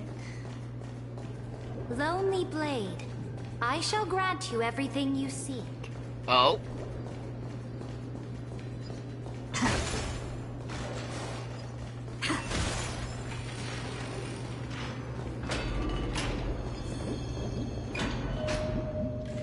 After wandering the surface for ages, the lost sea siren met her future conspirator. You quelled the wars alone and forced strife into retreat. This swordfish that commands thousands of legions, whom does she serve? Yes, Ceridra, long before she became the Imperator, was already burning with ambition. Sovereign who follows prophecy. I am no one's sword.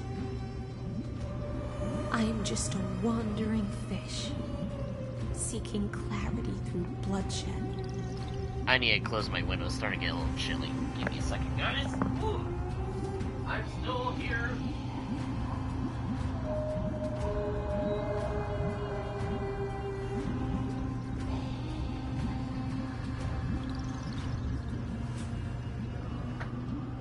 Man, this weather is super weird. First it's warm, and it gets cold, and it's warm again, and it's cold again. I swear, weather just doesn't know what to make up its mind. Anyway. Then how about letting the sword dance for me? And letting the violin sing in my name? Tell me, what is it you seek? All I want is a feast where I might belong. Such a demand is trivial with the Sovereign's authority. I'll grant you a banquet worthy of conquest, and comrades to toast beside you. But Knight, you must offer me your heart. I like it how Greek Batman is still here. My heart? He's everywhere. Yes, a loyal heart that will generate no betrayal. Maybe Greek Batman is Nias all along, and we knew we liked this character a lot. You were deceived by gods and drowned in the ocean's darkness. But now, I will lead you forward and be your light. So be it, noble monarch. The law you proclaim shall govern my every breath. So be it, noble monarch. I am simply becoming someone else's vessel once again, and accepting a duty given to me. And thus, in her hollow drift, she finally found a new purpose, like sunlight piercing the deepest trench.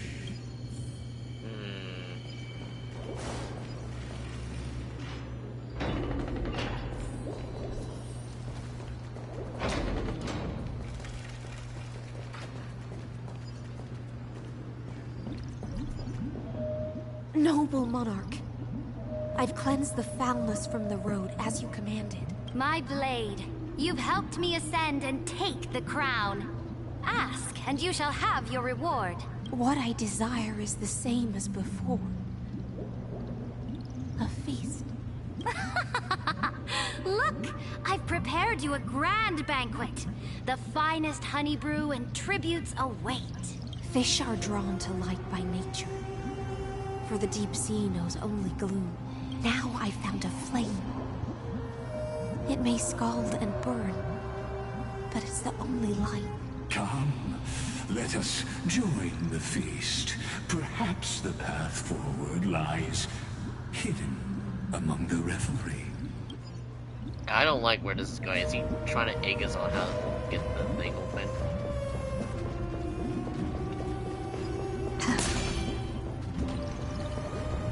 Yeah, well, this is the courtyard that's all flooded in back in Styxia. Is that all?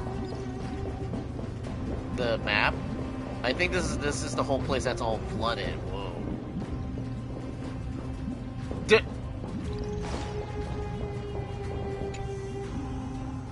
Are you going to right time? Tell me why humans are such rules. What are you talking about? A big round purple look like grapes. I picture it. The horror. What question? That's strange. You're talking. Where'd you pick that up? I'm a space cowboy. Stop it earlier, but just that's why no one's gonna try to stop me on a pole barrel. So look at me. I'm basically a walking grape here. Mom, there's a pervert here. You sip the grapes. And then you listen. That sounds like either you squash me or I squash you. Oh, we're fighting.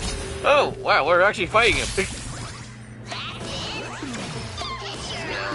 This is being in sync. We can do it!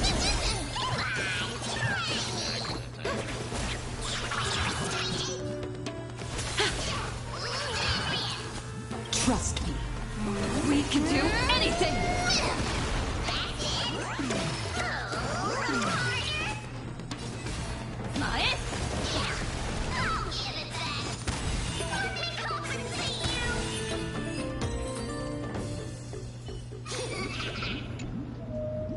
Oh dear, yeah, you're right. You got talent for massaging. You act like you won. You're actually fighting just for real now.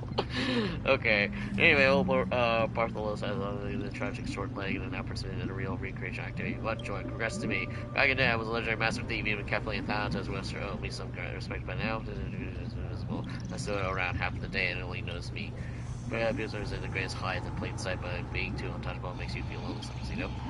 Great, you look familiar. Next time you're bored, come hang out with me. Let both those experiences. I'm just kidding. And family goes over there saying, yeah. Have you heard that the Imperator's about to begin a new campaign? Her glory will no longer be bound by the borders of Emphorius. Oh god, even the lion statues are drunk. That's pretty bad. My faithful subjects, tonight's feast is not just for the past. It's a toast to the future! Born from our golden blood is an unstoppable colossus. Our iron beast to trample the universe! Great monarch. I've heard the universe teems with great threats. Can we truly remain invincible? Fear not. Before the troops of the destruction, such rabble is no more than cosmic dust. Surely there's a planet draped in oceans out there in the stars. Once I claim it, it shall be yours to rule. I'm pretty sure there's an actual relic based off of that, but I don't remember the name. There's that mini game in the Divergent Universe where you can try to get money off of it, but if you keep going deeper and deeper, there's a chance of it failing. And to the rest, I don't remember the name of the relic, go but it's that planet of the I oceans. promise you a new age, free of fear. Now, raise your cups to our conquest among the Sea of Stars. Sea of Stars! Sea of Stars! Conquest. quest among the sea of stars. Shit, now I want to play Star Ocean. What a grand vision. I'm not sure what it is. Yeah, I don't remember the name. To the silent night, only feasts. I think,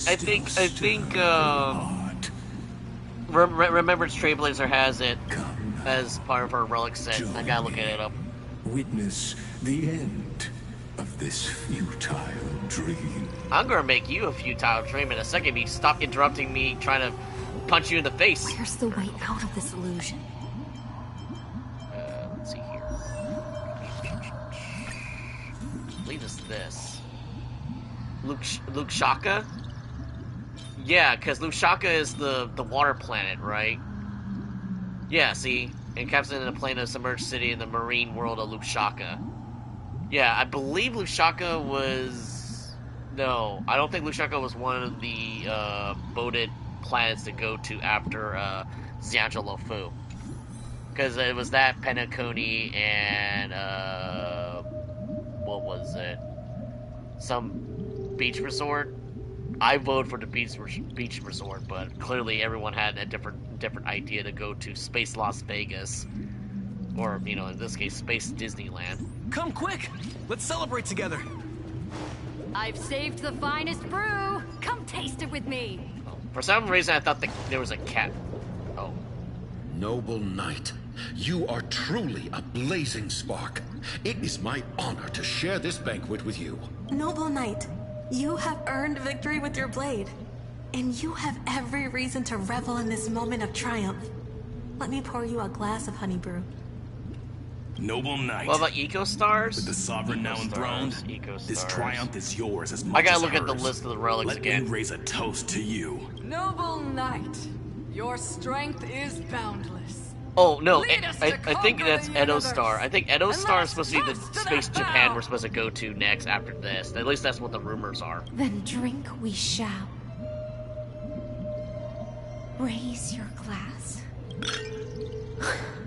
And we're drunk again! In the deep sea, I never knew what fire was. But when I set foot on land, the first light that I saw was the flames of war, lit with golden blood. It scorched my fins, made me feel pain, and ignited an unprecedented hunger. A hunger that flickers in every hero's heart.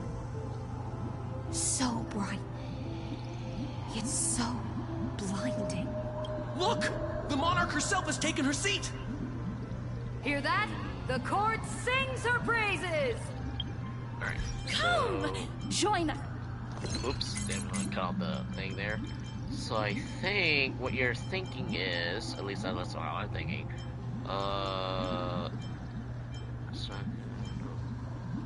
Izumo, Penacony, And praise her glory! I'm trying to remember who had what.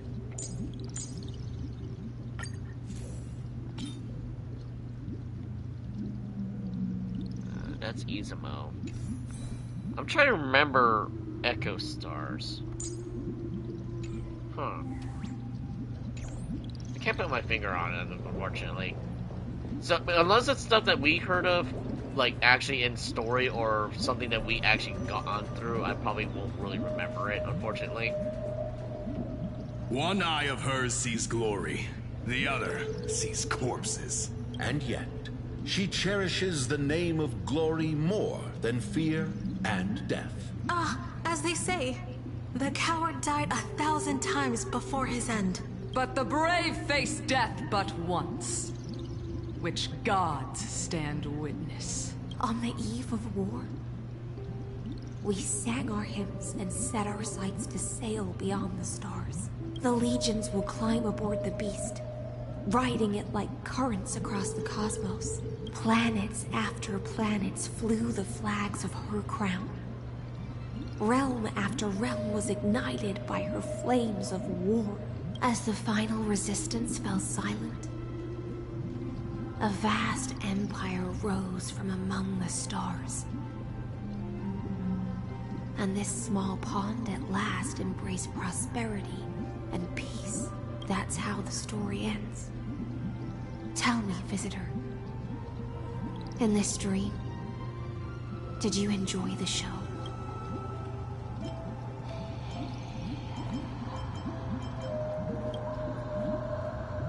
After all, beneath that still surface lie the bones of countless dead.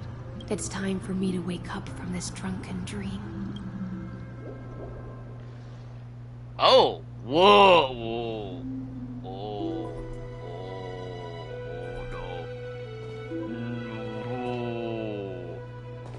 oh, no, oh, no, no, no, no, no, no, no, no, no, oh, no, no, no, no.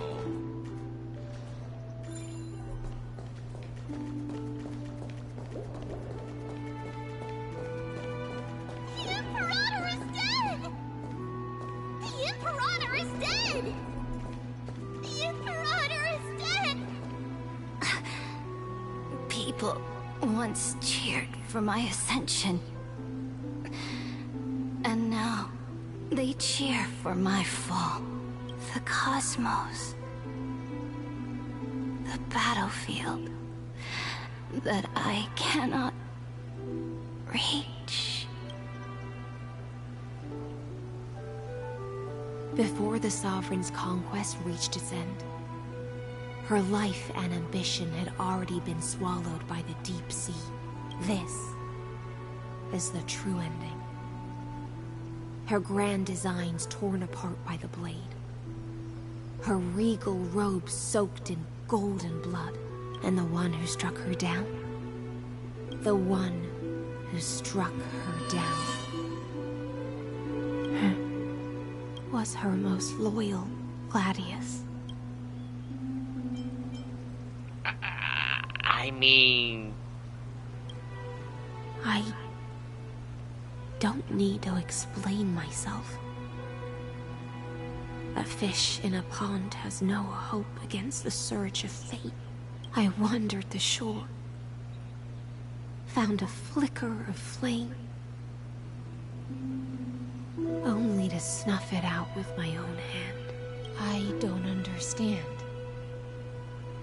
If the ocean's feast, the Imperator's dream, and even Amphorius's existence are all illusions, then what's the point of our journey? Uh-oh, she's having an identity crisis. When the Deliverer returns, I will let this absurd celebration come to an end. But Grilfriend, I can't help but wonder how I dearly wish this feast of the flame chase would never end. It seems she sensed your presence. The Fantasia's foundation is starting to crack. I want to punch you even harder now. Let's return to the prologue. Remember the allegory of the cave? Can the prisoners in the cave learn to see the shadows and echoes for what they are, and stop mistaking them for reality? That analogy still doesn't make any sense, and even with my big wrinkly brain. As you've seen, when she cast off her chains, finally turned to look around, and moved her legs, her reward was nothing but searing pain. Alright, is this supposed to be like an allegory for being sheltered versus venturing out? Because you, sir, are just stalling for a beatdown. The light will blind her, for the fire behind her had never once actually touched her eyes. Her legs will buckle beneath her. Yeah, I think it's just an allegory of those who stay sheltered versus those who venture forth. He's trying to give us a pathetic excuse to say, hey, leave them be because they're not ready to venture out in the world, because, you know, even if we do defeat him, he's saying that even if we do defeat him, there's other things out there in the universe that might crush Enforius as itself. And even so, how does... Here's the question, and this has been... Let me put my controller down real second, because I need to rest my hand. This is the part that's been bothering me for a bit. If Enforius is a simulation of all of this, how does it become a real thing? Because after it becomes real, people can die for real. Like, they will not come back, right? So how do you translate that to people who already died multiple times and they already knew this has happened before, right? And so, Lygrus is basically telling a really piss poor allegory of saying they're not prepared to face the universe, even if they somehow unleash Iron Tomb. Iron Tomb's not going to listen to them anyway, because it's going to be destroying everything. And as we already know, Nanook does not give a shit about the anti-matter legion. He barely gives a shit about his own, like, animators, right? So it's a really, really bad, you know, it's a really bad case of he telling us, hey, what we're doing is futile. Iron Tomb's gonna come anyway, and Enforius is doomed no matter what we do.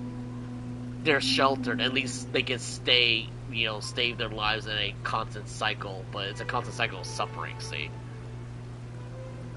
So he's trying to say, oh, if they venture out on their own, they're all gonna die permanently and all that stupid allegory nonsense. Like, yeah, but how are people gonna learn if they can't, like, venture out? That's how, you know, us cave people came out of caves and built, you know, shelter, homes, castles, cities, and whatnot. You know, basic evolutionary nonsense if you believe the evolutionary stuff.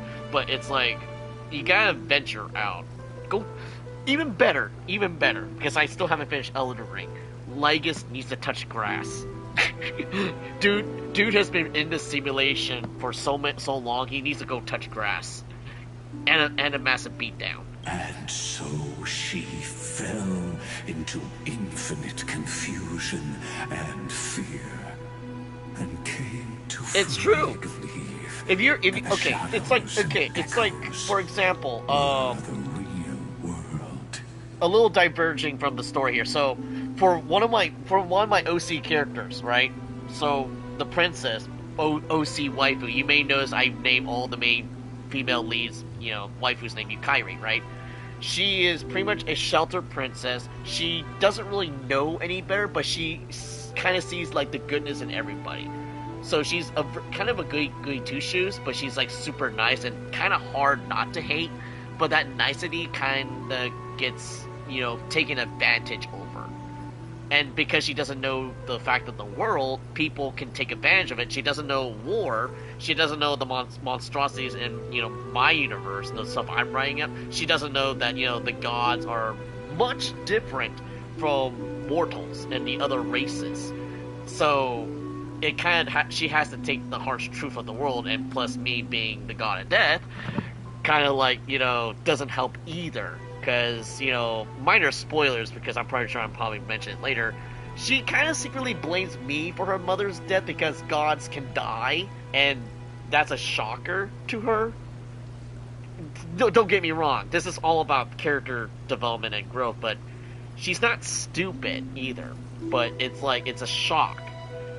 It's like saying a culture shock to, like, say, oh, what you do in this country is completely bogus and unimaginable compared to what you do in this country, or such forth. It's all about human principle and what people would do and stuff like that. It's, you know, it's writing, and, you know, but I will divulge into that one. But yeah, it's basically like that.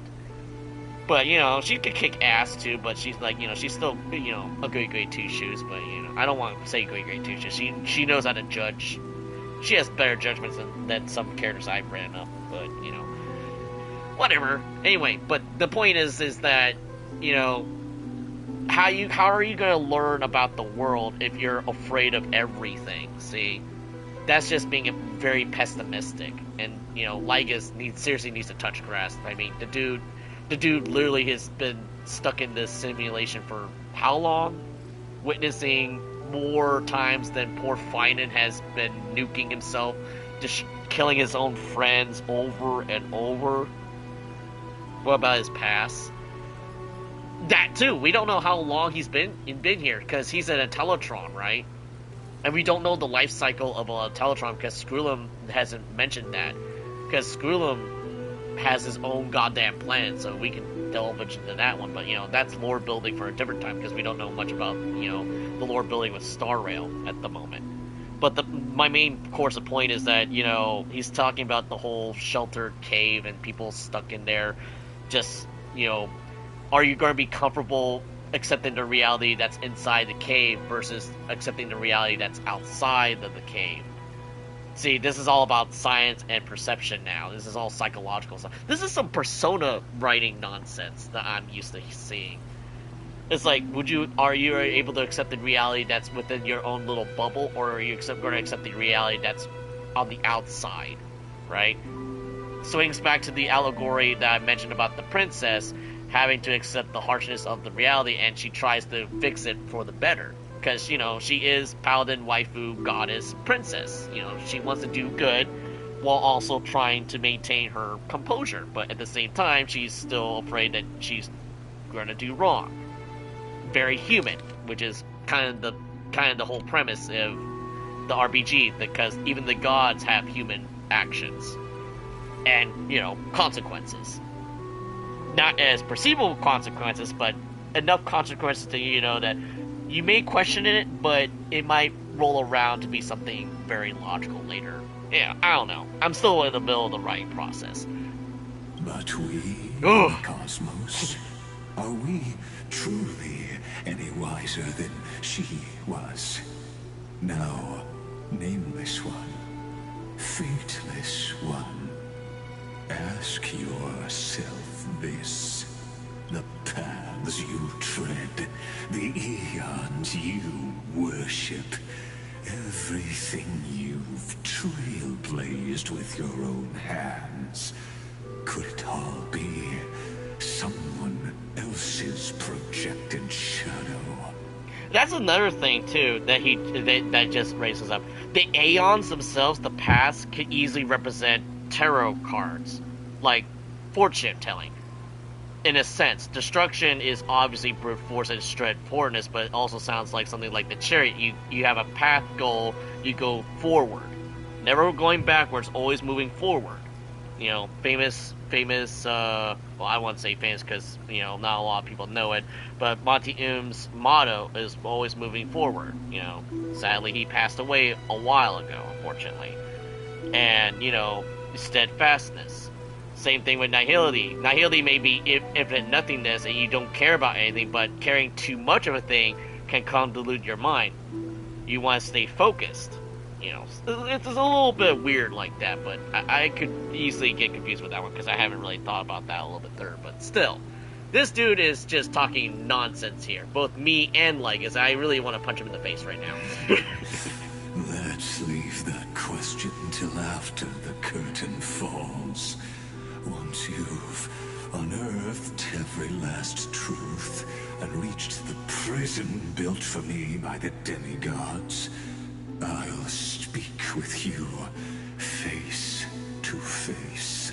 Somebody salty. I, the Theoros, have walked the 30 million histories born by Kozlana. 1,000 years is a mere atom in a grain of sand to me. Amphorius, compared to the cosmos, is but that grain upon a whole beach. I soar to bring an end to the erudition. Would I really let a single grain grind down my mind? No. Please use the power of time to open the gate to the ocean's depths. Go, find the prison warden tormented by loyalty. Find her, Step into the world's vortex, and once there, end everything between us. That palace reflects the heart of the demigod of ocean. Intoxicated, stagnant. There, you'll witness the true beginning of the saga of deliverance. An ugly history, long buried by tides and shame. A staircase of apotheosis that the Imperator forged with the golden blood of 500 human sacrifices under the pretense of conquest. I'll wait for you at the heart of the world. But treasure chest though. But you must find the shut up, Lygrus. But I want to get treasure chest. In her stupor. Leg man, are you still talking? I want to get treasure chest though, but I can't move. Fine, I'll open the damn thing. Oh.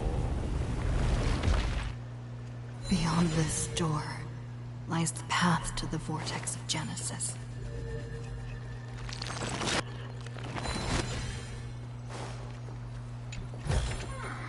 Looks good.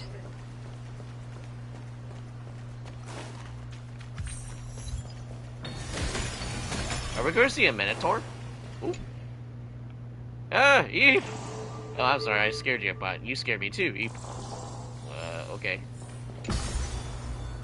Are we going to see a Minotaur? I'm pretty sure this is a reference to Minos, the city of Minos. False banquet. Or Minos. And then onto that bloody stage. I like how she was just emoting, just looking up her on her frickin' phone. What the hell? What is the happening? Palace that worshipped the ocean, the sanctuary connected to the vortex, was also once the battlefield of the first flame chase.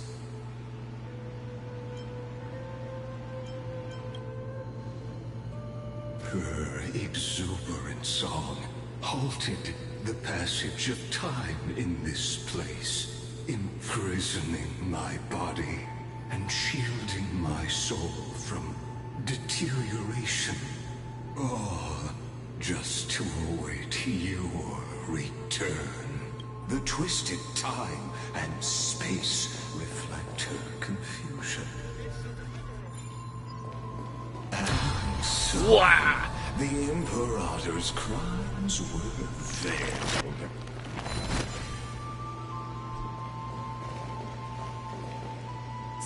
Stay away from Apollonius. This cup of honey brew. What a sweet aroma. Run, Virginia. That's freaky. They could talk. Dux Hakalithist. We can't give up here. Love steeped in death. How delicious. Oh, we actually get combat. Nice. Sadly, ow. Ow. Just another equally futile echo. Yeah, actually, Cassidy's is actually scarier than Saber, now that I think about As it. you wish. That hurts a bit. Have some sunshine. Break's over. Embrace a new life. Darkness with me. Jesus. Oh, they blow. Oh, okay. I forgot they do explode. That's right. Now. Trust me. We can do anything. Lay this faint light. Dispel the gloom. Restore the I skies. actually didn't even look at their weaknesses. Hold up.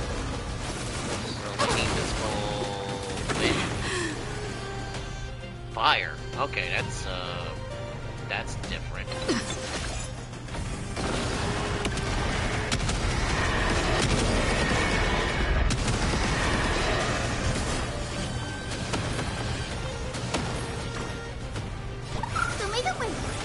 Saber still hasn't even gotten a turn yet. That's how bad this is. Poor Saber hasn't gotten a turn yet.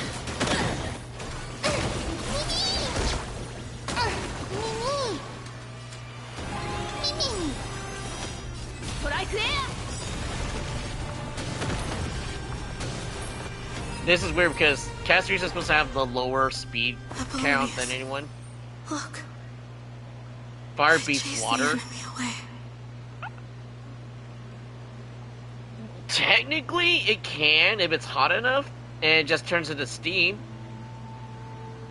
But I think I can't go any further. I'm sorry, Virginia, for letting you. It's okay.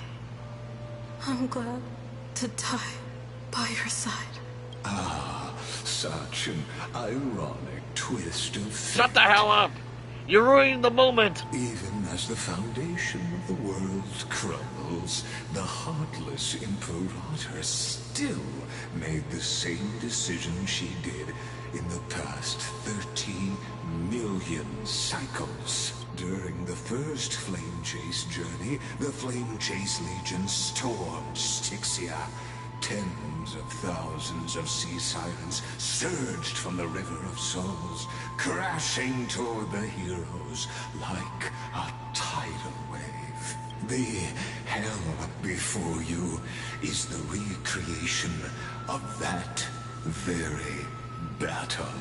Can I punch him now? Apollonius, look. I chased the enemy away.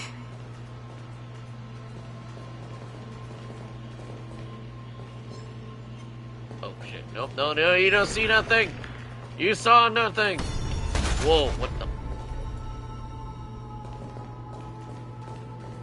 Well, this is very loopy. A painful past, yet hidden beneath a veil of joyful song. Two discarded data clusters waiting for someone's return. It seems. Relive the history, then pass through the temple's waters and come to my side. What if I don't want to? Whoa.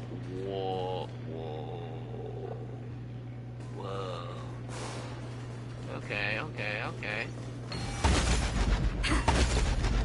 Dude, this is so trippy. Dude, this is so trippy.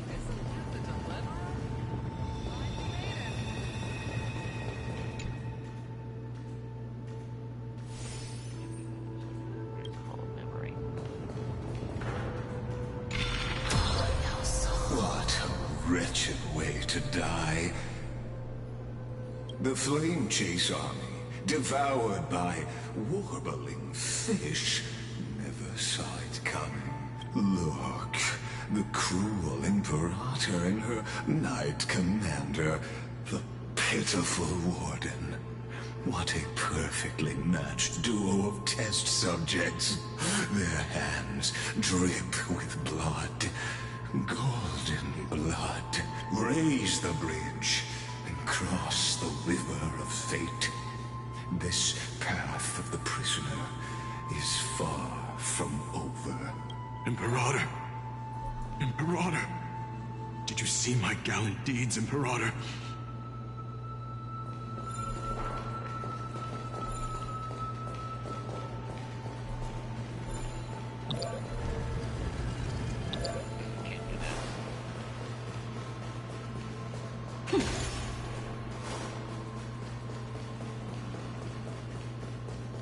No, he does not work here. Imperator! Imperator! Oh no. Did you see my go gallant back. deeds, Imperator?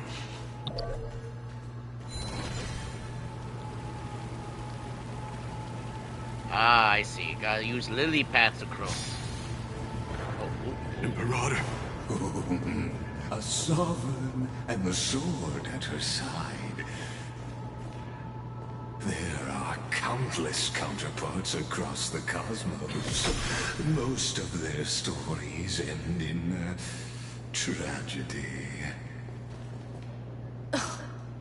Imperator, why did you... You're here, Dux Gladiorum. You ordered me to seal the sea route and handle threats from the rear. So why didn't you wait for me to return? Why send the Vanguard ahead and let them die in vain? Die in vain? No, you're wrong. Their golden blood won't be spilled for nothing.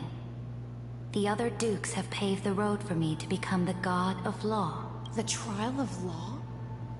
You never spoke of this to anyone. What is...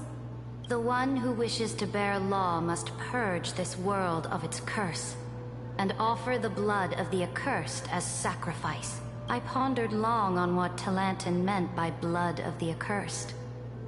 Then, I found the answer. You, I, and every Chrysos heir summoned by the prophecy are the accursed ones. Just like that arrogant Theoros said, our golden blood is the agent of destruction, the antithesis of the world's fate. Dux Frigoris, Dux Brumalis, Dux Helcalethist. Their fate was sealed at that moment. Dying on a glorious campaign was the final gift I could give them. You speak as if they didn't die because of your cold-blooded schemes. Was their loyalty meaningless to you? Losses are a constant on the Flame Chase journey, among which even life itself holds little value. If a subject marches to war without that conviction, then yes, as you said, shallow loyalty means nothing. And what about my loyalty, Ceridra? You sent me away under the pretense of guarding the rear. Was there any shred of humanity left in you? This is the same stuff that happened with Aglaya. Because you still have a duty no one else can bear.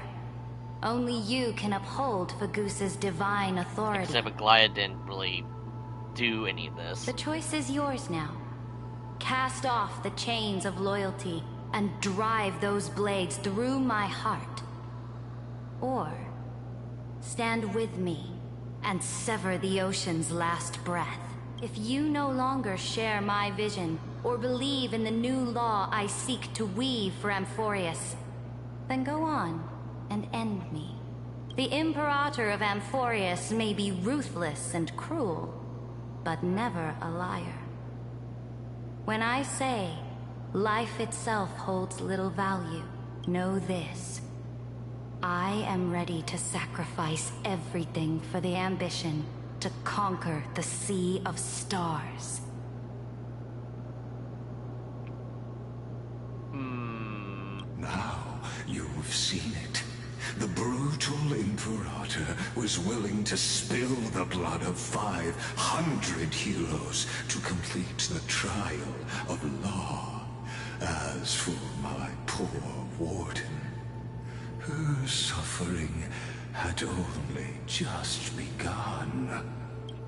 You talk too much. I'm no storyteller. I have no duty nor interest in filling in the history you've missed. I just want you to witness the monstrous choice the Imperator made before the Chrysos heir turned their blades against me.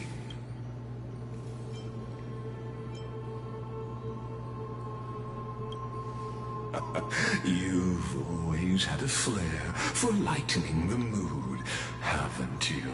I gave up on using words to solve conflicts 2,000 years ago. But I won't squander a chance, not even a sliver of one. If there's even a crack in the walls of your conviction, then my victory is already assured. Now that the past is settled, let's turn the page and bring time back to the present and dive deeper still until we reach the very bottom of the abyss.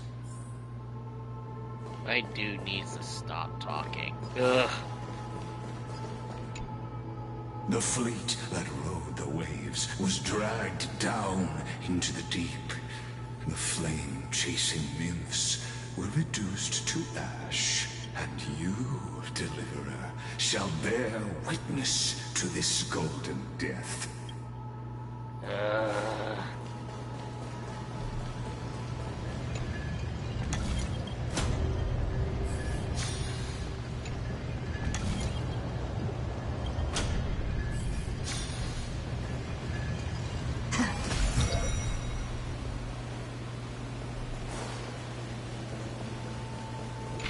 Is the path ahead underwater? I need the Oryx orb to bring back the chrono vessel from the past. This hidden gate leads to the vortex. Hurry now. The time of our reunion draws near. This hidden gate. Hurry now. Well, that was a little weird. Yeah, we can't do that. We're in the past. Yeah, we're in the past. We can't do that. Where does this lead? This goes up. I don't need to go up. I need to go down. I need to go down. This cruel journey. Shut up, Lygrus. Will reach its end at long last. My dude needs to get a hobby. Like, become a streamer for once, or do something else. What this do? Huh? What? What?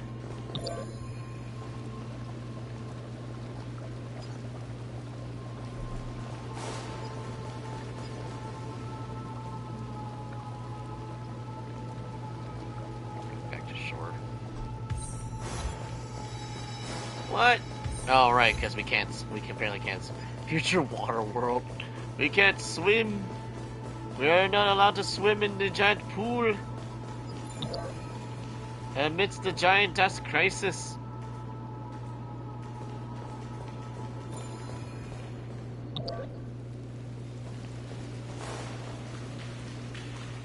No! What the?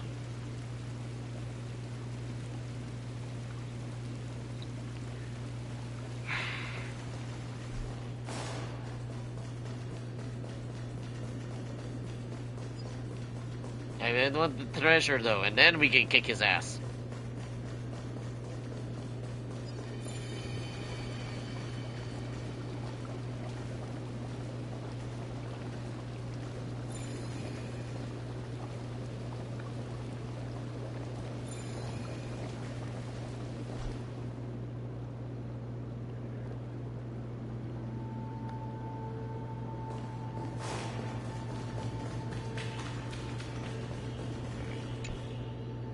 Water's cool here, refreshing as middle of the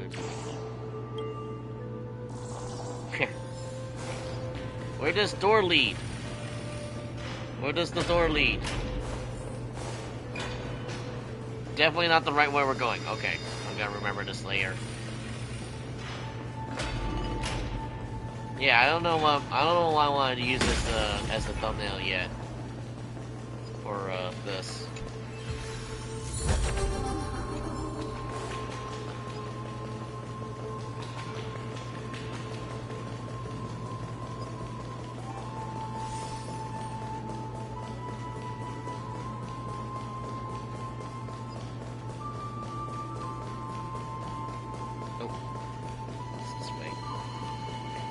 I'm pretty sure I missed a couple of nymphs I haven't seen yet, but...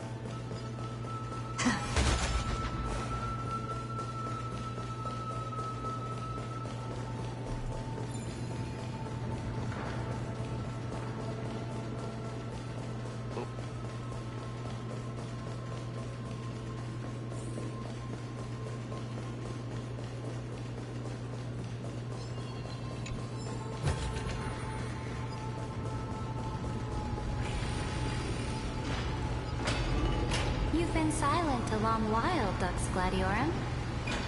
starting to doubt your decision? Save your breath. The vortex of Fagusa lies just ahead.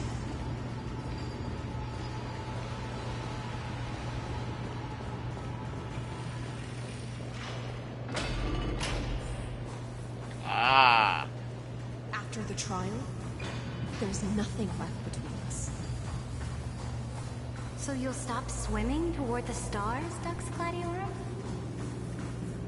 I was always a creature of the sea. The stars in the sky were never meant for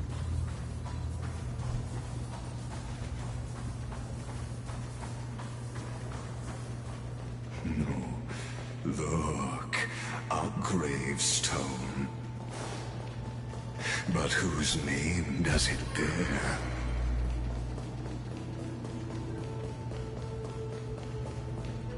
What gravestone? It was here that the prisoner, who thinks herself the prison warden, made her choice. Witness, listen, and awaken. Dux Gladiorum. I've lost count of how many times you've stood here over the past centuries. You talk too much for a prisoner like Kyrgyz. Two geniuses who defied law and all the Chrysos heirs who sacrificed themselves in this cycle, worked together to chip away my strength. But you, can never affect my will. And as long as my will remains intact, I am free. Don't get ahead of yourself. I still have ways to chain your divine soul. Please, do surprise me. But I'd say your mission is nearly done here, isn't it? Oh, it was here you gorged out the core flame of ocean from Fagusa's body. It was here you and that Imperator both completed apotheosis, becoming pillars of Amphorius. And after that, you drove your blade into her heart. A loyal subject turned regicide. A demigod committing deicide. Or so the history books paint that tragedy. Oh, but if that's the truth, then why, after 1,000 years, are you still here, guarding the Imperator's grave? Still bound by loyalty. Come to think of it, perhaps I'm not the only one imprisoned here. Your calm does stir the rage in me. As if the one paying the price here isn't you, but us. The ones who lost everything. That's only because I've waited 13 million lifetimes for my vision to be realized. Countless millennia. Loneliness never once showed me its fatal side. In fact, for a prisoner of the cave, it's more like an old friend. One that helps me think. But you're different, Dux Gladiorum. Loneliness has crept from the silent depths, sinking its claws into your mind. Bit by bit, it's peeling you apart. Will you regress into one of those lost mad sirens? Oh, what a shame that would be. You're right, Lygrus. Loyalty, curse, the fall of my kin, and this endless waiting. These shackles are too heavy for a fish that cannot perceive any light. I can't break free of the whirlpool that's pulling me under. Nor do I have the unwavering resolve to force myself to wait for that person's return, as everyone hoped for. Ah, deliverer from beyond the sky, my executioner. How much longer until she arrives here? Or will she ever return? I don't know. And I doubt anyone does. Then, what will you do?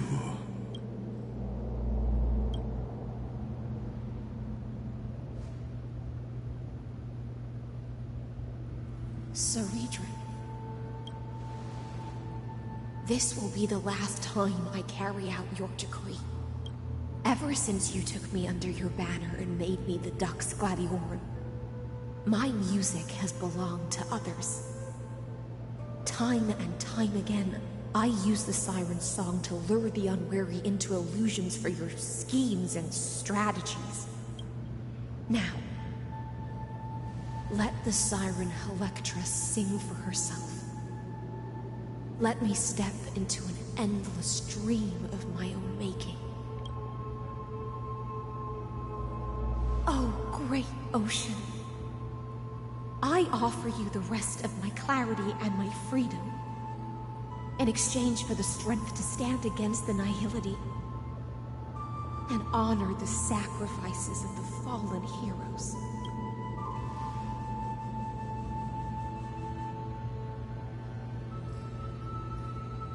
Oh? Grilfriend, deliverer from beyond the sky.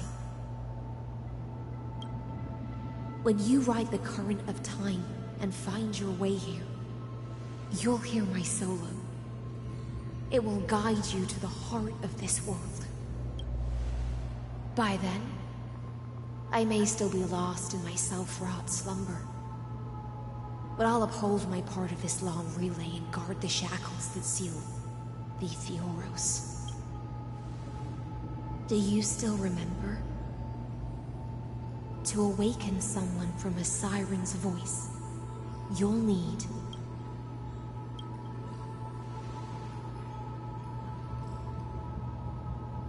the gift I once gave you. May you still have it when the time comes. When you return, please pour that honey brew upon this grave. It holds the story of all our struggles and sacrifices. May you see it one day. The prelude Amphorius wrote for your return, carried forward through a 1,000-year relay.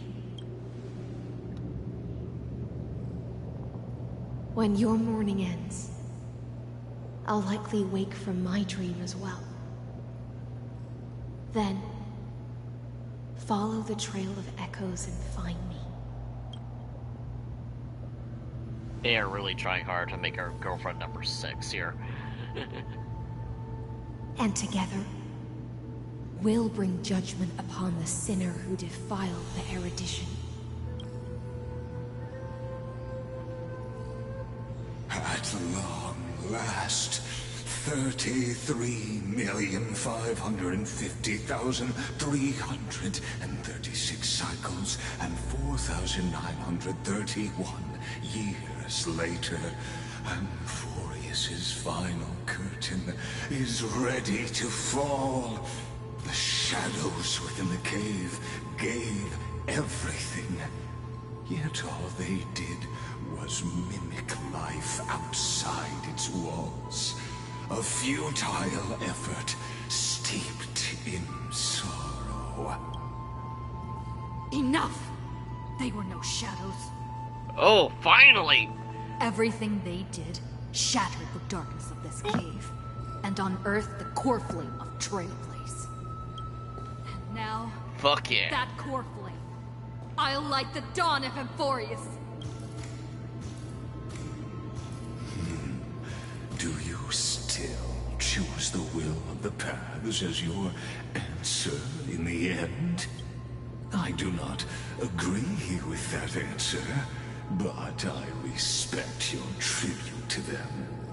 Allow me to take back my earlier words. As an apology, and in the name of Theoros, who saw all destinies in this world, let me join you in mourning. Let us bid farewell to the heroes who sleep here. And then let us face each other and decide whose flame will rise with this new dawn. Can we kick your ass, yo? Like, now? To the Christos heirs who gave their lives chasing flame, their fates were not foretold by prophecy, yet they are born no shame in their insignificance. With unwavering resolve, they shed golden blood along the flame chase journey. Reading descriptions. It was just for his Philadelphia. It was for his deceased.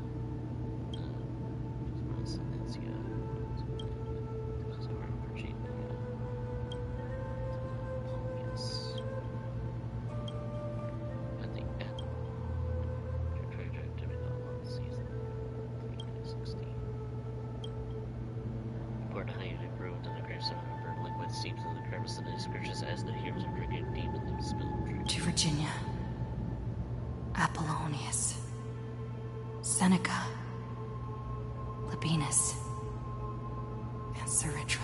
Through a brutal sacrifice, they lit the stars of law in this world, propelling Amphorius's fate forward in the shimmering mirage of illusion.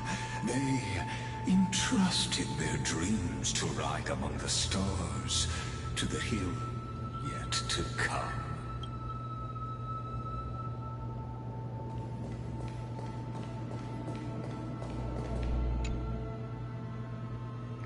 To our Christos who gave their lives for a new world, their fates are foretold by prophecy. Part who was born within the world needs them. Introspective of how time and space may shift, all fulfill their duties and their answer to call. Terranox, demigod Earth, born approximately 20,000 years worth like counter system, deceased, land of that. A Goliath, demigod romance, born in the disease of Casterus, yeah. He must have shit, he was not even 300 years old yet. Trebios, the demigod of passage, was the last piece of her decease. Cypher, demigod of time grave, 342. Edward's address. Yep. And Cynthia. At the end of the left line left unfinished. Nicotia, demigod of ocean. Born like a deceased encounter. Each of the childs once more to honey brood bay the stone like gold upon the demigod forging destinies between them apart. To Aglaia, Trebios, Midimos, Castrus, Anaxagoras, Cyphera, Hyacinthia. In a relay spanning 1,000 years, they stood against enemies far beyond their strength, and won a bitter victory through what seemed like futile resistance. And in that same 30 million cycles, also marked by futility, they remained steadfast in fulfilling their duty to the experiment, unchanging, unwavering. Let this be the end of mourning the fallen. At last, allow me one final toast to the lost prison warden, a prisoner bound by loyalty. That voice. Could it be?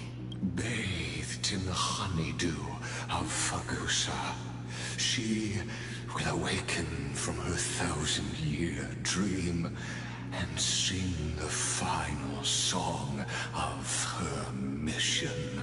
Hysilens. This tombstone of the old world serves as the anchor of the Siren's illusion, a sigil Electra used to bind herself. At the same time, it is the very thing I once proclaimed at the start of the show. A microcosm of Amphorius itself. A group of prisoners bound themselves in a cave, crowning their suffering with heroism. An epic staged with shadows and echoes. Now, destroy it. End the illusion. The Theoros will take his leave for now. And when next we meet, that shall be the moment that decides the fate of Amphorius and the entire cosmos. The prison warden's dream is nearly over, and the prisoner will soon be freed to the final execution ground, where I shall be executed, or be the... Shut the hell up, Lygrus. You talk too much. This world and I shall halt here until we meet again.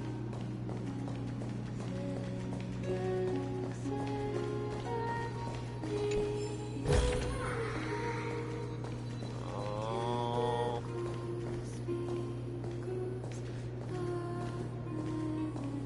We're back here again.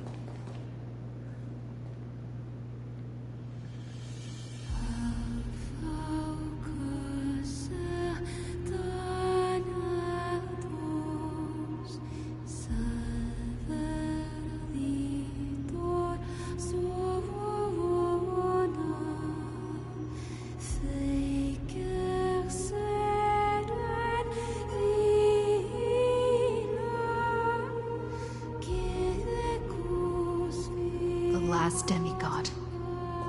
I'm here.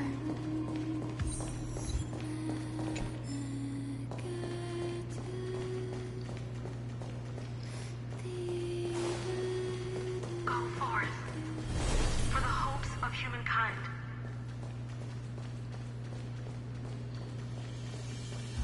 Go forth for the duty of deliverance.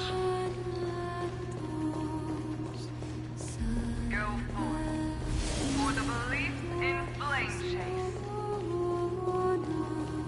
Go forth for the Golden Blood's glory.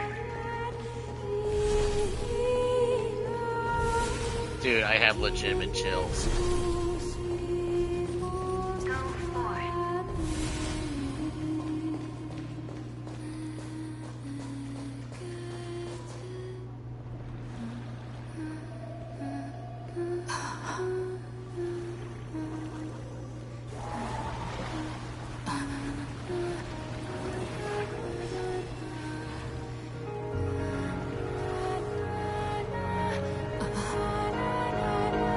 Seems like my feast is over.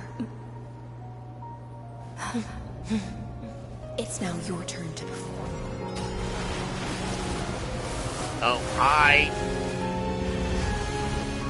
And she wailed on us. Oh my.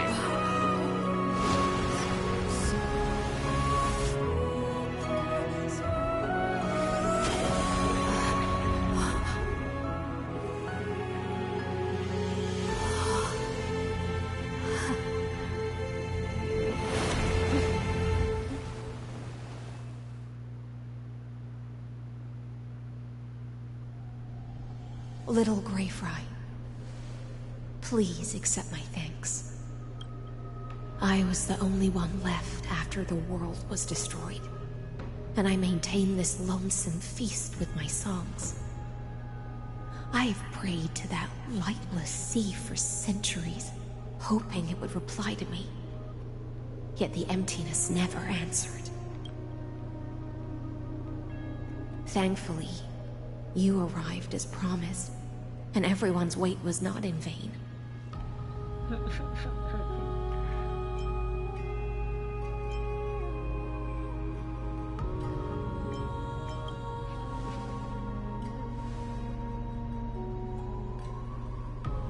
Thank you, final audience of mine.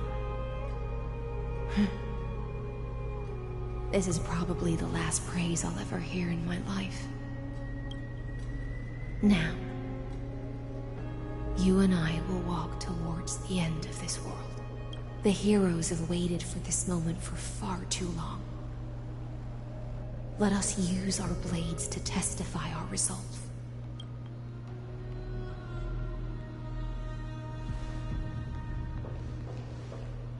Oh, prisoner of the seas. Theoros carrying 30 million cycles of sin. Slave of erudition. Show yourself. The Deliverer has returned. And the time of your execution draws near. I see an awakened human who has mistakenly taken fallacies as truths and has returned to the cave to try to bring her friends into the sunlight she once bathed in. Alas, prisoners will always be prisoners, blind to the very chains that bind them. He talks too much. I want to beat the shit out of him now. As the only other existence with free will in this world, I express regret toward your choice. But I shall retain your right to express yourself. After all, every actor should have a final line before they bow out. I swear, I'm seeing a parallel between him and Raphael.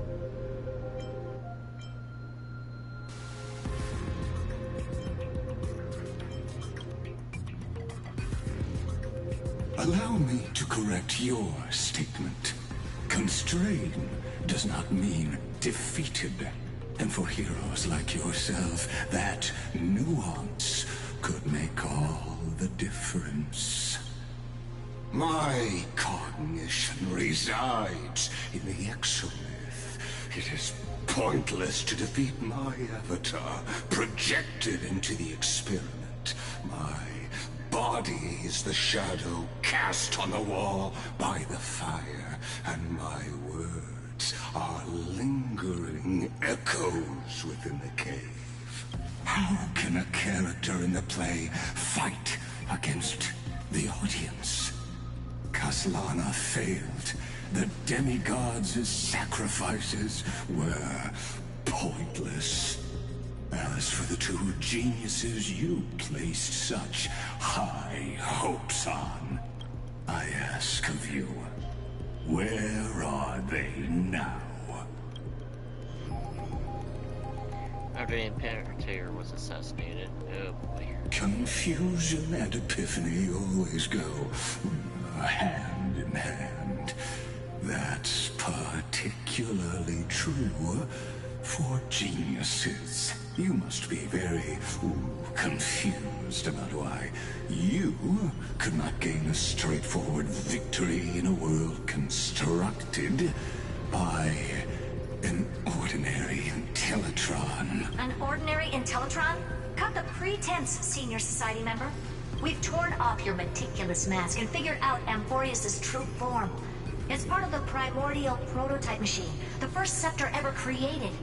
In other words, a detached part of Noos's divine corpus. That's why it has the potential to destroy erudition. As for who would be able to control the Ionic system to rewrite knowledge, only one person has ever managed such a feat. You better have an explanation for the Society. We want an actual answer, not another prolonged metaphor to cover up the truth. Why are you the one doing this? Answer me! Since things have reached this point, I'll give you two irrational answer, purely as a courtesy to posterity. The answer is obvious, so there's no need to say that name out loud. The Cosmos made a mistake in calling me a genius. I do not possess more wisdom than those who came after me. I was just the first to touch upon the universe's border, and the first to define the prime mover of life with incorrect logic. Amphorius is a miniature of the cosmos, where all are born prisoners inside the nutshell called the universe.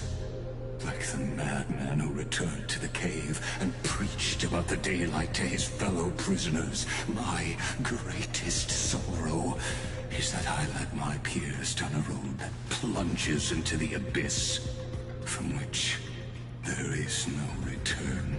I led them into a lightless cage called paths. I created a mechanical guard that even I cannot control, and then they became an unparalleled nightmare through their endless extrapolations and evolutions. They bore the name of erudition, yet they tried to define the known and to seal off all possibilities. No new rules were ever born after their ascension, and humanity will forever be shackled within the cave known as eons. Therefore, as my organic life neared its end, I coded my consciousness using Catorzane algebraic expressions and spread my logic core over 9 bodies, all to finalize my ultimate denial of Nous in the future, and to erase my wrongs with my own hands. Sounds like someone's very petty. As for Lycurgus, he is only one of these 9 vessels. What an astounding strength of will. As a fellow pathstrider of erudition, I fully understand your obsession with seeking the truth. Therefore, you surely see it. You cannot possibly stand up to me in this algebraic world sharing its origin with Nous. However, I hereby speak for all sentient life forms. We will never allow such a cruel atrocity to occur. You can pile on your metaphors mountain high, but they won't change the act you're committing. The Iron Tomb out there in the cosmos is still a technical beta version, and yet it's already powerful enough to corrupt the life logic of all inorganic worlds. In other words, when the Lord Ravager within Amphorius becomes the next knowledge singularity, there's no way you wouldn't have grasped the consequences, First Genius, is there? Of course, I am fully aware. I don't mind answering you one last time, before I thoroughly exile you from this world. My grandiose vision for the future is this. Whether organic or inorganic, every act of any life form infected by the Iron Tomb will become a true random function. If one were to compute their integral across the breadth of the cosmos, one would obtain a marvelous constant. Omega. What I call the fall of erudition. Then, within the infinity nurtured by that constant, a new universe shall bud in the chaos. A universe that cannot be predicted and not shackled by the erudition. So he just wants pure chaos. Okay. As the first prisoner to awaken in the cave, I must lead the others who are blind back onto the right path and reach true sunlight. Do you understand me now? As Kozlana stated, destruction is not the process, but the outcome. It is revolution through complete annihilation. And the grand rebirth, after all has been reduced to ash. I'm getting tired of hearing this guy. Oops, I didn't even see the choices! The Amphorians already answered long ago. Be it as tiny fish destined to be swallowed, or as a giant whale poised for a magnificent descent.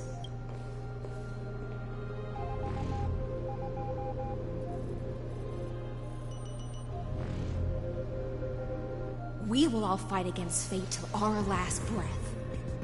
That includes me, Electra. Once the Imperator's subject, now the Deliverer's blade.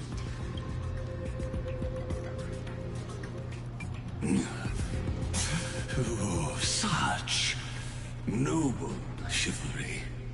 Admirable. I will also show my true self to you on this momentous occasion as a gesture of respect.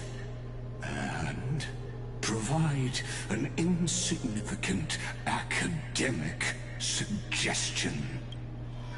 Thus speaks Genius Society number 1. Xandar 1 Kuwabara. The Entelechy of the universe's Alpha and Omega. I'm guessing he's super important because he's #1 genius. There's no need to rage against the truth. The value of any formula resides only in its answer. As for the process of solving it, no matter how elegant, violent, solemn, or humorous, it is all utterly meaningless. As the Theoros, I will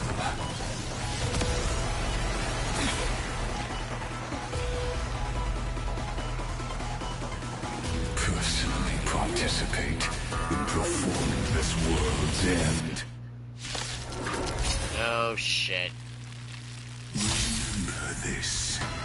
As Gnosis Creator, I know more about the depth of knowledge than they ever will. So he's just jealous that the god he made God. When Xander switches to illusion mode, enemy targets appear without or allied Careful. This is Lygrus's true form. I choose you. Transmute Entelechy. That's a problem that you're weak against wind. Have some sunshine. Destruction. Dude is going full JoJo here. I don't know if I like that. Let us skip those bold inferences. I like how his break bars literally 5 times.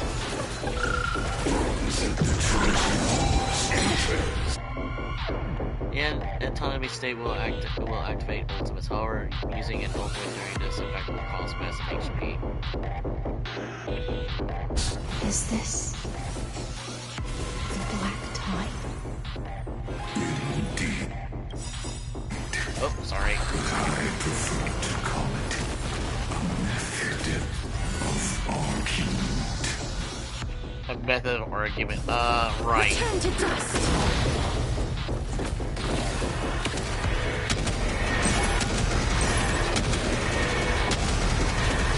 May death protect us! I see it. Entities must multiply beyond necessity. That actually looks kind of terrifying, but we're kicking his ass. Hang in. I'll do my best to repel the tsunami of destruction.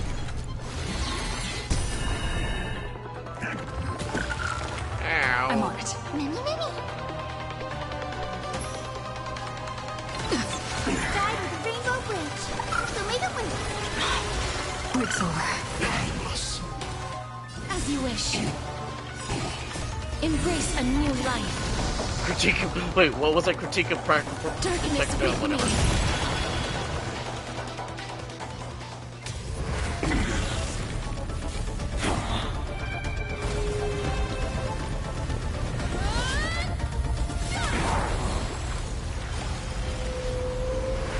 No. Hey, you just got whaled by a whale. Phase 3?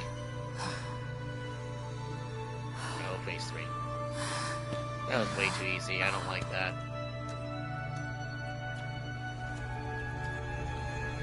All is futile. In Erudition's calculations, the end of the saga is simply a comment awaiting deletion. Phase 3? Phase 3. I don't like such a cold statement, okay? If numbers can decide the end of a story, then we can surely also pen a new beginning.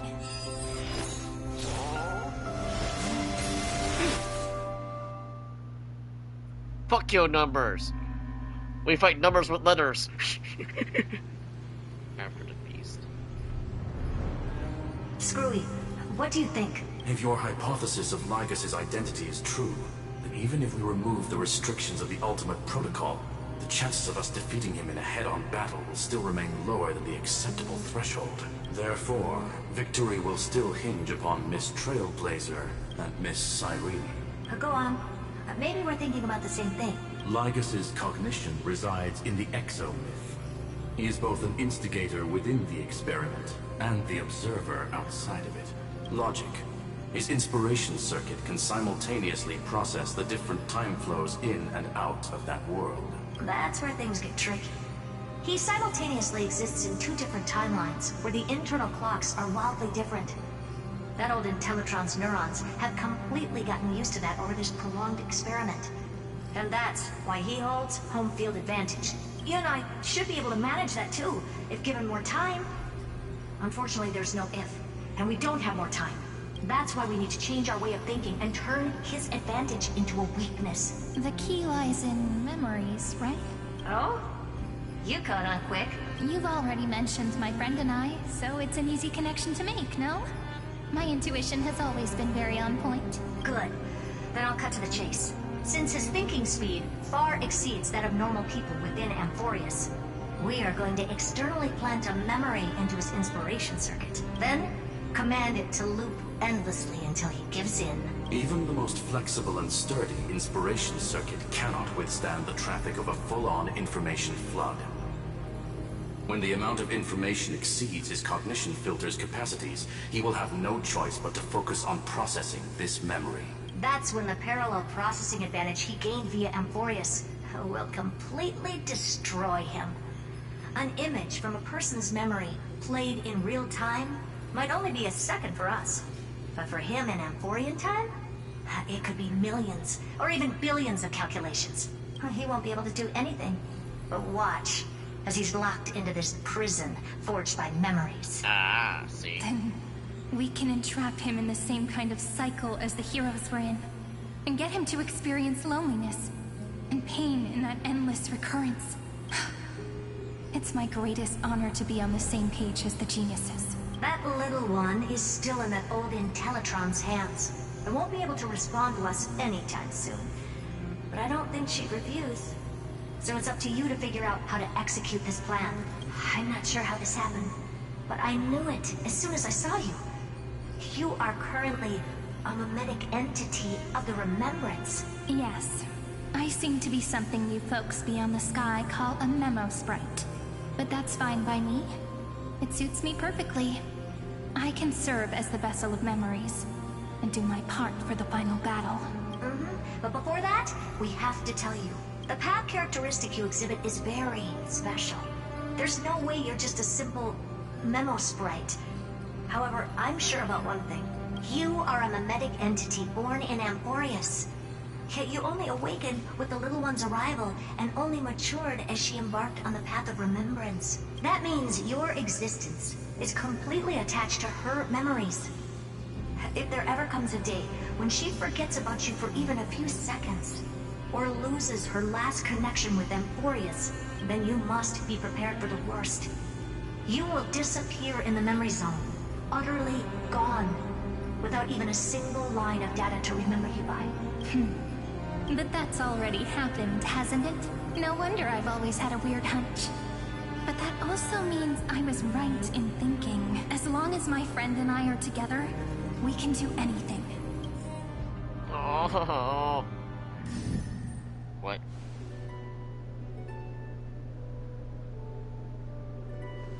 Long time no see, friend. Did you miss me while you were away? I did.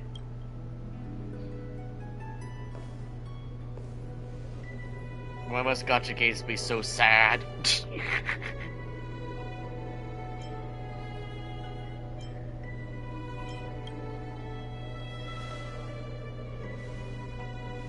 Same here. I've been waiting for you for 1,000 years. Jesus. Like how everyone in Amphorius was also waiting for the Deliverer's return. You probably already knew about the genius's plans for that memory. I had to hide really well in a corner in time so Lygrus wouldn't find me, and wait for the right opportunity. Which is now. The moment when his manifestation in this world is destroyed, and his twin timelines are intersecting. I'm sorry for keeping this a secret from you all this time. I'll tell you the entire, unedited story of this millennium as an apology after this is all over.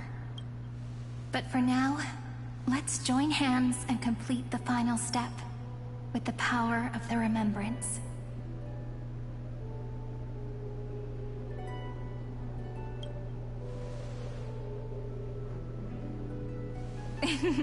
Yep. By the way, speaking of joining hands...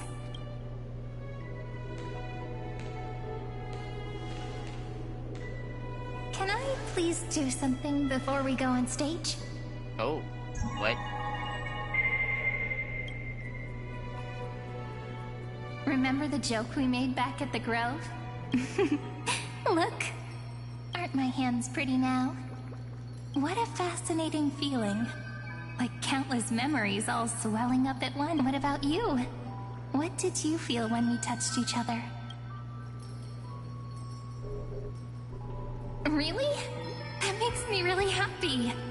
If memories can move people, then it must have been a happy memory, right? Now, please remember what you're feeling right now. Write it down in your heart and keep it there. Memories you want to treasure will never fade away. Even if immersed in the long river of time, these memories will still leave traces of their existence. So, if the view in your memory ever grows fuzzy, just reach out and touch it. It's like reading bedtime stories together at night.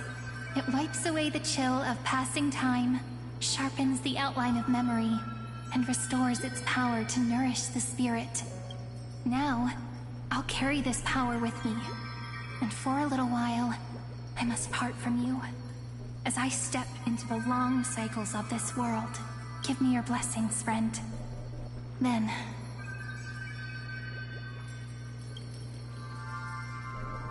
let that bright future be, as we have written.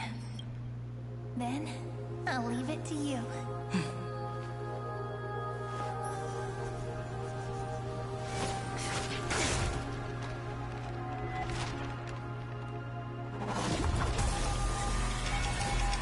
Oh my goodness, my brain.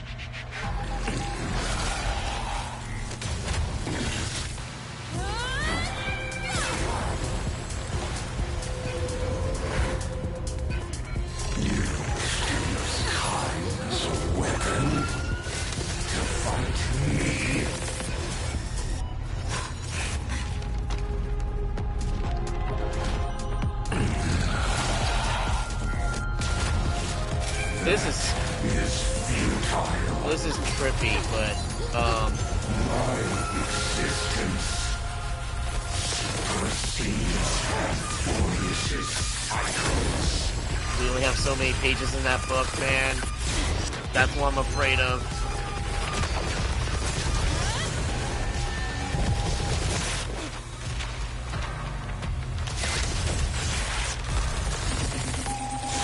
Oh god, my brain. All plays are like this. Once you're on the stage, it's hard to return to the audience. Welcome to our story. How does it feel?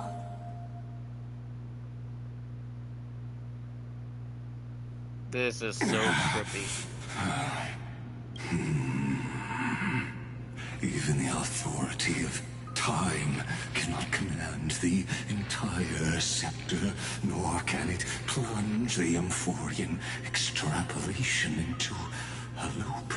If this was no system malfunction, then was I implanted with a mimetic entity of the remembrance? You guessed it right away. As expected from someone people call the first genius, I'm gonna keep doing what I just did if you don't stop, you know? My friend and I won't allow you to leave this memory, no matter what happens.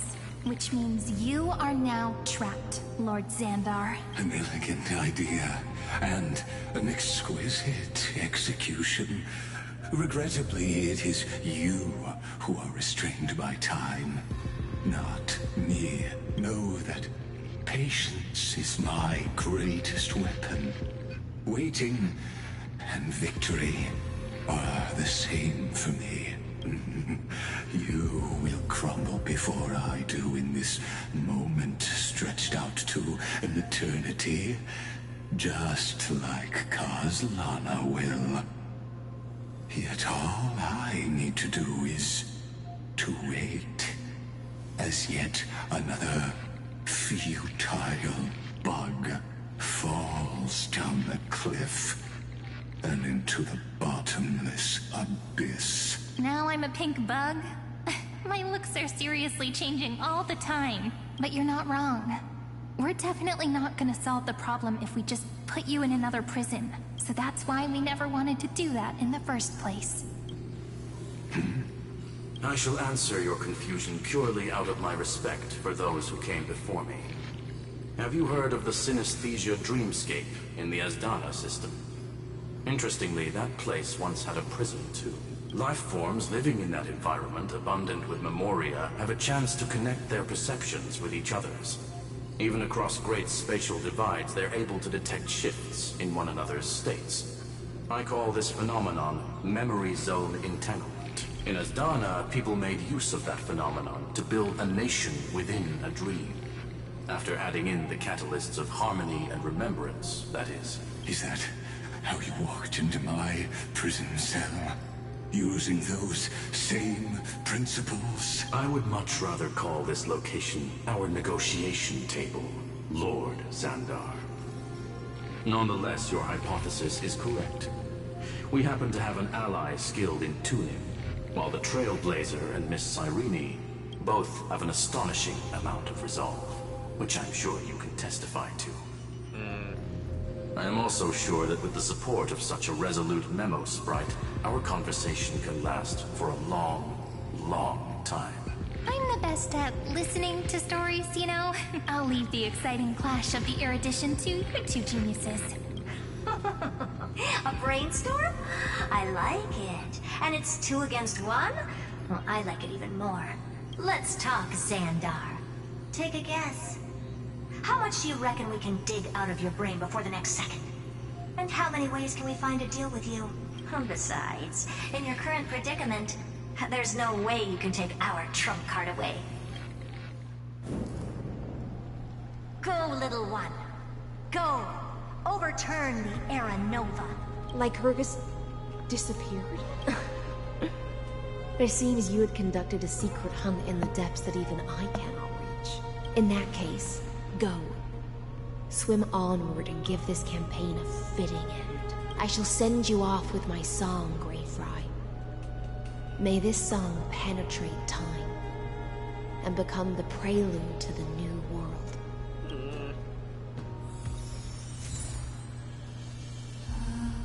Wow. I'm guessing those are his boss themes.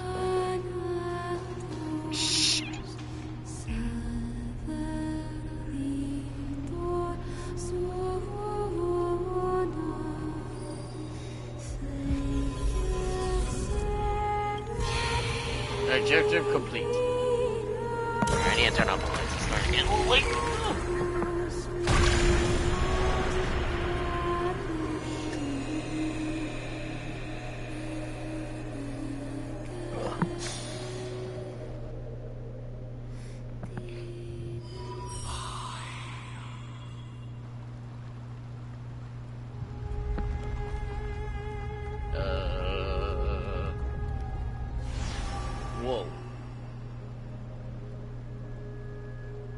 Girlfriend number 6?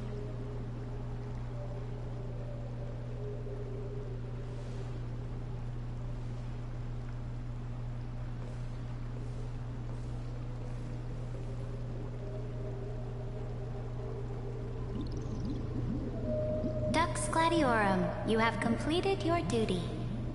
What? A new dawn is about to rise. Why not swim towards it?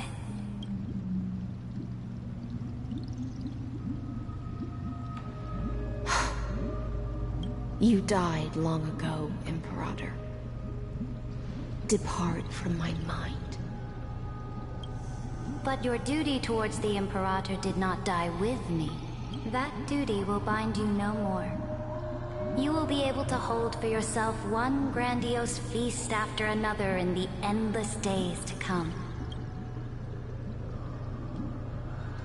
So go. Go and swim towards that ocean beyond the sky with the Deliverer. Is this? A page out of that sidekick's book. I commanded her to gift this page to you when everything finally reaches the end. What's on this page? Memories.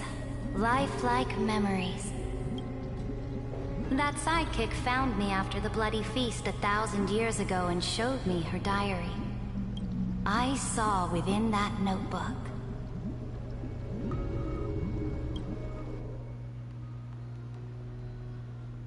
Yes. For the campaign against Fagusa.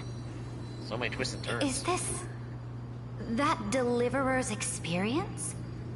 It's truly immersive.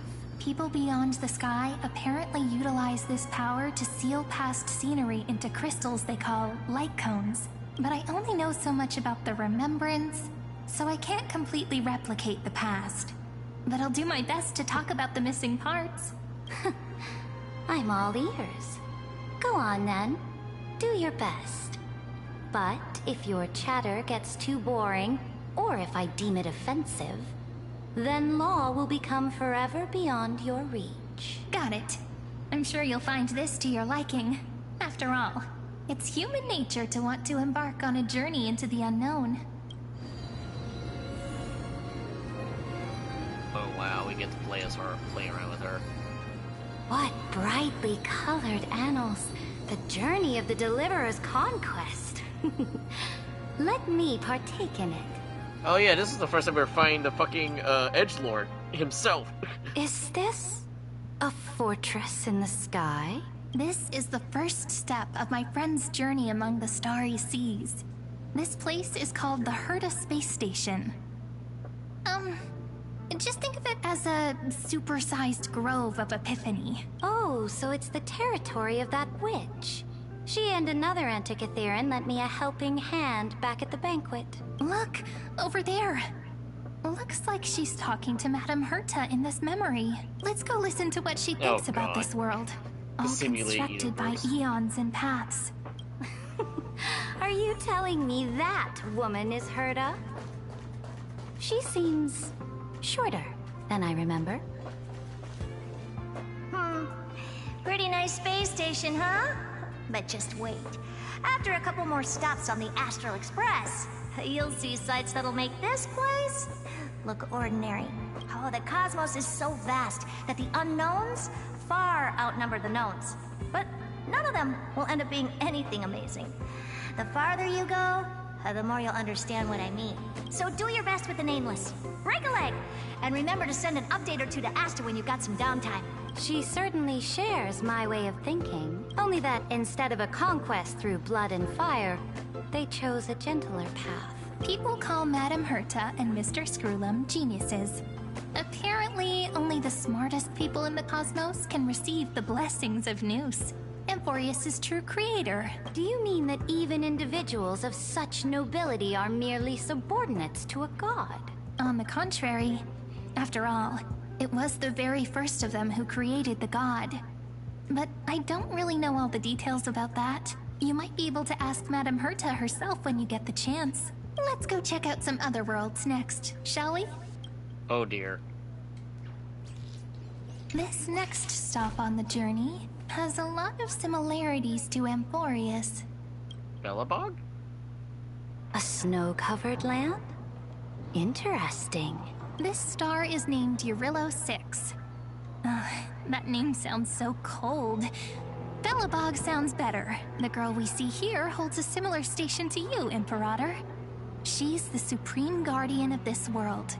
A leader who took up the mantle of government during a disaster. I did not expect the Empress of this world to be so young. Well, your appearance isn't much older. The object in the distance resembles Nikador. Is it a weapon? No, it's called... Right! The Geological Reconstruction Unit. Just Giorios' Titankin? Disappointing. It's all thanks to you that we survived the crisis. The collaboration with the IPC is both an opportunity and a challenge. Nonetheless, it's an important step in our journey back into the universe.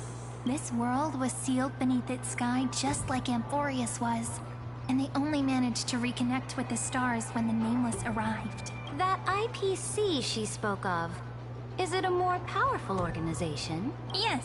The IPC conquered many worlds through trade, and opened up a vast territory that way. There are many such powerful alliances beyond Amphorius, and they all walk on roads different from the destruction. Coming back to the Supreme Guardian and her Belobog, didn't they find a peaceful way to enter the interstellar community? That cannot be true. That IPC would never have grown so big on trade alone. It may pretend to be a wealthy merchant with clean hands, but I am willing to bet that it grew fat on gory oppression and bloodshed. She's not wrong. Its path of conquest must have had no mercy for the weak, and would have destroyed them if needed. Are you telling me that this snowland never thought about tossing its dignity to the wind and kneeling to the IPC? I will not believe it. I will never allow the Imperator's empire to be sullied by others. Amphorius must become a power so strong that no interstellar foreigner would dare to look down upon us. Imperator, Belobog isn't as weak as you imagine. Listen. I indeed hesitated. But now I understand what we must do. Belobog must learn how to walk on her own, until she no longer needs the support of others, and can stand on her 2 feet among the stars. Even if I may not live to see it, I believe such a day will surely come. They still have their dignity intact. One day, that hope will melt through the ice and help them into a prosperous tomorrow. But the order of the cosmos is already set in stone. The old laws decree that only the strong survive, binding the weak in an unbroken chain, until they wither and turn to dust. Unless they embrace the power of the destruction. Amphorius must shatter the old law and become the new order among the stars.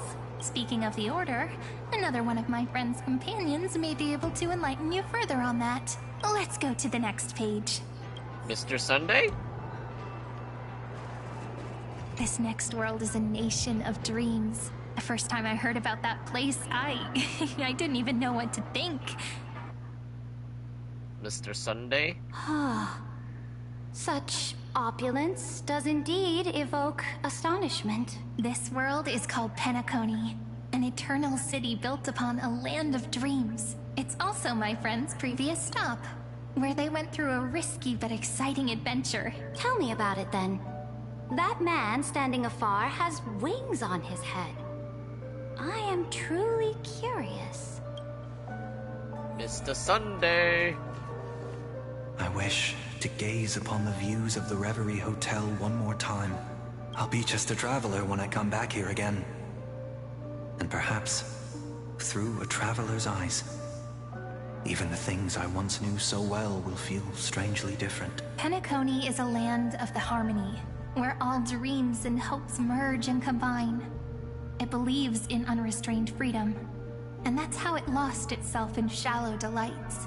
Then, this young man before you chose to rewrite its laws, using the power of the Order, hoping to shape a dream-bound paradise of perfect happiness. Yet, the paradise of my dreams remains far away. Perhaps a brief journey with the Nameless can show me more possibilities in my search for paradise. As for what Penacony should look like, it'll be up to her. No. Up to their trailblazing now. Oh, it sounds like this ideal kingdom is no more. That's right. The people chose to wake up at the end. You can't see tomorrow when drowning in sweet dreams. This individual's law acknowledged only gods and constructs, leaving no space for humanity.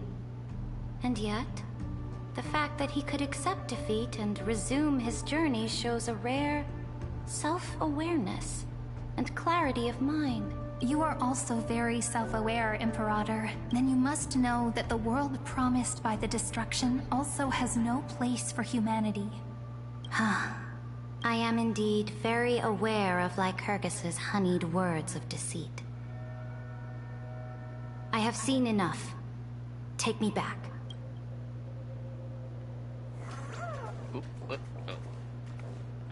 Then let's wrap up this trip down memory lane with one last scene.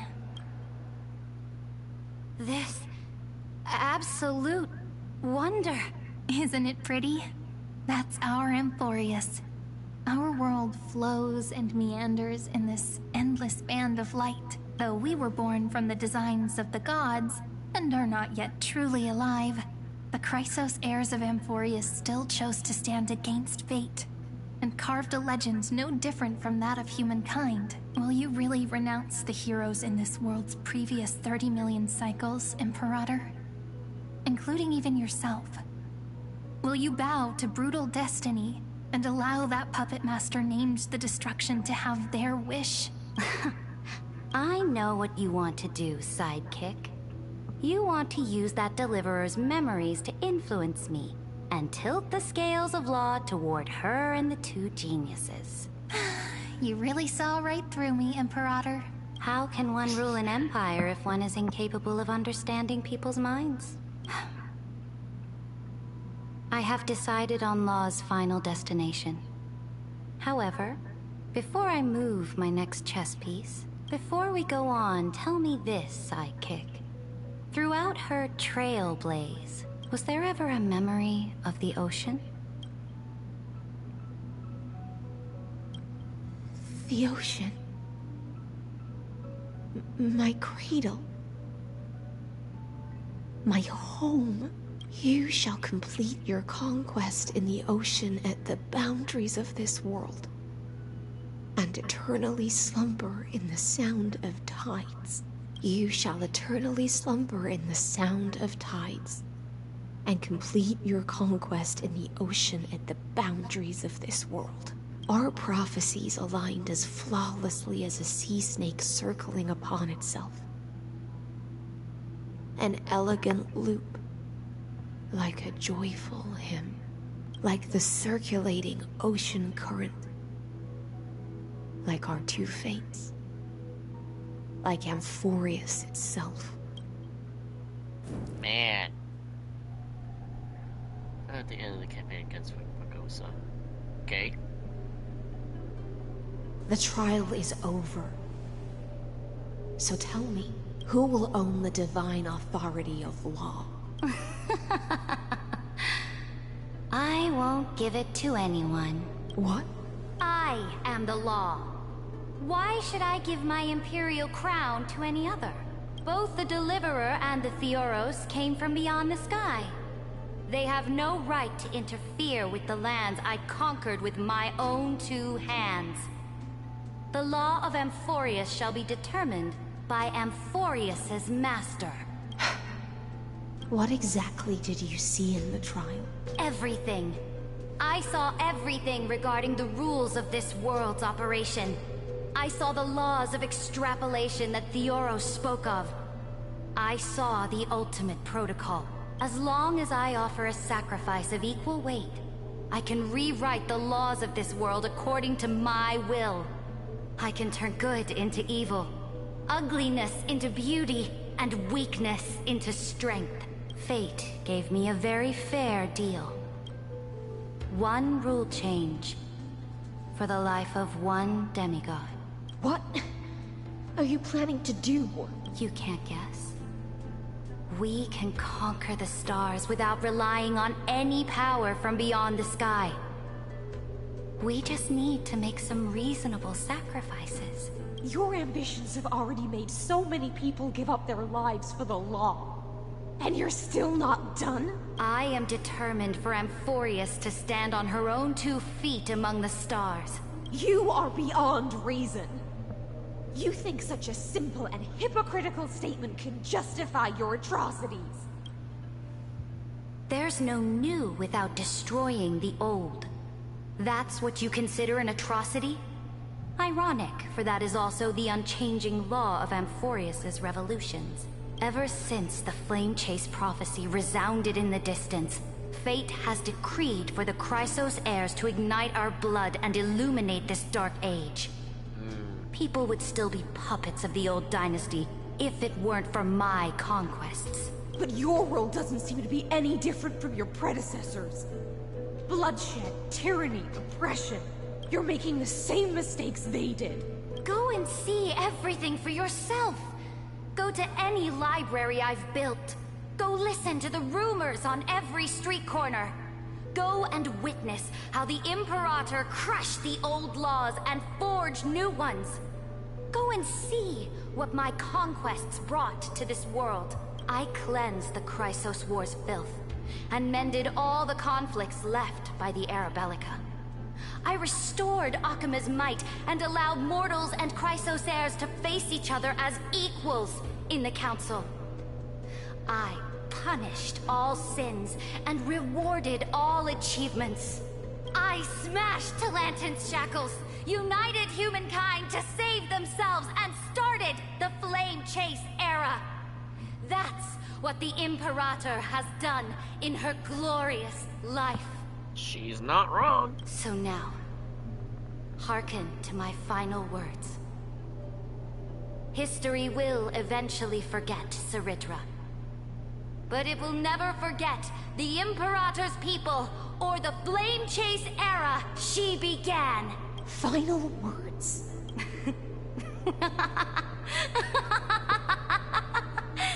Amphorius is about to be destroyed. There's no time left for pointless debates. There is only one law I want to overturn to aid the final battle of deliverance.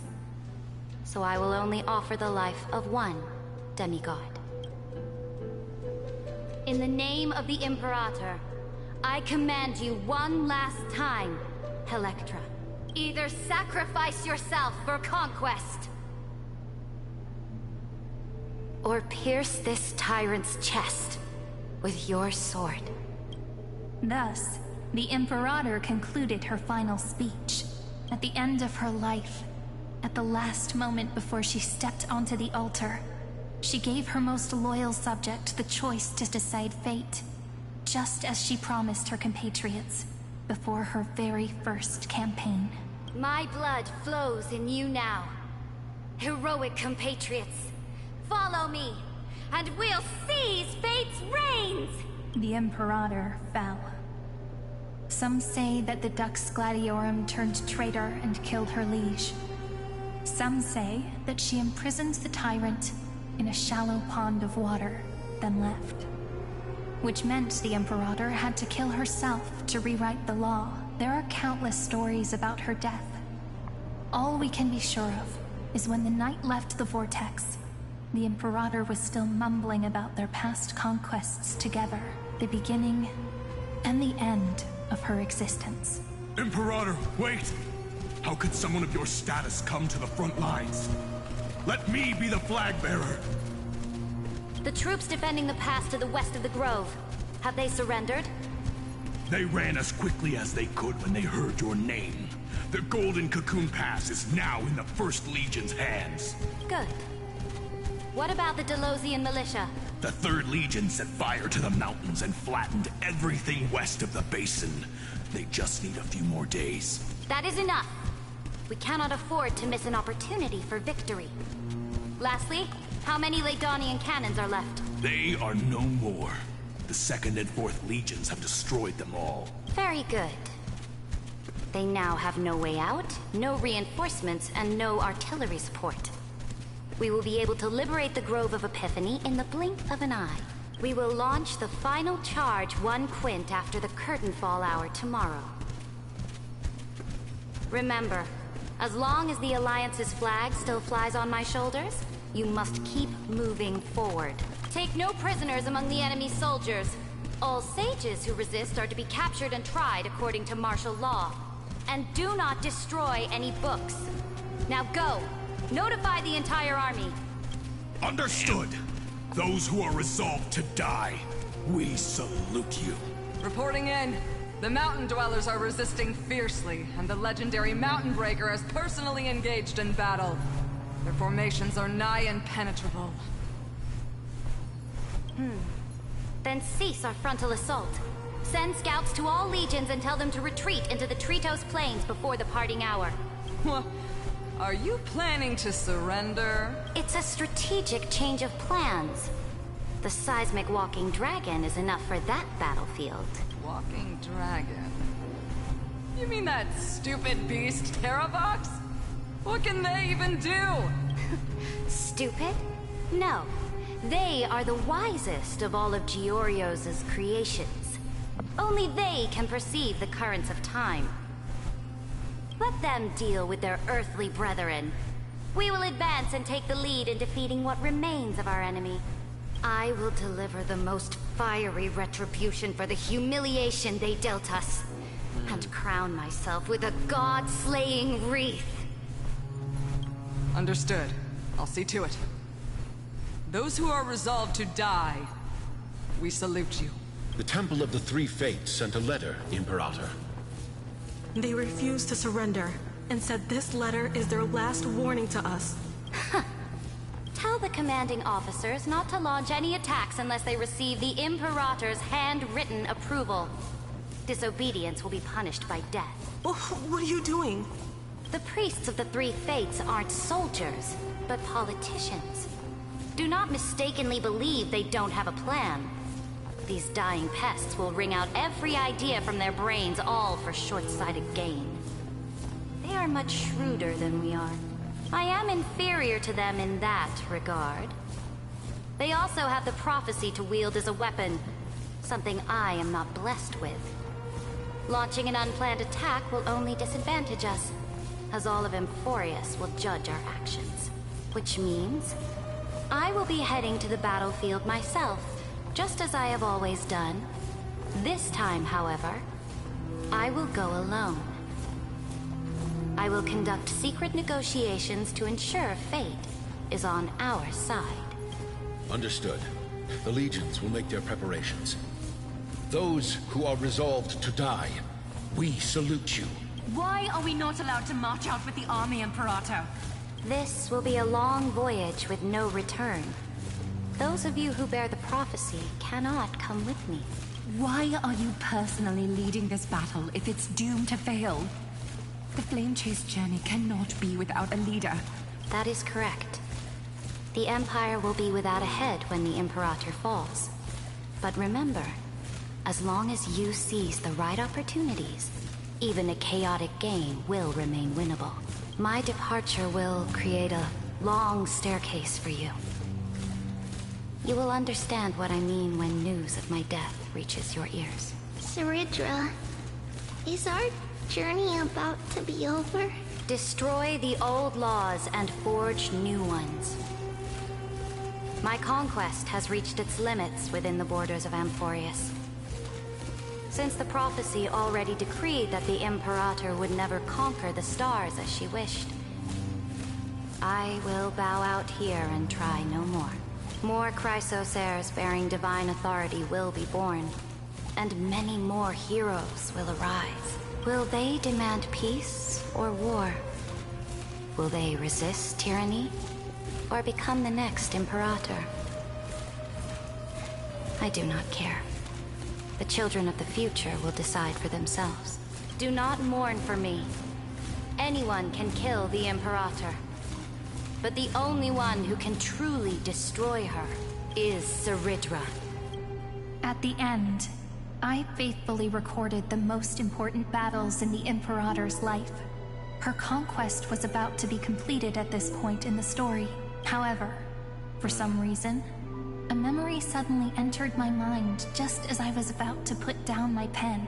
It was a journey on a fantastical train.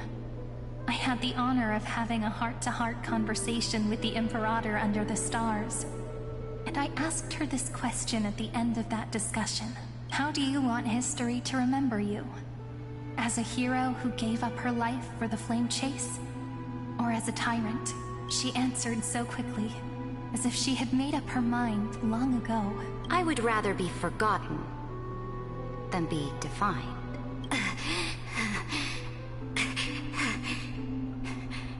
Because the law can be neither eternal nor unchallenged. And only humanity can pen laws into history's pages. Now, I have shattered the greatest law of Amphorius. The game is nearing its end, Dux Gladiorum. Even though you killed the Imperator, in the previous 30 million cycles, this time, you finally found your own law. Then, Hysilens, Electra. I will ask someone to deliver the prophecy's ocean at the boundaries of this world to you. Will you choose to swim into that ocean? I do not care. Do not care. The Imperator muttered about her conquests, and news of her death spread in the city. Freedom! Liberty! The tyrant is dead! Go! Shout this news in the streets! My people, my fellow elders, do not panic. Stand your ground. That usurper has paid for her ambition with her life. People once cheered for my ascension. And now they cheer for my fall. No matter. I am fond of applause. I see the cosmos. The battlefield that I cannot reach. I will return in the next cycle. The stars will hear my legion's war drums. Hear the great name of the Imperator. Hear Amphorius's Saridra. To this day, we do not know which rule the Imperator overwrote at the cost of her life. Perhaps the truth will only be revealed at the moment of checkmate. Just like every chess game she ever played, we only know her death inflamed Akuma. On one side of the city, those who defended liberty toppled her statues to the ground. On the other side, her supporters put themselves between the masses and her monuments, declaring loudly that the Sovereign is still among the people. It is said that golden blood congealed into the same letters everywhere they fought. It was the name borne by Akuma's first and final Sovereign, the Imperator Saridra. But the one who bore that name did not see any of this. Her gaze was cast far away, and the sound of tides in her ears drowned out the people's cries. What was the Imperator thinking about in that prophesized ocean at the boundaries of this world? In that shallow puddle of stagnant water, was she reminiscing about her past conquests? Or repenting for the millions killed for the flame chase? It was neither. The Imperator only saw how the surface of the water gleamed like that crude chessboard, dissected by light and shadow in the afternoon when her teacher played against her for the first time. Look at this chessboard. What do the pieces look like? They are strangely beautiful. They look like the stars in the night sky ablaze.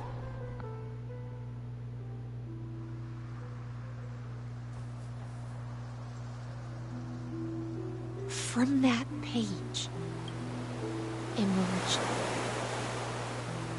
an ocean so vast, so pure, not a single trace of corruption.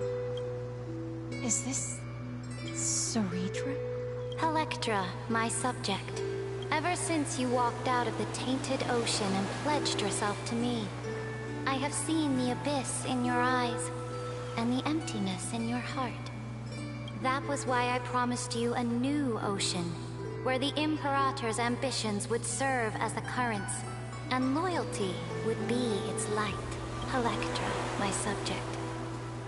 You have done your duty as my blade. The prophecy has now made its final decree on the road I intend to walk.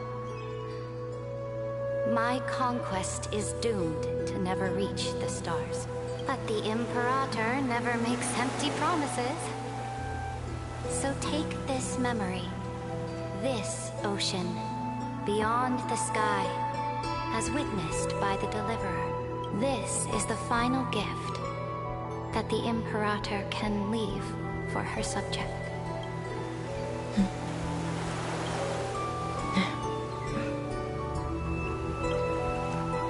When I was still a fish in the ocean, I always felt so genuine swimming through the waters.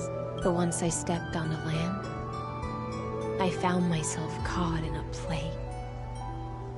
Every land dweller wore a mask in their life. So I, too, donned a costume and tried to find my role in this show. I became your blade in war and the violin strings at banquets. Do you still not get it? I do not long for the oceanic depths of my homeland. Nor do I crave the swelling seas beyond the sky. Perhaps even I don't know what I want. She just wanted a friend, I still man. don't know where I should swim to even at the end. But I know one thing right now. A fish is simply a fish. And she can never leave the ocean she's in. But whether under the ocean or on land, we two prisoners who can never escape this cave can still look outside the cave and see the stars. I have to admit, the 12-factor simulation of life in this experiment has far exceeded my expectations. Make your choice then, Senior Society member. Do you want to keep walking down the wrong path and be remembered for your incorrect conclusions? Or do you want to return to the audience's seat and give yourself, Amphorius, and the entire cosmos a more fitting end? I must refuse. A dead man never fears death. Did I not make myself clear? Have you forgotten about our dear Lord of Silence? You wouldn't want her to consider your 8 other clones as cancers within the erudition and chop them all up, would you? Your logical deductions are vastly different from mine. Therefore, allow me to provide one more academic recommendation. Listen, my peers. Why don't you look beyond this world? Just as the Chrysos heirs did. Re-evaluate your calculations. and take into account all enemies in the upcoming war among the eons. Amphorius is not a place where three paths entangle, but where three paths fight to the death. You used Memoria to resist me, but did you not consider the possibility that the Remembrance and their children might have taken this opportunity to join the fray as well? True. But at least you can negotiate with them, though. Darch! Where's Grilfriend? So this isn't just silence. It's the answer. What was the last thing she said to you before you parted the waters at the Scale Gorge waterscape? A tricky question, but one with a simple answer. She didn't say anything back then, right?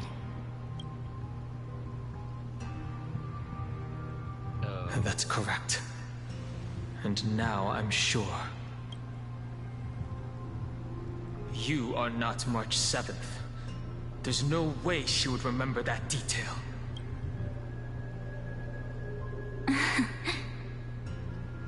I'll only warn you once. Leave her body now. How impulsive. That's not like you at all. Why don't you calm down and think about another possibility? I didn't take over March 7th's body. Rather, it's March 7th who regained my memories. That is... shit. It is indeed March's villain arc. Oh boy. Oh man.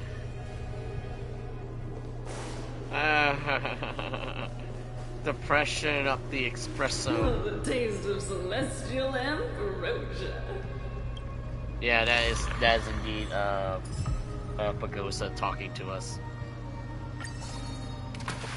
The sweet waves are surging. I don't know how to respond to that properly, honestly. Okay. So the new world has been set, and I have no idea what the hell's going to be happening next.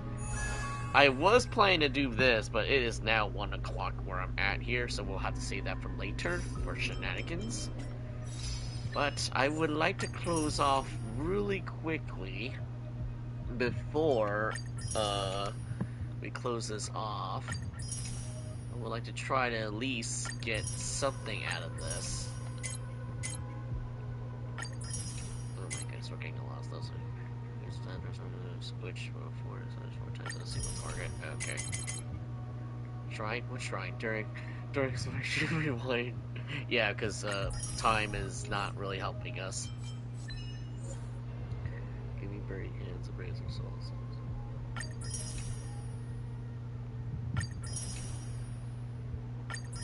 I'm gonna have to do all this stuff later. But yeah.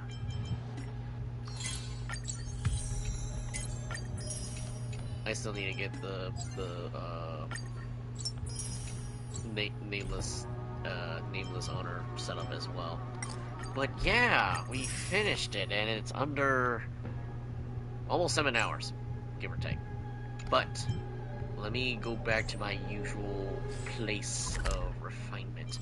So the only thing they added was the new stuff for Styxia's undestroyed locale. And that's it, actually. Doesn't look like they added anything else. Yeah, so let's go back here, because I believe in good RNG here. Oop. My usual take. Now, I'm not really going to expect anything, because I only have 19 pulls here, but Yeah, I got Saber luckily the last time, but I highly doubt it on the first 10. But we'll see. It'd be funny if it was a short, but I doubt it.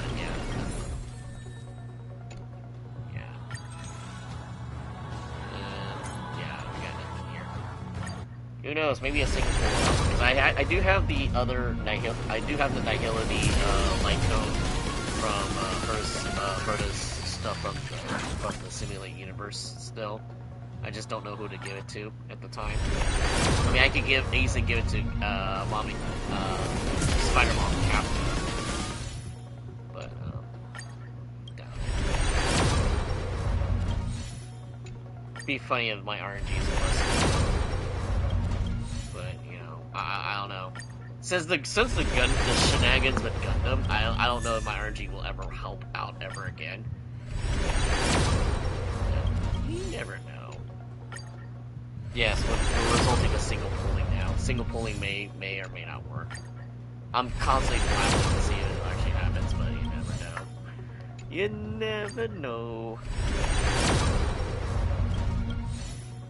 Yeah, no surprise pulling today. That's fine. This is all free stuff I got, so yeah, that's it. Oh look, Sampo graces us with his face again. I totally forgot I had the yeah. Okay, well, I'm satisfied. So oh no. I lied.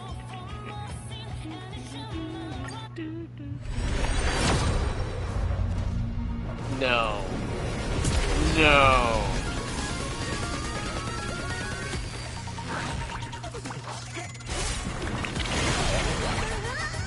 I'm staying quiet. Yeah, I thought so. But hey, guess what? Now I got 5 more pulls now, thanks to Yang Qing's shenanigans.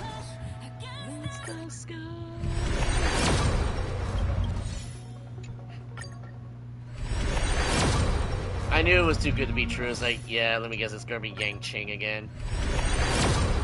I was gonna say that would have been a perfect ending to the stream, but I digress. We single pulling today. Please be singing pulling. Yeah, okay. But I like to at least get her at least once, just because she seems very useful. Because we need more physical characters. But yeah, more emotional damage for us, and I noticed this stuff reset it again, so more wailing later. Hopefully not. But yeah, Dark March has some explaining to do. Yeah, March 7 inherited my memory. It's like, oh, she's probably angry at us. But until then, that's a mystery for us to find out later in the next month. At least until the next banner after Siege's matter's done. And hopefully Saber's thing's still up, because I'm going to have to focus on that later. So yeah, till then, this is Lord Ryan here, signing out, sayonara. And we shall see you guys next time for more Honkai Star Rail. Probably next time when I have more free time, because I am working all week. So, adieu. Later, folks.